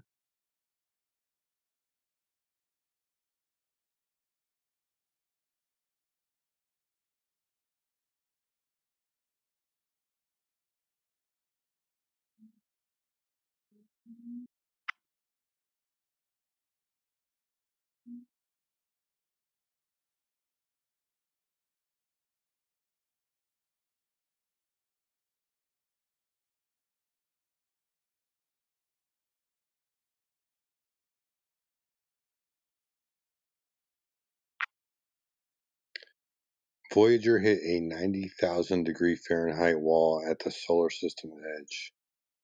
NASA's Voyager 1 spacecraft crossed a boundary called the heliopause, the outer edge of the sun's influence, where the solar wind meets interstellar space. But what it found there surprised scientists: a region of intense heated plasma reaching temperatures of 30,000 to 90,000 degrees Fahrenheit. This wasn't a solid wall, it was a turbulent boundary zone where particles from the sun slow down and pile up against the pressure of the interstellar space. As they compress, their energy increases, heating the plasma to extraordinary temperatures. How could a satellite survive that?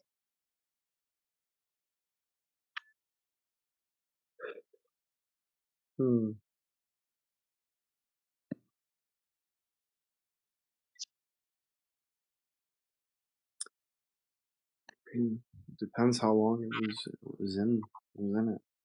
I don't know. I mean, the melting point of everything that's made on Earth is nowhere near that. The Milky Way is traveling through space at 600 kilometers, oscillating slightly as if it were flapping its wings through the cosmos. So the Milky Way's flat.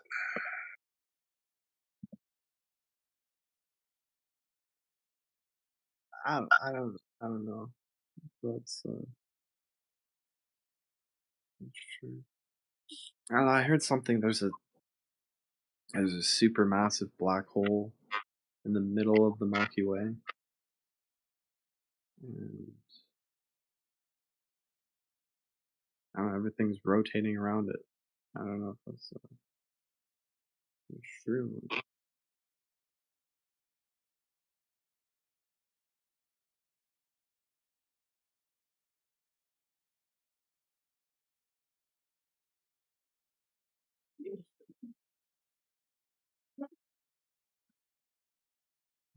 Wait, so you believe the Earth is stationary, right?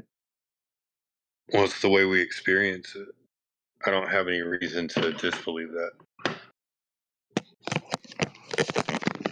But it could be possible it's moving.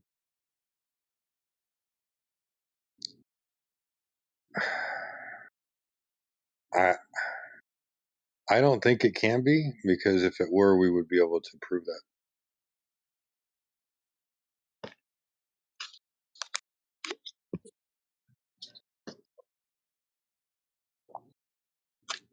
It's like, I'm just going to use everybody's analogy, right? It's like if you were in a car going 100 miles an hour in a straight line, you wouldn't be able to tell you're moving, right? Yeah. Do you know what else feels like not moving? What? Not moving. Yeah. Okay. So if I can't tell I'm moving, why would I think I'm moving?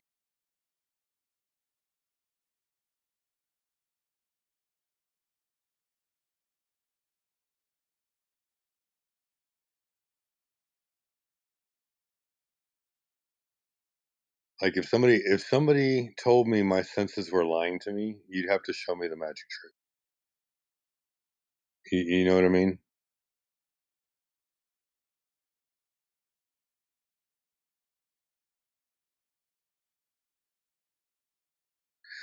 And so we're not making all these crazy wild claims.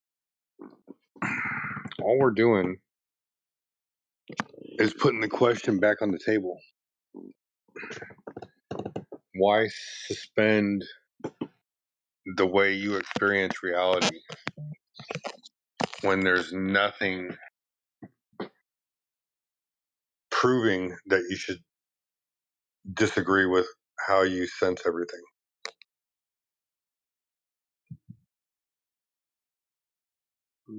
I think sometimes our senses can be deceiving.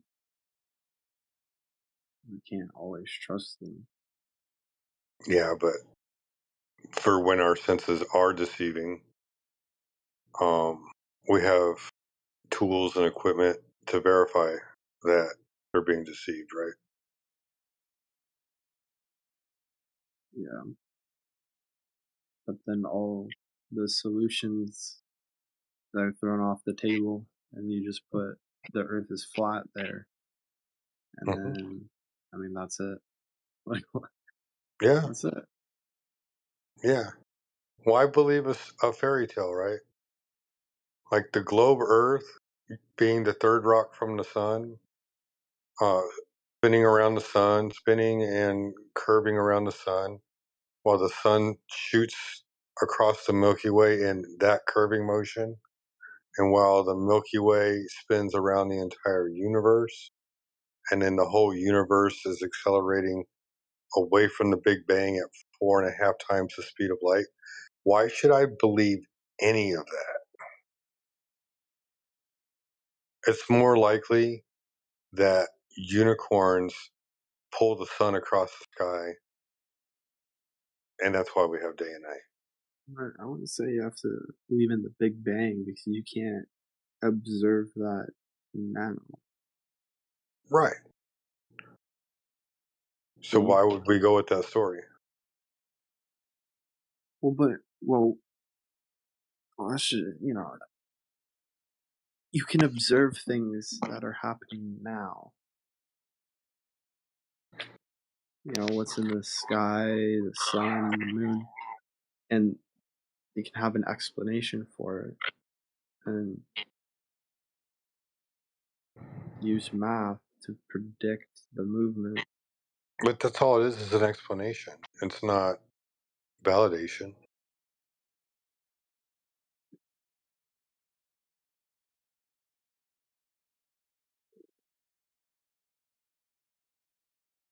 You ever watch Rick and Morty?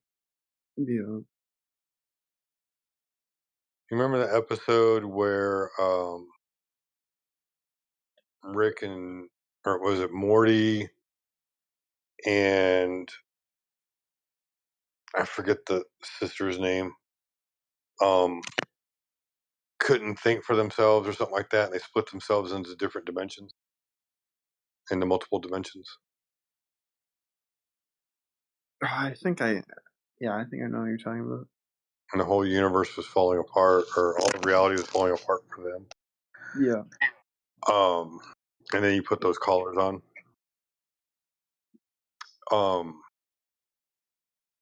While the whole universe was falling apart, there was a moment where Rick says, you are both equally pains in my asses, and I can mathematically prove it. Right? So take that into consideration. If you have a concept, right, an explanation, whatever, you can create math to prove that concept to be valid.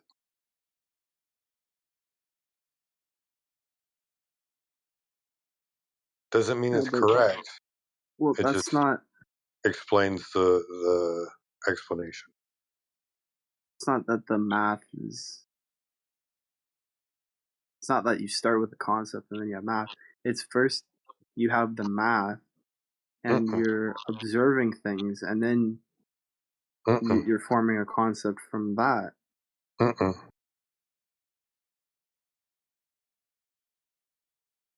No, they looked at the sky, they wondered, and then they created math to match what they observed. But it's not like when they were studying all these like stars in the sky and the sun where they thought like, oh, the earth is round, so we're judging everything based on this presupposition the earth is round. No, they didn't do that. No, that's exactly what they did. I don't think so. Because Eratosthenes supposedly measured the circumference of the earth using sticks and shadows. And then from that, they've been building an entire legacy on the idea that the earth is a ball. Then comes Copernicus, right? Then comes Galileo. Then comes Kepler. And then everybody thought back then, the ones that were at the higher ups, they're like, oh, the earth must be in motion around the sun because it's the third rock from the sun, right? So then George Bedell Airy sets out to see if he can determine I think the spin of the earth. And He couldn't determine that. So he next is Michelson. I can't remember his first name, but Michelson partnered with another guy named Morley, and they created it. Michelson created interferometry, and he was trying to measure the orbit of the Earth around the sun, and he couldn't do that. So then Einstein comes along and says, "Well, there's not a single optical experiment on Earth that can determine the motion of the Earth." And what's his name? Edwin Hubble was like, "I don't like the idea that we could be the center of the universe, so we need to avoid that idea at all costs." Right? We can't think we're special. We can't hold that unique position.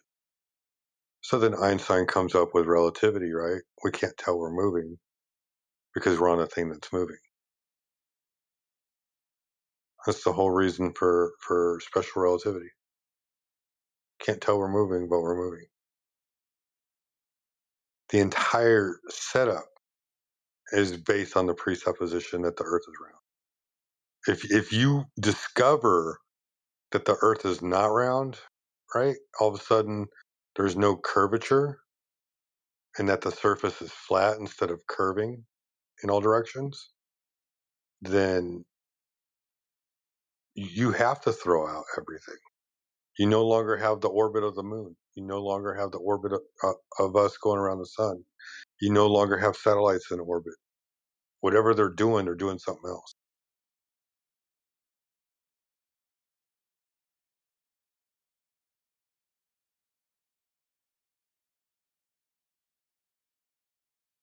I could add this all this math and calculations were done with a debunked radius.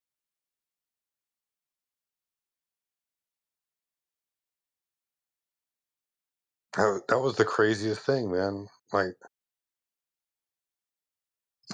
once you find out it's not curving, you're like, okay, well then what's next? Like it's all gone. Now you're just back to learning about the world that lives around you. Right? You start with the axiom, the things that are there at the base level, and then if you think that your eyes deceive you and your senses deceive you, then you have to go prove it. You say start at the base level, but you're stuck at the base level because there is no math you can develop that works on the flat Earth model to explain basically anything. You want to see a flat Earth model? Here, I'll show you a flat Earth model, man. This is from my good old buddy Radwin. This is how the world you live in, right? He's taking angled measurements to the sky, and you see that curved line that's measuring the angle of what he's measuring, right? And you go down below, this is how you see it. So you have spherical vision observing over a Euclidean plane. And the reason why you'll never experience a orthogonal view of the world is because you're always looking in perspective. Orthography is just a concept devised by math so that way they can play with shapes, geometry.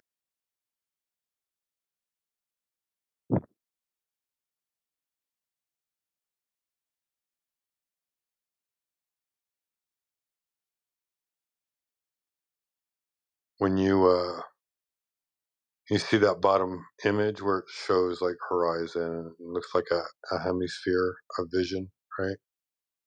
Just blow that ball up to like 4,000 miles on a radius. Mhm. And that's the limit of your vision, man.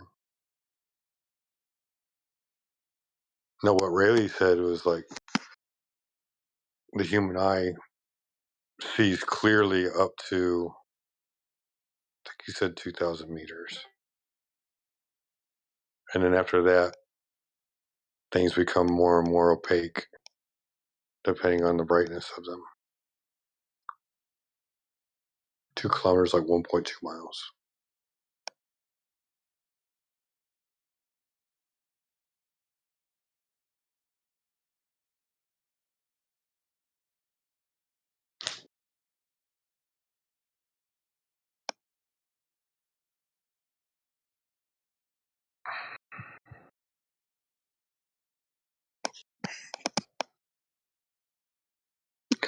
But we're not here to try to convince you, man. I'm just trying to give you concepts and tools to kind of free your mind up a little bit so you can like start observing the world the way you see it and not through the lens of what you were taught or told.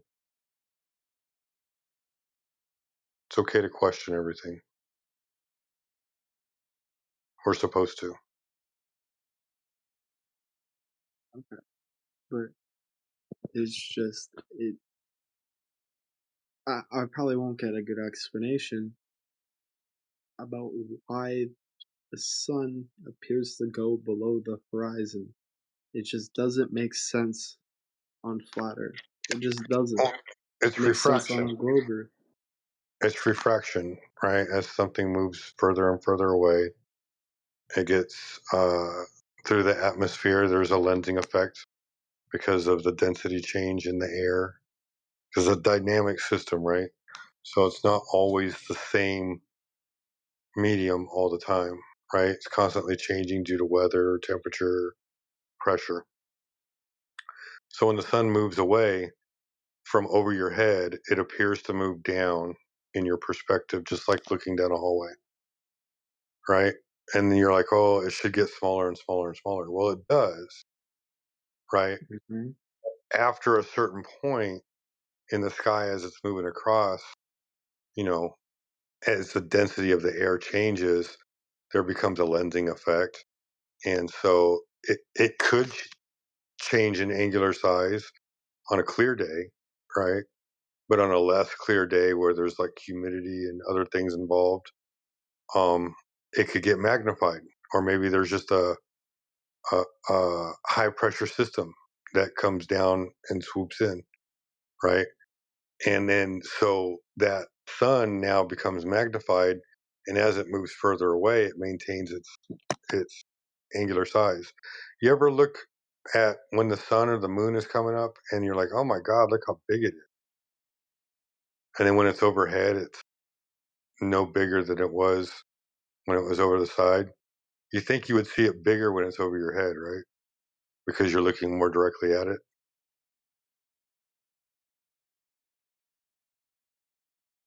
Yeah. And you know, when it comes to refraction, all it has to do is deflect upward just a little bit, and it would be no different than looking over a hill. It's just a change in 1 degree. I mean, I can give you an example of a laser bending upward, right?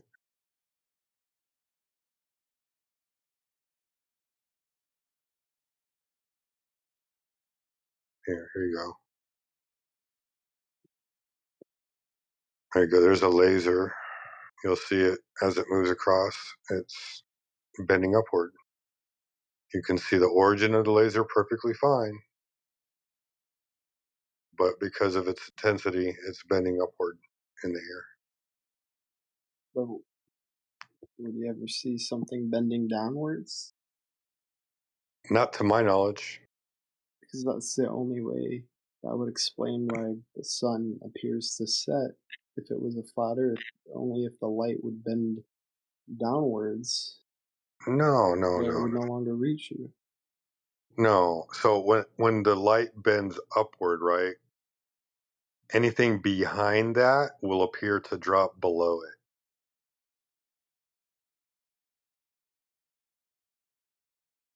kind of like when I showed you this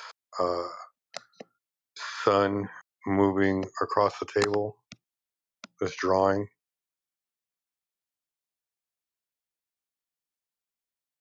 As he's pulling it across the table, it's not going down under the table, but because of a lensing effect that is occurring, you notice the sun's not changing in angular size, not a lot anyway, and it appears to go down under the table, even though the table is flat.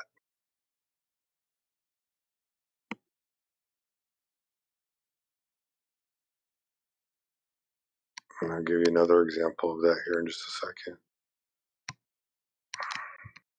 You know, this just that GIF you just sent. Like, the more I look at it, the more I'm like,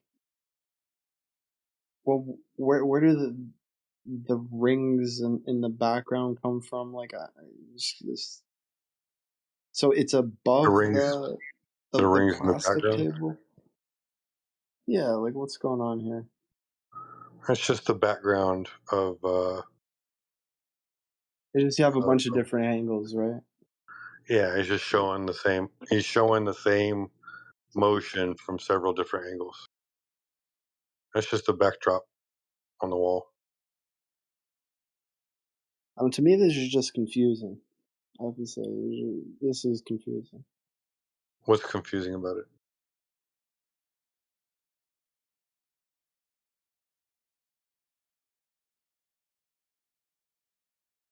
So at the start, when it's close to this white plastic, right? How?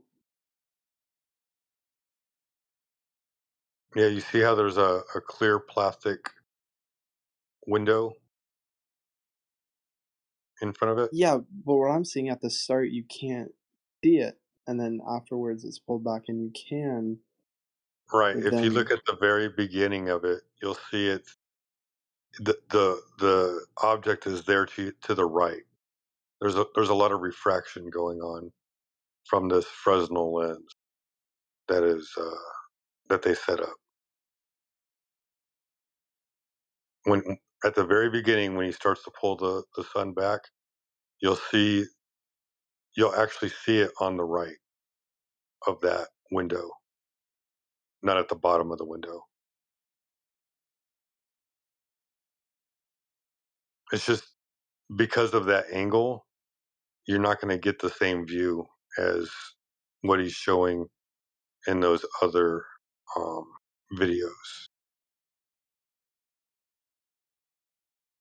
okay, I just do not understand because I'm just looking at, where his hand, he's pulling the sun back, and it looks like it's going up, and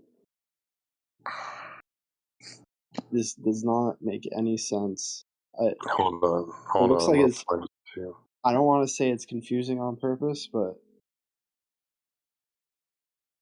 It's not confusing on purpose. You're just not seeing.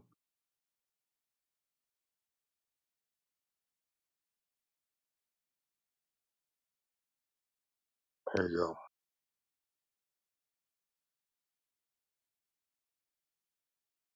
That little paper that sun is drawn on, I just drew an arrow to the where it is behind that window. And the reason why it's in that location and not directly behind the window is because that lens is refracting the light.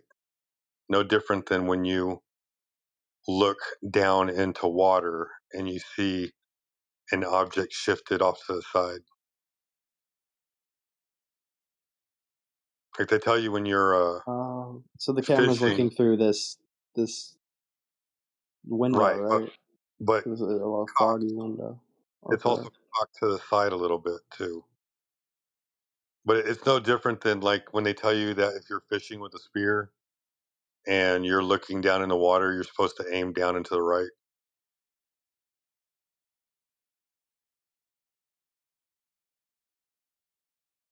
I don't know if you ever heard that before.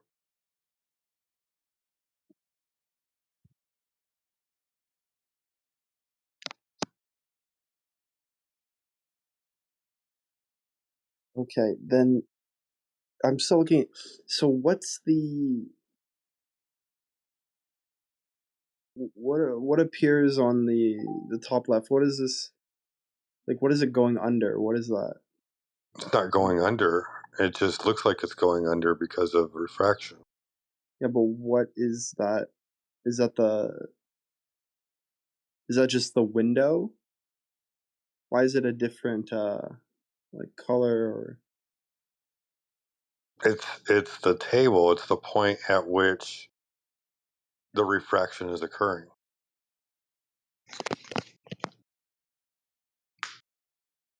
So the camera's at sort of an angle. Here, I'll see if I can do this. Kind of pointed down or up or. I know you're not going to understand it. Give me a second.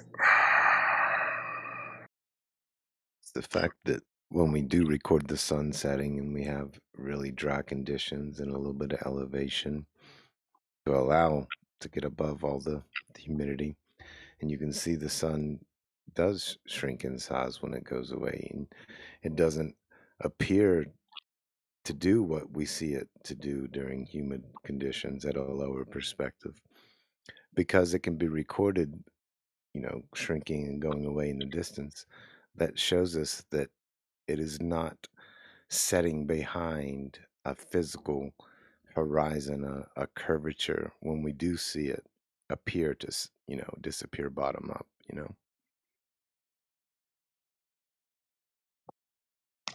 Here, check out this image. And that was, is that Gregory? Who was that?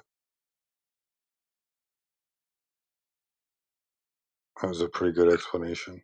Boogie Woods. Yeah. I mean, just the fact that it can be recorded going away and shrinking in size. I mean, that proves that Yeah. it is just an optical thing when we do see it appear to disappear bottom up.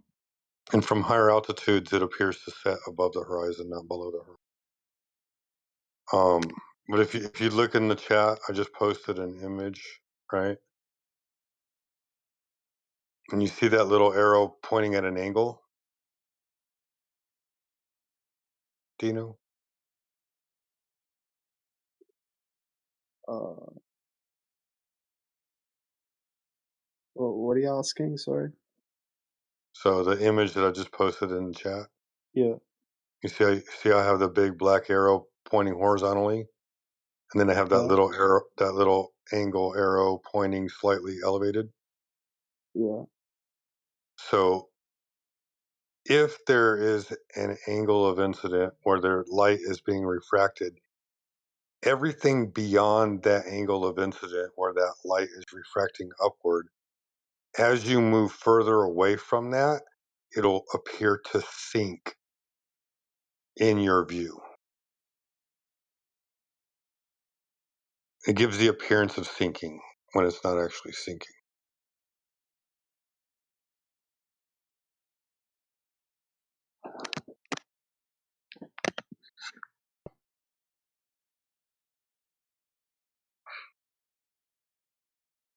Do you understand what I'm saying?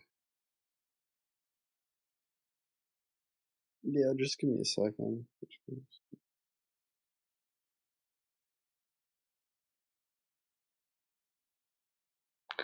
I don't have much time left. I do got to go to bed.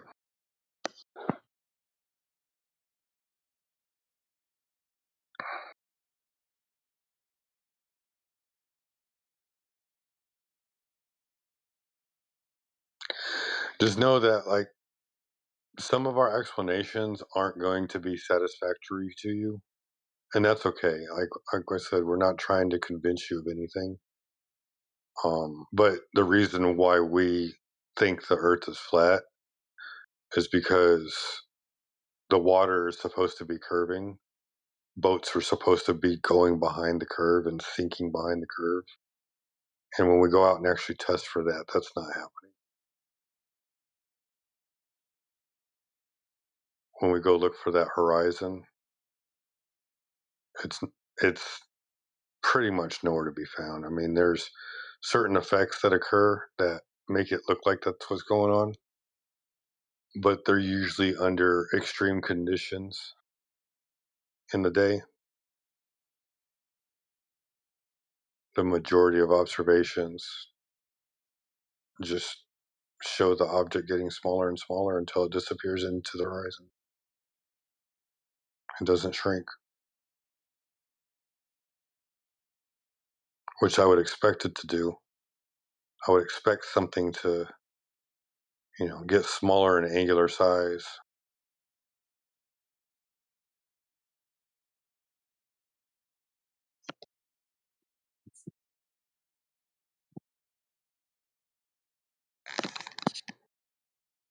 This is one of my favorite videos too. I'm gonna post this. I gotta get on the bed.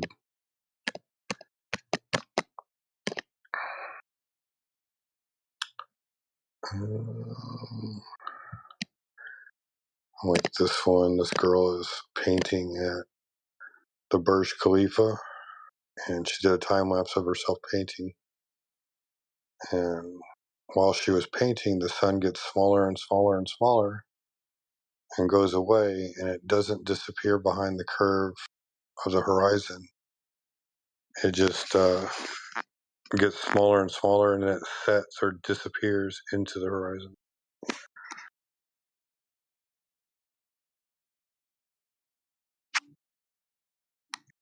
It's pretty beautiful.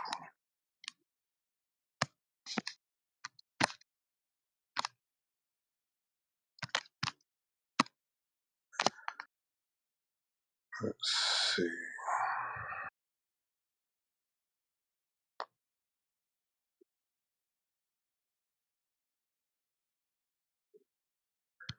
Here's another funny thing too. This was on a Wheel of Fortune episode. This was one of the puzzles. Why would they make this a puzzle?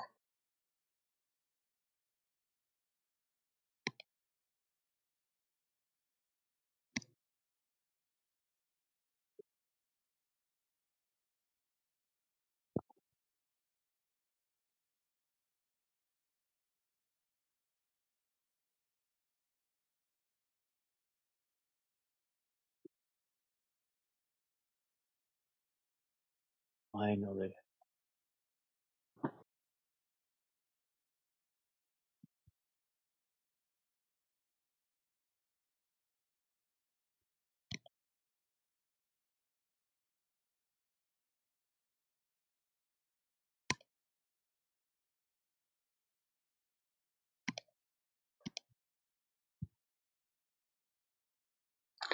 Oh, I got a quick test. Do you think everything in the sky looks like spheres?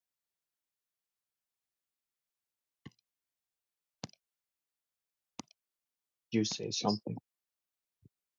I said, do you think everything in the sky looks like spheres? Like the other planets?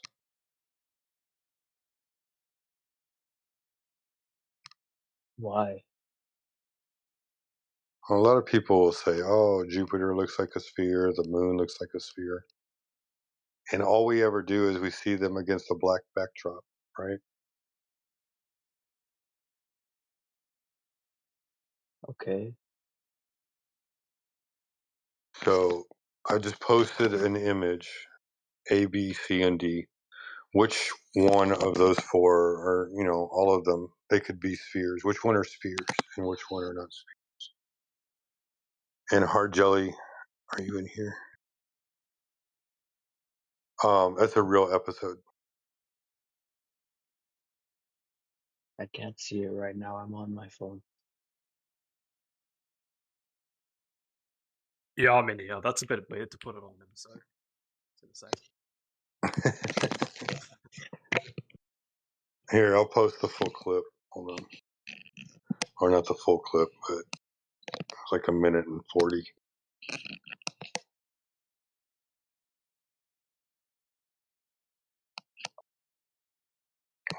This one.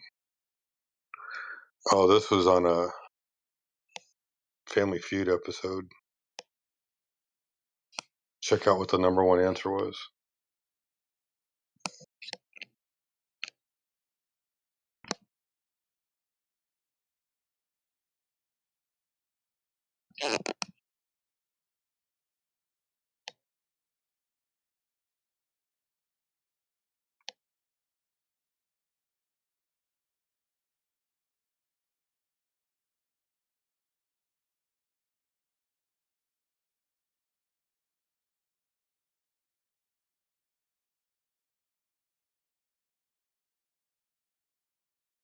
That's interesting.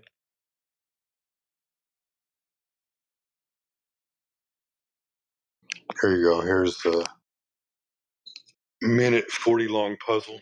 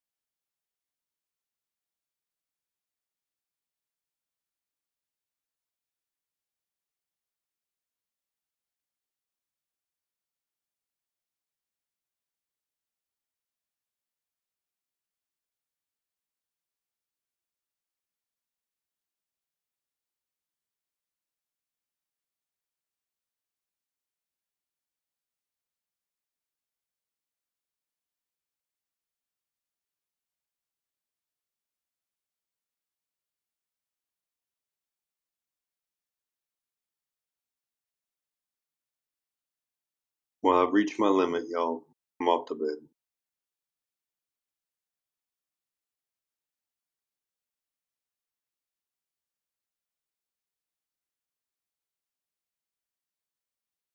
Peace out, man. Have a good night.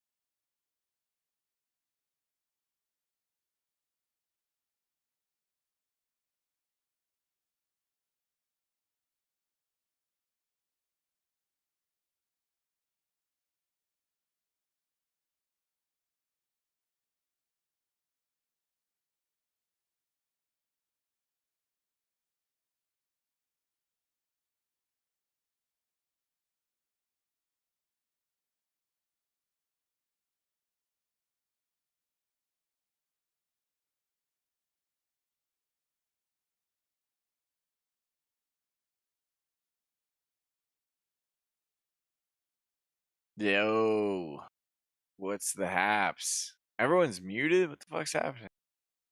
Call me a weirdo. Dude, I just got here. Fuck. Yeah, Earth is flat. Come on, bro. Tell me something I don't know.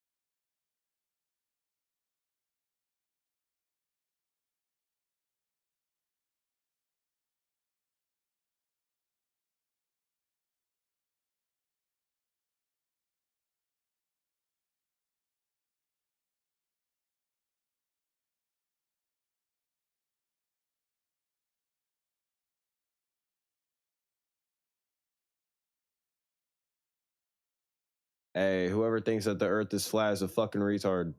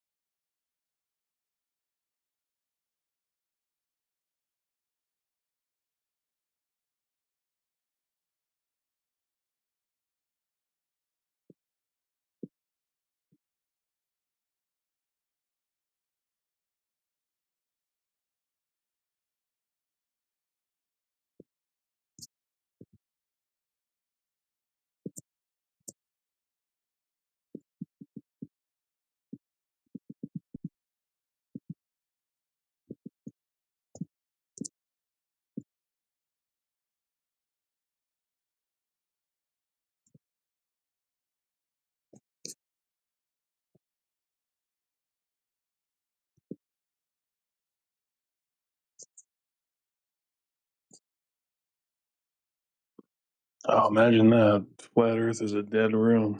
Who'd have thunk it?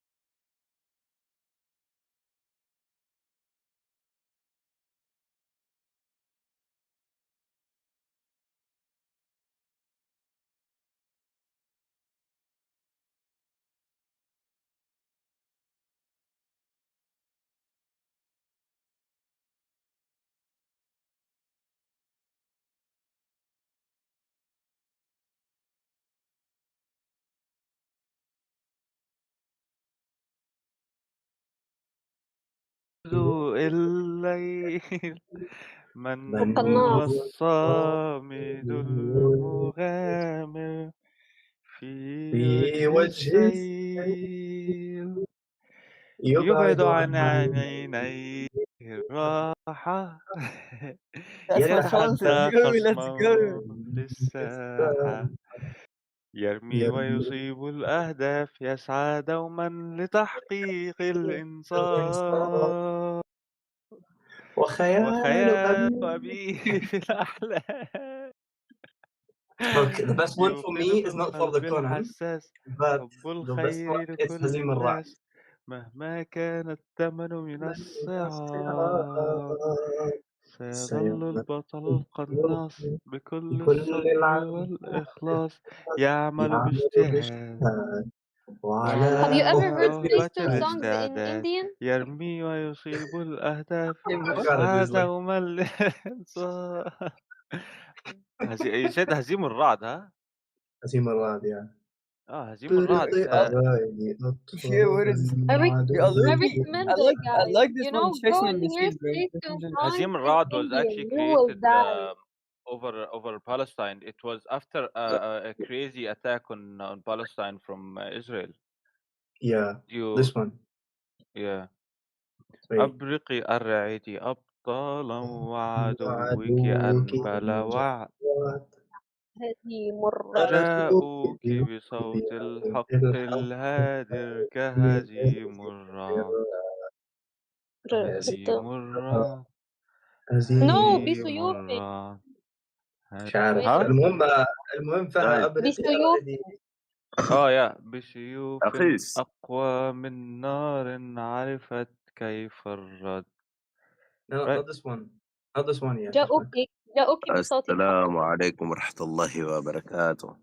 يا أخي, وعليكم السلام ورحمة you guys الله talked about Palestine and Israel. What they did in March was the most disgusting thing. وحق الله.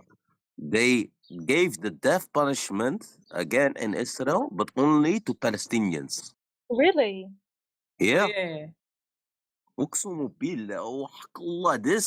This is what they want, right? We need to be serial killers. أقسم بالله. If I go to Israel, bro, I'm gonna be a serial killer, bro. I'm gonna be Jeffrey Dahmer, but even worse. What the hell? I'm gonna eat their skull, bro. I'm gonna be a cannibal. But like, I wanna like ask, did they really apply that rule of them killing the Palestinians before? No. What they did, right? Death punishment means in a court, right? You are Yeah, I sentenced mean, to they death give it. punishment. No, hold on. They have given this death punishment before. Yeah, they had this before, but they how they say it? They made it illegal, basically, Oh, right? it was like a month moment. ago, I believe, or 2 months ago. 31 March is the No, official date that they brought it back. 31 March. Oh yeah, Yeah. that was the one I'm talking about. Exactly. You know what they did? Netanyahu, right, was one of the ones that did it, but it was Don't call him 62 Netanyahu. Just from the call him Netin, 120 and of we the will Israeli understand. parliament. 62 of the 120 of the Israeli parliament, including Netanyahu, were the one deciding that this is like the law again, right? That it is even commended that the death punishment is only for the one sentenced to terroristic murder, right? So if someone from the Palestinian side, basically, they say has a terroristic murder that they done, right? And they can make this up because they done this before already. They sentence people unlegally. Yeah, it was so stupid, and they said, "Oh, we say sorry for this, and we take it back the sentencing, right?" But he got like lashing and stuff in the jail that he was sentenced in and stuff, and he died in the jail, right? And he Liars. was sentenced illegally. Liars. Just for the sentencing, making someone die, right? And then they say, right? Oh, we I are not hate like a real Israel. Jew. I hate Israel. I hate it as well. They say this even in the Bible, right? In the Old Testament, it says if you kill someone, right? But it's after 2 days, right, of you mistreating them as a slave, then the sin is not even a sin anymore. Like what? عبد الله. Yes. شوف الزمن الجميل. Let me just show you. There's one is called رمي الرتح. يا طيبة يا طيبة. Okay, wait. Don't say to me that the Dragon Ball is not the best. Guys. I want to share something, okay? I want you all join here. Okay. Zod, let me just show you how Dragon Ball. No, actually, I believe that. Hold on. I believe that the song Ya Taiba is haram. فيها موسيقى. Yeah, فيها موسيقى. No. Actually, because he's calling Ya Taiba, he's calling Mecca, and he's saying Ya Dawi al-Ayyan, like as if Taiba is the one that heals the person, as if Mecca is the one that heals, not God. Wait. I guess the just wait. I guess the people I'm gonna tune out then. they always يحملون الكلام على أسوأ محامل. Okay. Yes. It can be mean that, okay? But let me just tell you this. If I told you Mecca will heals me, يعني heals my soul because I get closer to Allah, does that mean يعني فيها مقولة شركية ولا لا؟ To be honest, I have no idea. Yeah, I understand the details. Me too. I try to interpret it in other ways, but like most of the people, they are like referring Taiba as if it's the one that heals, as if for example, you go to a grave to ask for healing. Okay, this is something else. If it's someone he doing that and he just like this is completely shirk with no doubts, right? Which is like at least يحمل محامل الشركية. But if I said wallahi, there's nothing gonna heals me, it's just like being existing in Mecca or in Medina. Is this considered to be committing shirk or something? أو تطيب النفوس أو تطيب العيان. Yeah, it depends actually how people interpret it. But I don't know. I'm just telling you that I heard that they are saying it. Yeah, but I told you like it's like people who are just like, oh, you cannot say ya ummi because you're committed shirk just because you're not calling upon Allah. Remember like that the previous discussion that we had about these matters? Me? Yeah, you were there when we were talking about these matters. What matter? Ghaima, right? About the matter of calling oh mom instead of calling ya Allah. Oh yeah. These Oh my type God, of that was things. a whole argument. That was a Yeah. whole. It's all about the people how they understand Who it. insinuated that argument? Huh? Who started that argument? A lot of people who's like didn't understand the matter of Aqidah and they think they are understand it and they are a color of Tawheed, etc. But it turns out that there's a lot of misunderstanding or misconceptions about these matters. But guys, let's look at this Dragon Ball. Okay.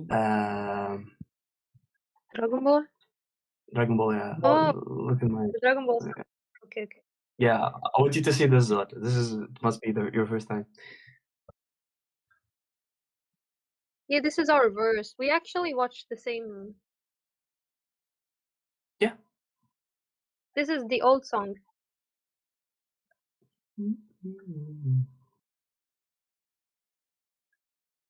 رأيت الحقيقة خلف البصر رسمت الحروف بعمق الحجر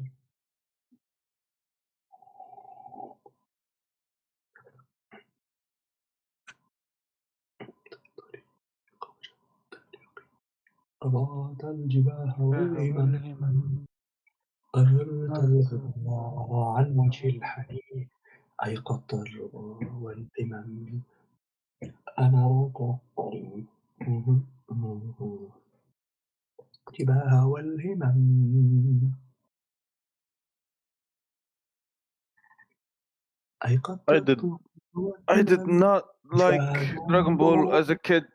Get Dai Shuja. The best thing also for Mowgli. me is Dragon Ball and هزيم الرعد. Mowgli. Do you know that Mowgli is my nickname? Really? Well, wallah, because I looked like him, exactly like him when I was a kid. Oh. Let me get a photo. Oh, Grandizer. Wait, You know YouTube. Grandizer.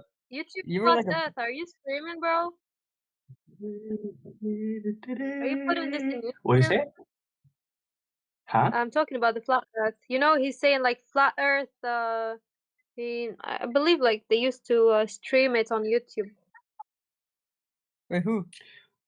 What do you mean? You know, Dragon Ball? YouTube, the guy who is putting like flat, he's from another server. He always join like the Flat Earth Percentage? Oh yeah, Percentage? yeah, okay, voice, okay. No, and he she's talking stream about it 24/7 on YouTube. I don't know if he's streaming right now or not. No, I don't think so. لي بطل فلي هيا طر يا جراندايزر بعزم علي حمما أرسل حطك بالأعلى كافح شرا حطم مكرا. You know this, Abdullah? Oh, Legend Beyblade. King. Oh, Wow, Beyblade. Is this mistake, Beyblade? yeah. Oh, I love this is my favorite song. Do you know? Yeah, me too. Okay, hold on. I wanna say Uh-huh. something. Hold on. I really stop it. Stop it. Stop it. Huh? Stop it. Okay, stop it. Yeah. Okay. I'm delaying. No, I have a delay. I have a delay. So basically, the main character died last year. No, last 2 years, and he was fully supporting Palestine. And I believe he bought houses for some Palestinians.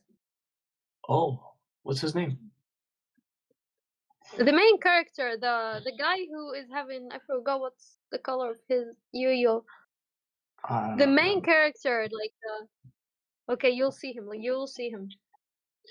ماذا في النهار There's also Abtal Digital.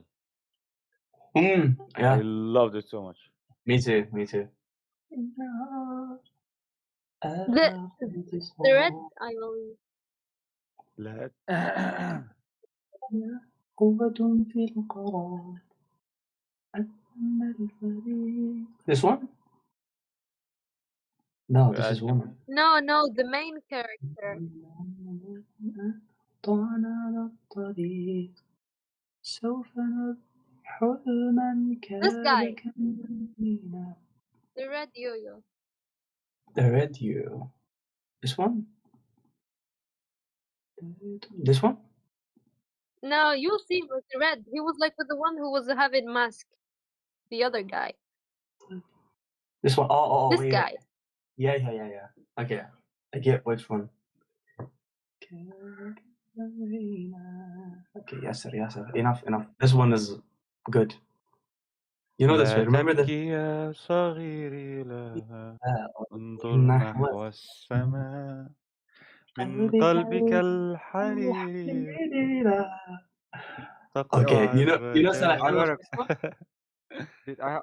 تقطع الرجاء إن الأمل جهد عمل والجهد لا يضيع الأمل جهد عمل. Bro, I got a question. I got a Shubahat question. We're not in a mood of show. Okay. Who's asking this question? I am. Okay. Can I ask it or? Yeah, go ahead. Yo, Sabri, look Why at the does- set chat. Okay. Go ahead. Why does Oh, Allah yeah. allow? Why does Allah allow wife beating in the first place? Wife beating. Wow. Where is it? Yeah, where does he lie? Are you referring to the verse? Are you actually Muslim? Are you I'm actually a Muslim? I'm a Muslim, but I just like want to know the wisdom. Why, like, does it allow to, beat your wife in a way? Yeah. Where did it say that?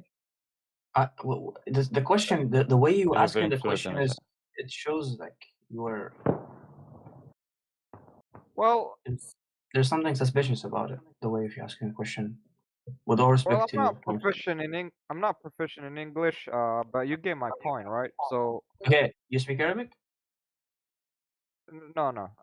I speak Somali. Maksud. Somali. You speak Somali. Somali? No, I can't. Sorry. Oh, Hey, okay. hey man, You get my point, right?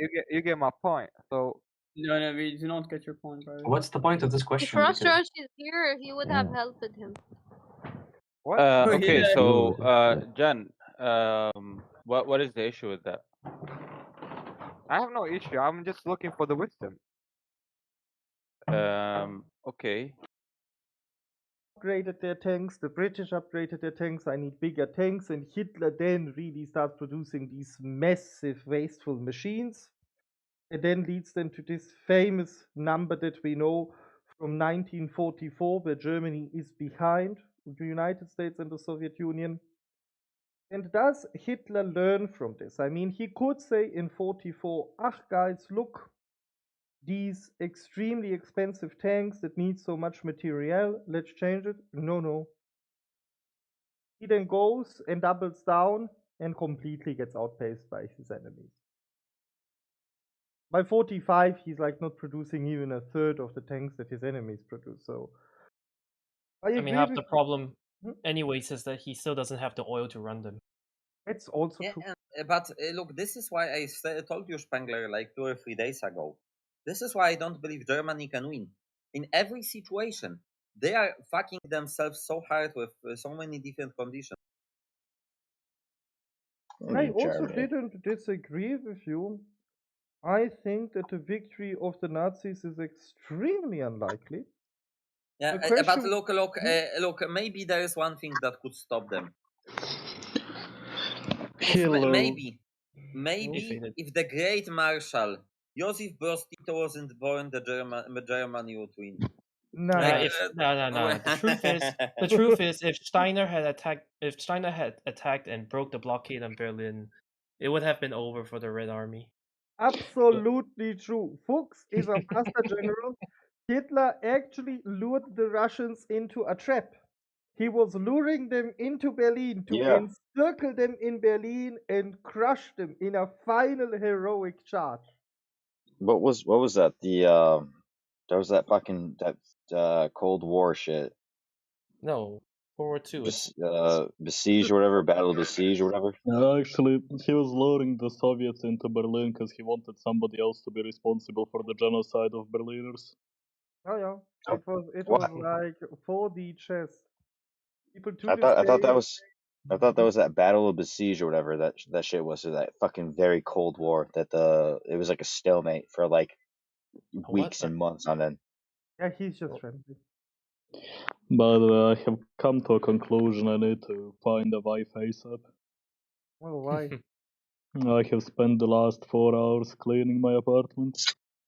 That reminds me, is the guy still like a pussy about dating the girl? No. I pushed him on it. So Finally. Yeah. You guys know what YouTube bot is and who posted him in here? No, I don't even know what that is. Is it actually a YouTube bot? That's not a bot. Yeah, I This don't is think so. I think it's a There's a person. bot. Dude, YouTube bot, either speak up or I'm gonna kick you from the room. 1, 2, 3, 4, 5. Goodbye.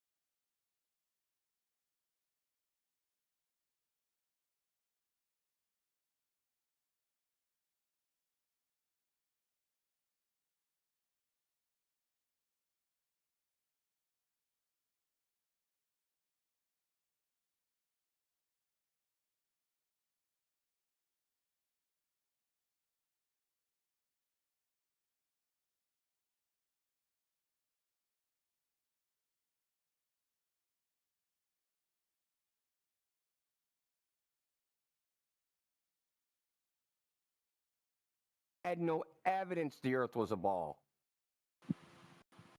He can believe whatever he wants. What was his evidence that the Earth was a ball? I mean, dude, he wrote a few papers on the subject. I don't think he just like based it But off what? vibe. Great, he wrote papers. Who cares? What was his evidence? I mean, dude, See, he, like, this is exactly what I just illustrated. Determine, like, you know, Is that light refraction and gravity. You literally like designed different methods to, you know, conduct light refraction tests. Like, he wasn't just out there like vibe checking. Like, let's be real. How is that evidence the Earth is a ball?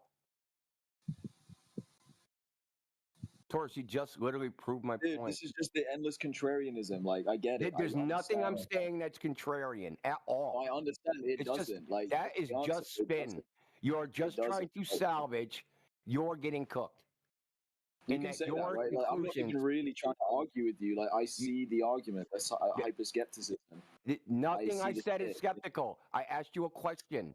You have no answer. Sure, it doesn't, bro. It doesn't. There is no, like, you know, you can't independently verify it. There's your answer. What do you say to that? No, you don't even know what that, Taurus, what I say. I said the problem isn't that. You said, the does problem, it prove the Earth the problem is is that I said people no, don't it know doesn't. anything How about do you say science. that? They don't know anything that any scientist did. They don't know anything about the evidence that was gathered for the scientists to reach the conclusion they did. I asked you, what's the evidence that Newton had? Because you brought him up as an example of that the Earth was a ball. And you are proving my point by not providing the evidence that he used. You just believe a narrative, have no idea what the information is that supports that narrative. Not whether you looked and found it yourself, even what it is at all. All right, dude. All right. Like, you know, I know if I do go out of my way to go find some Newton shit, you're not going to believe it anyway, so. Oh, shut the fuck up, bro. Hilarious. He's saying Newton. It's genuinely true. India points out you don't even know what you mean when you say Newton did this or did that. You don't even know what he did, and you just saying Newton. Newton did something. Yeah, you don't even know what it is. I can find You don't even know what I referenced, bro. Like, you think Newton didn't come up with an equation that scientists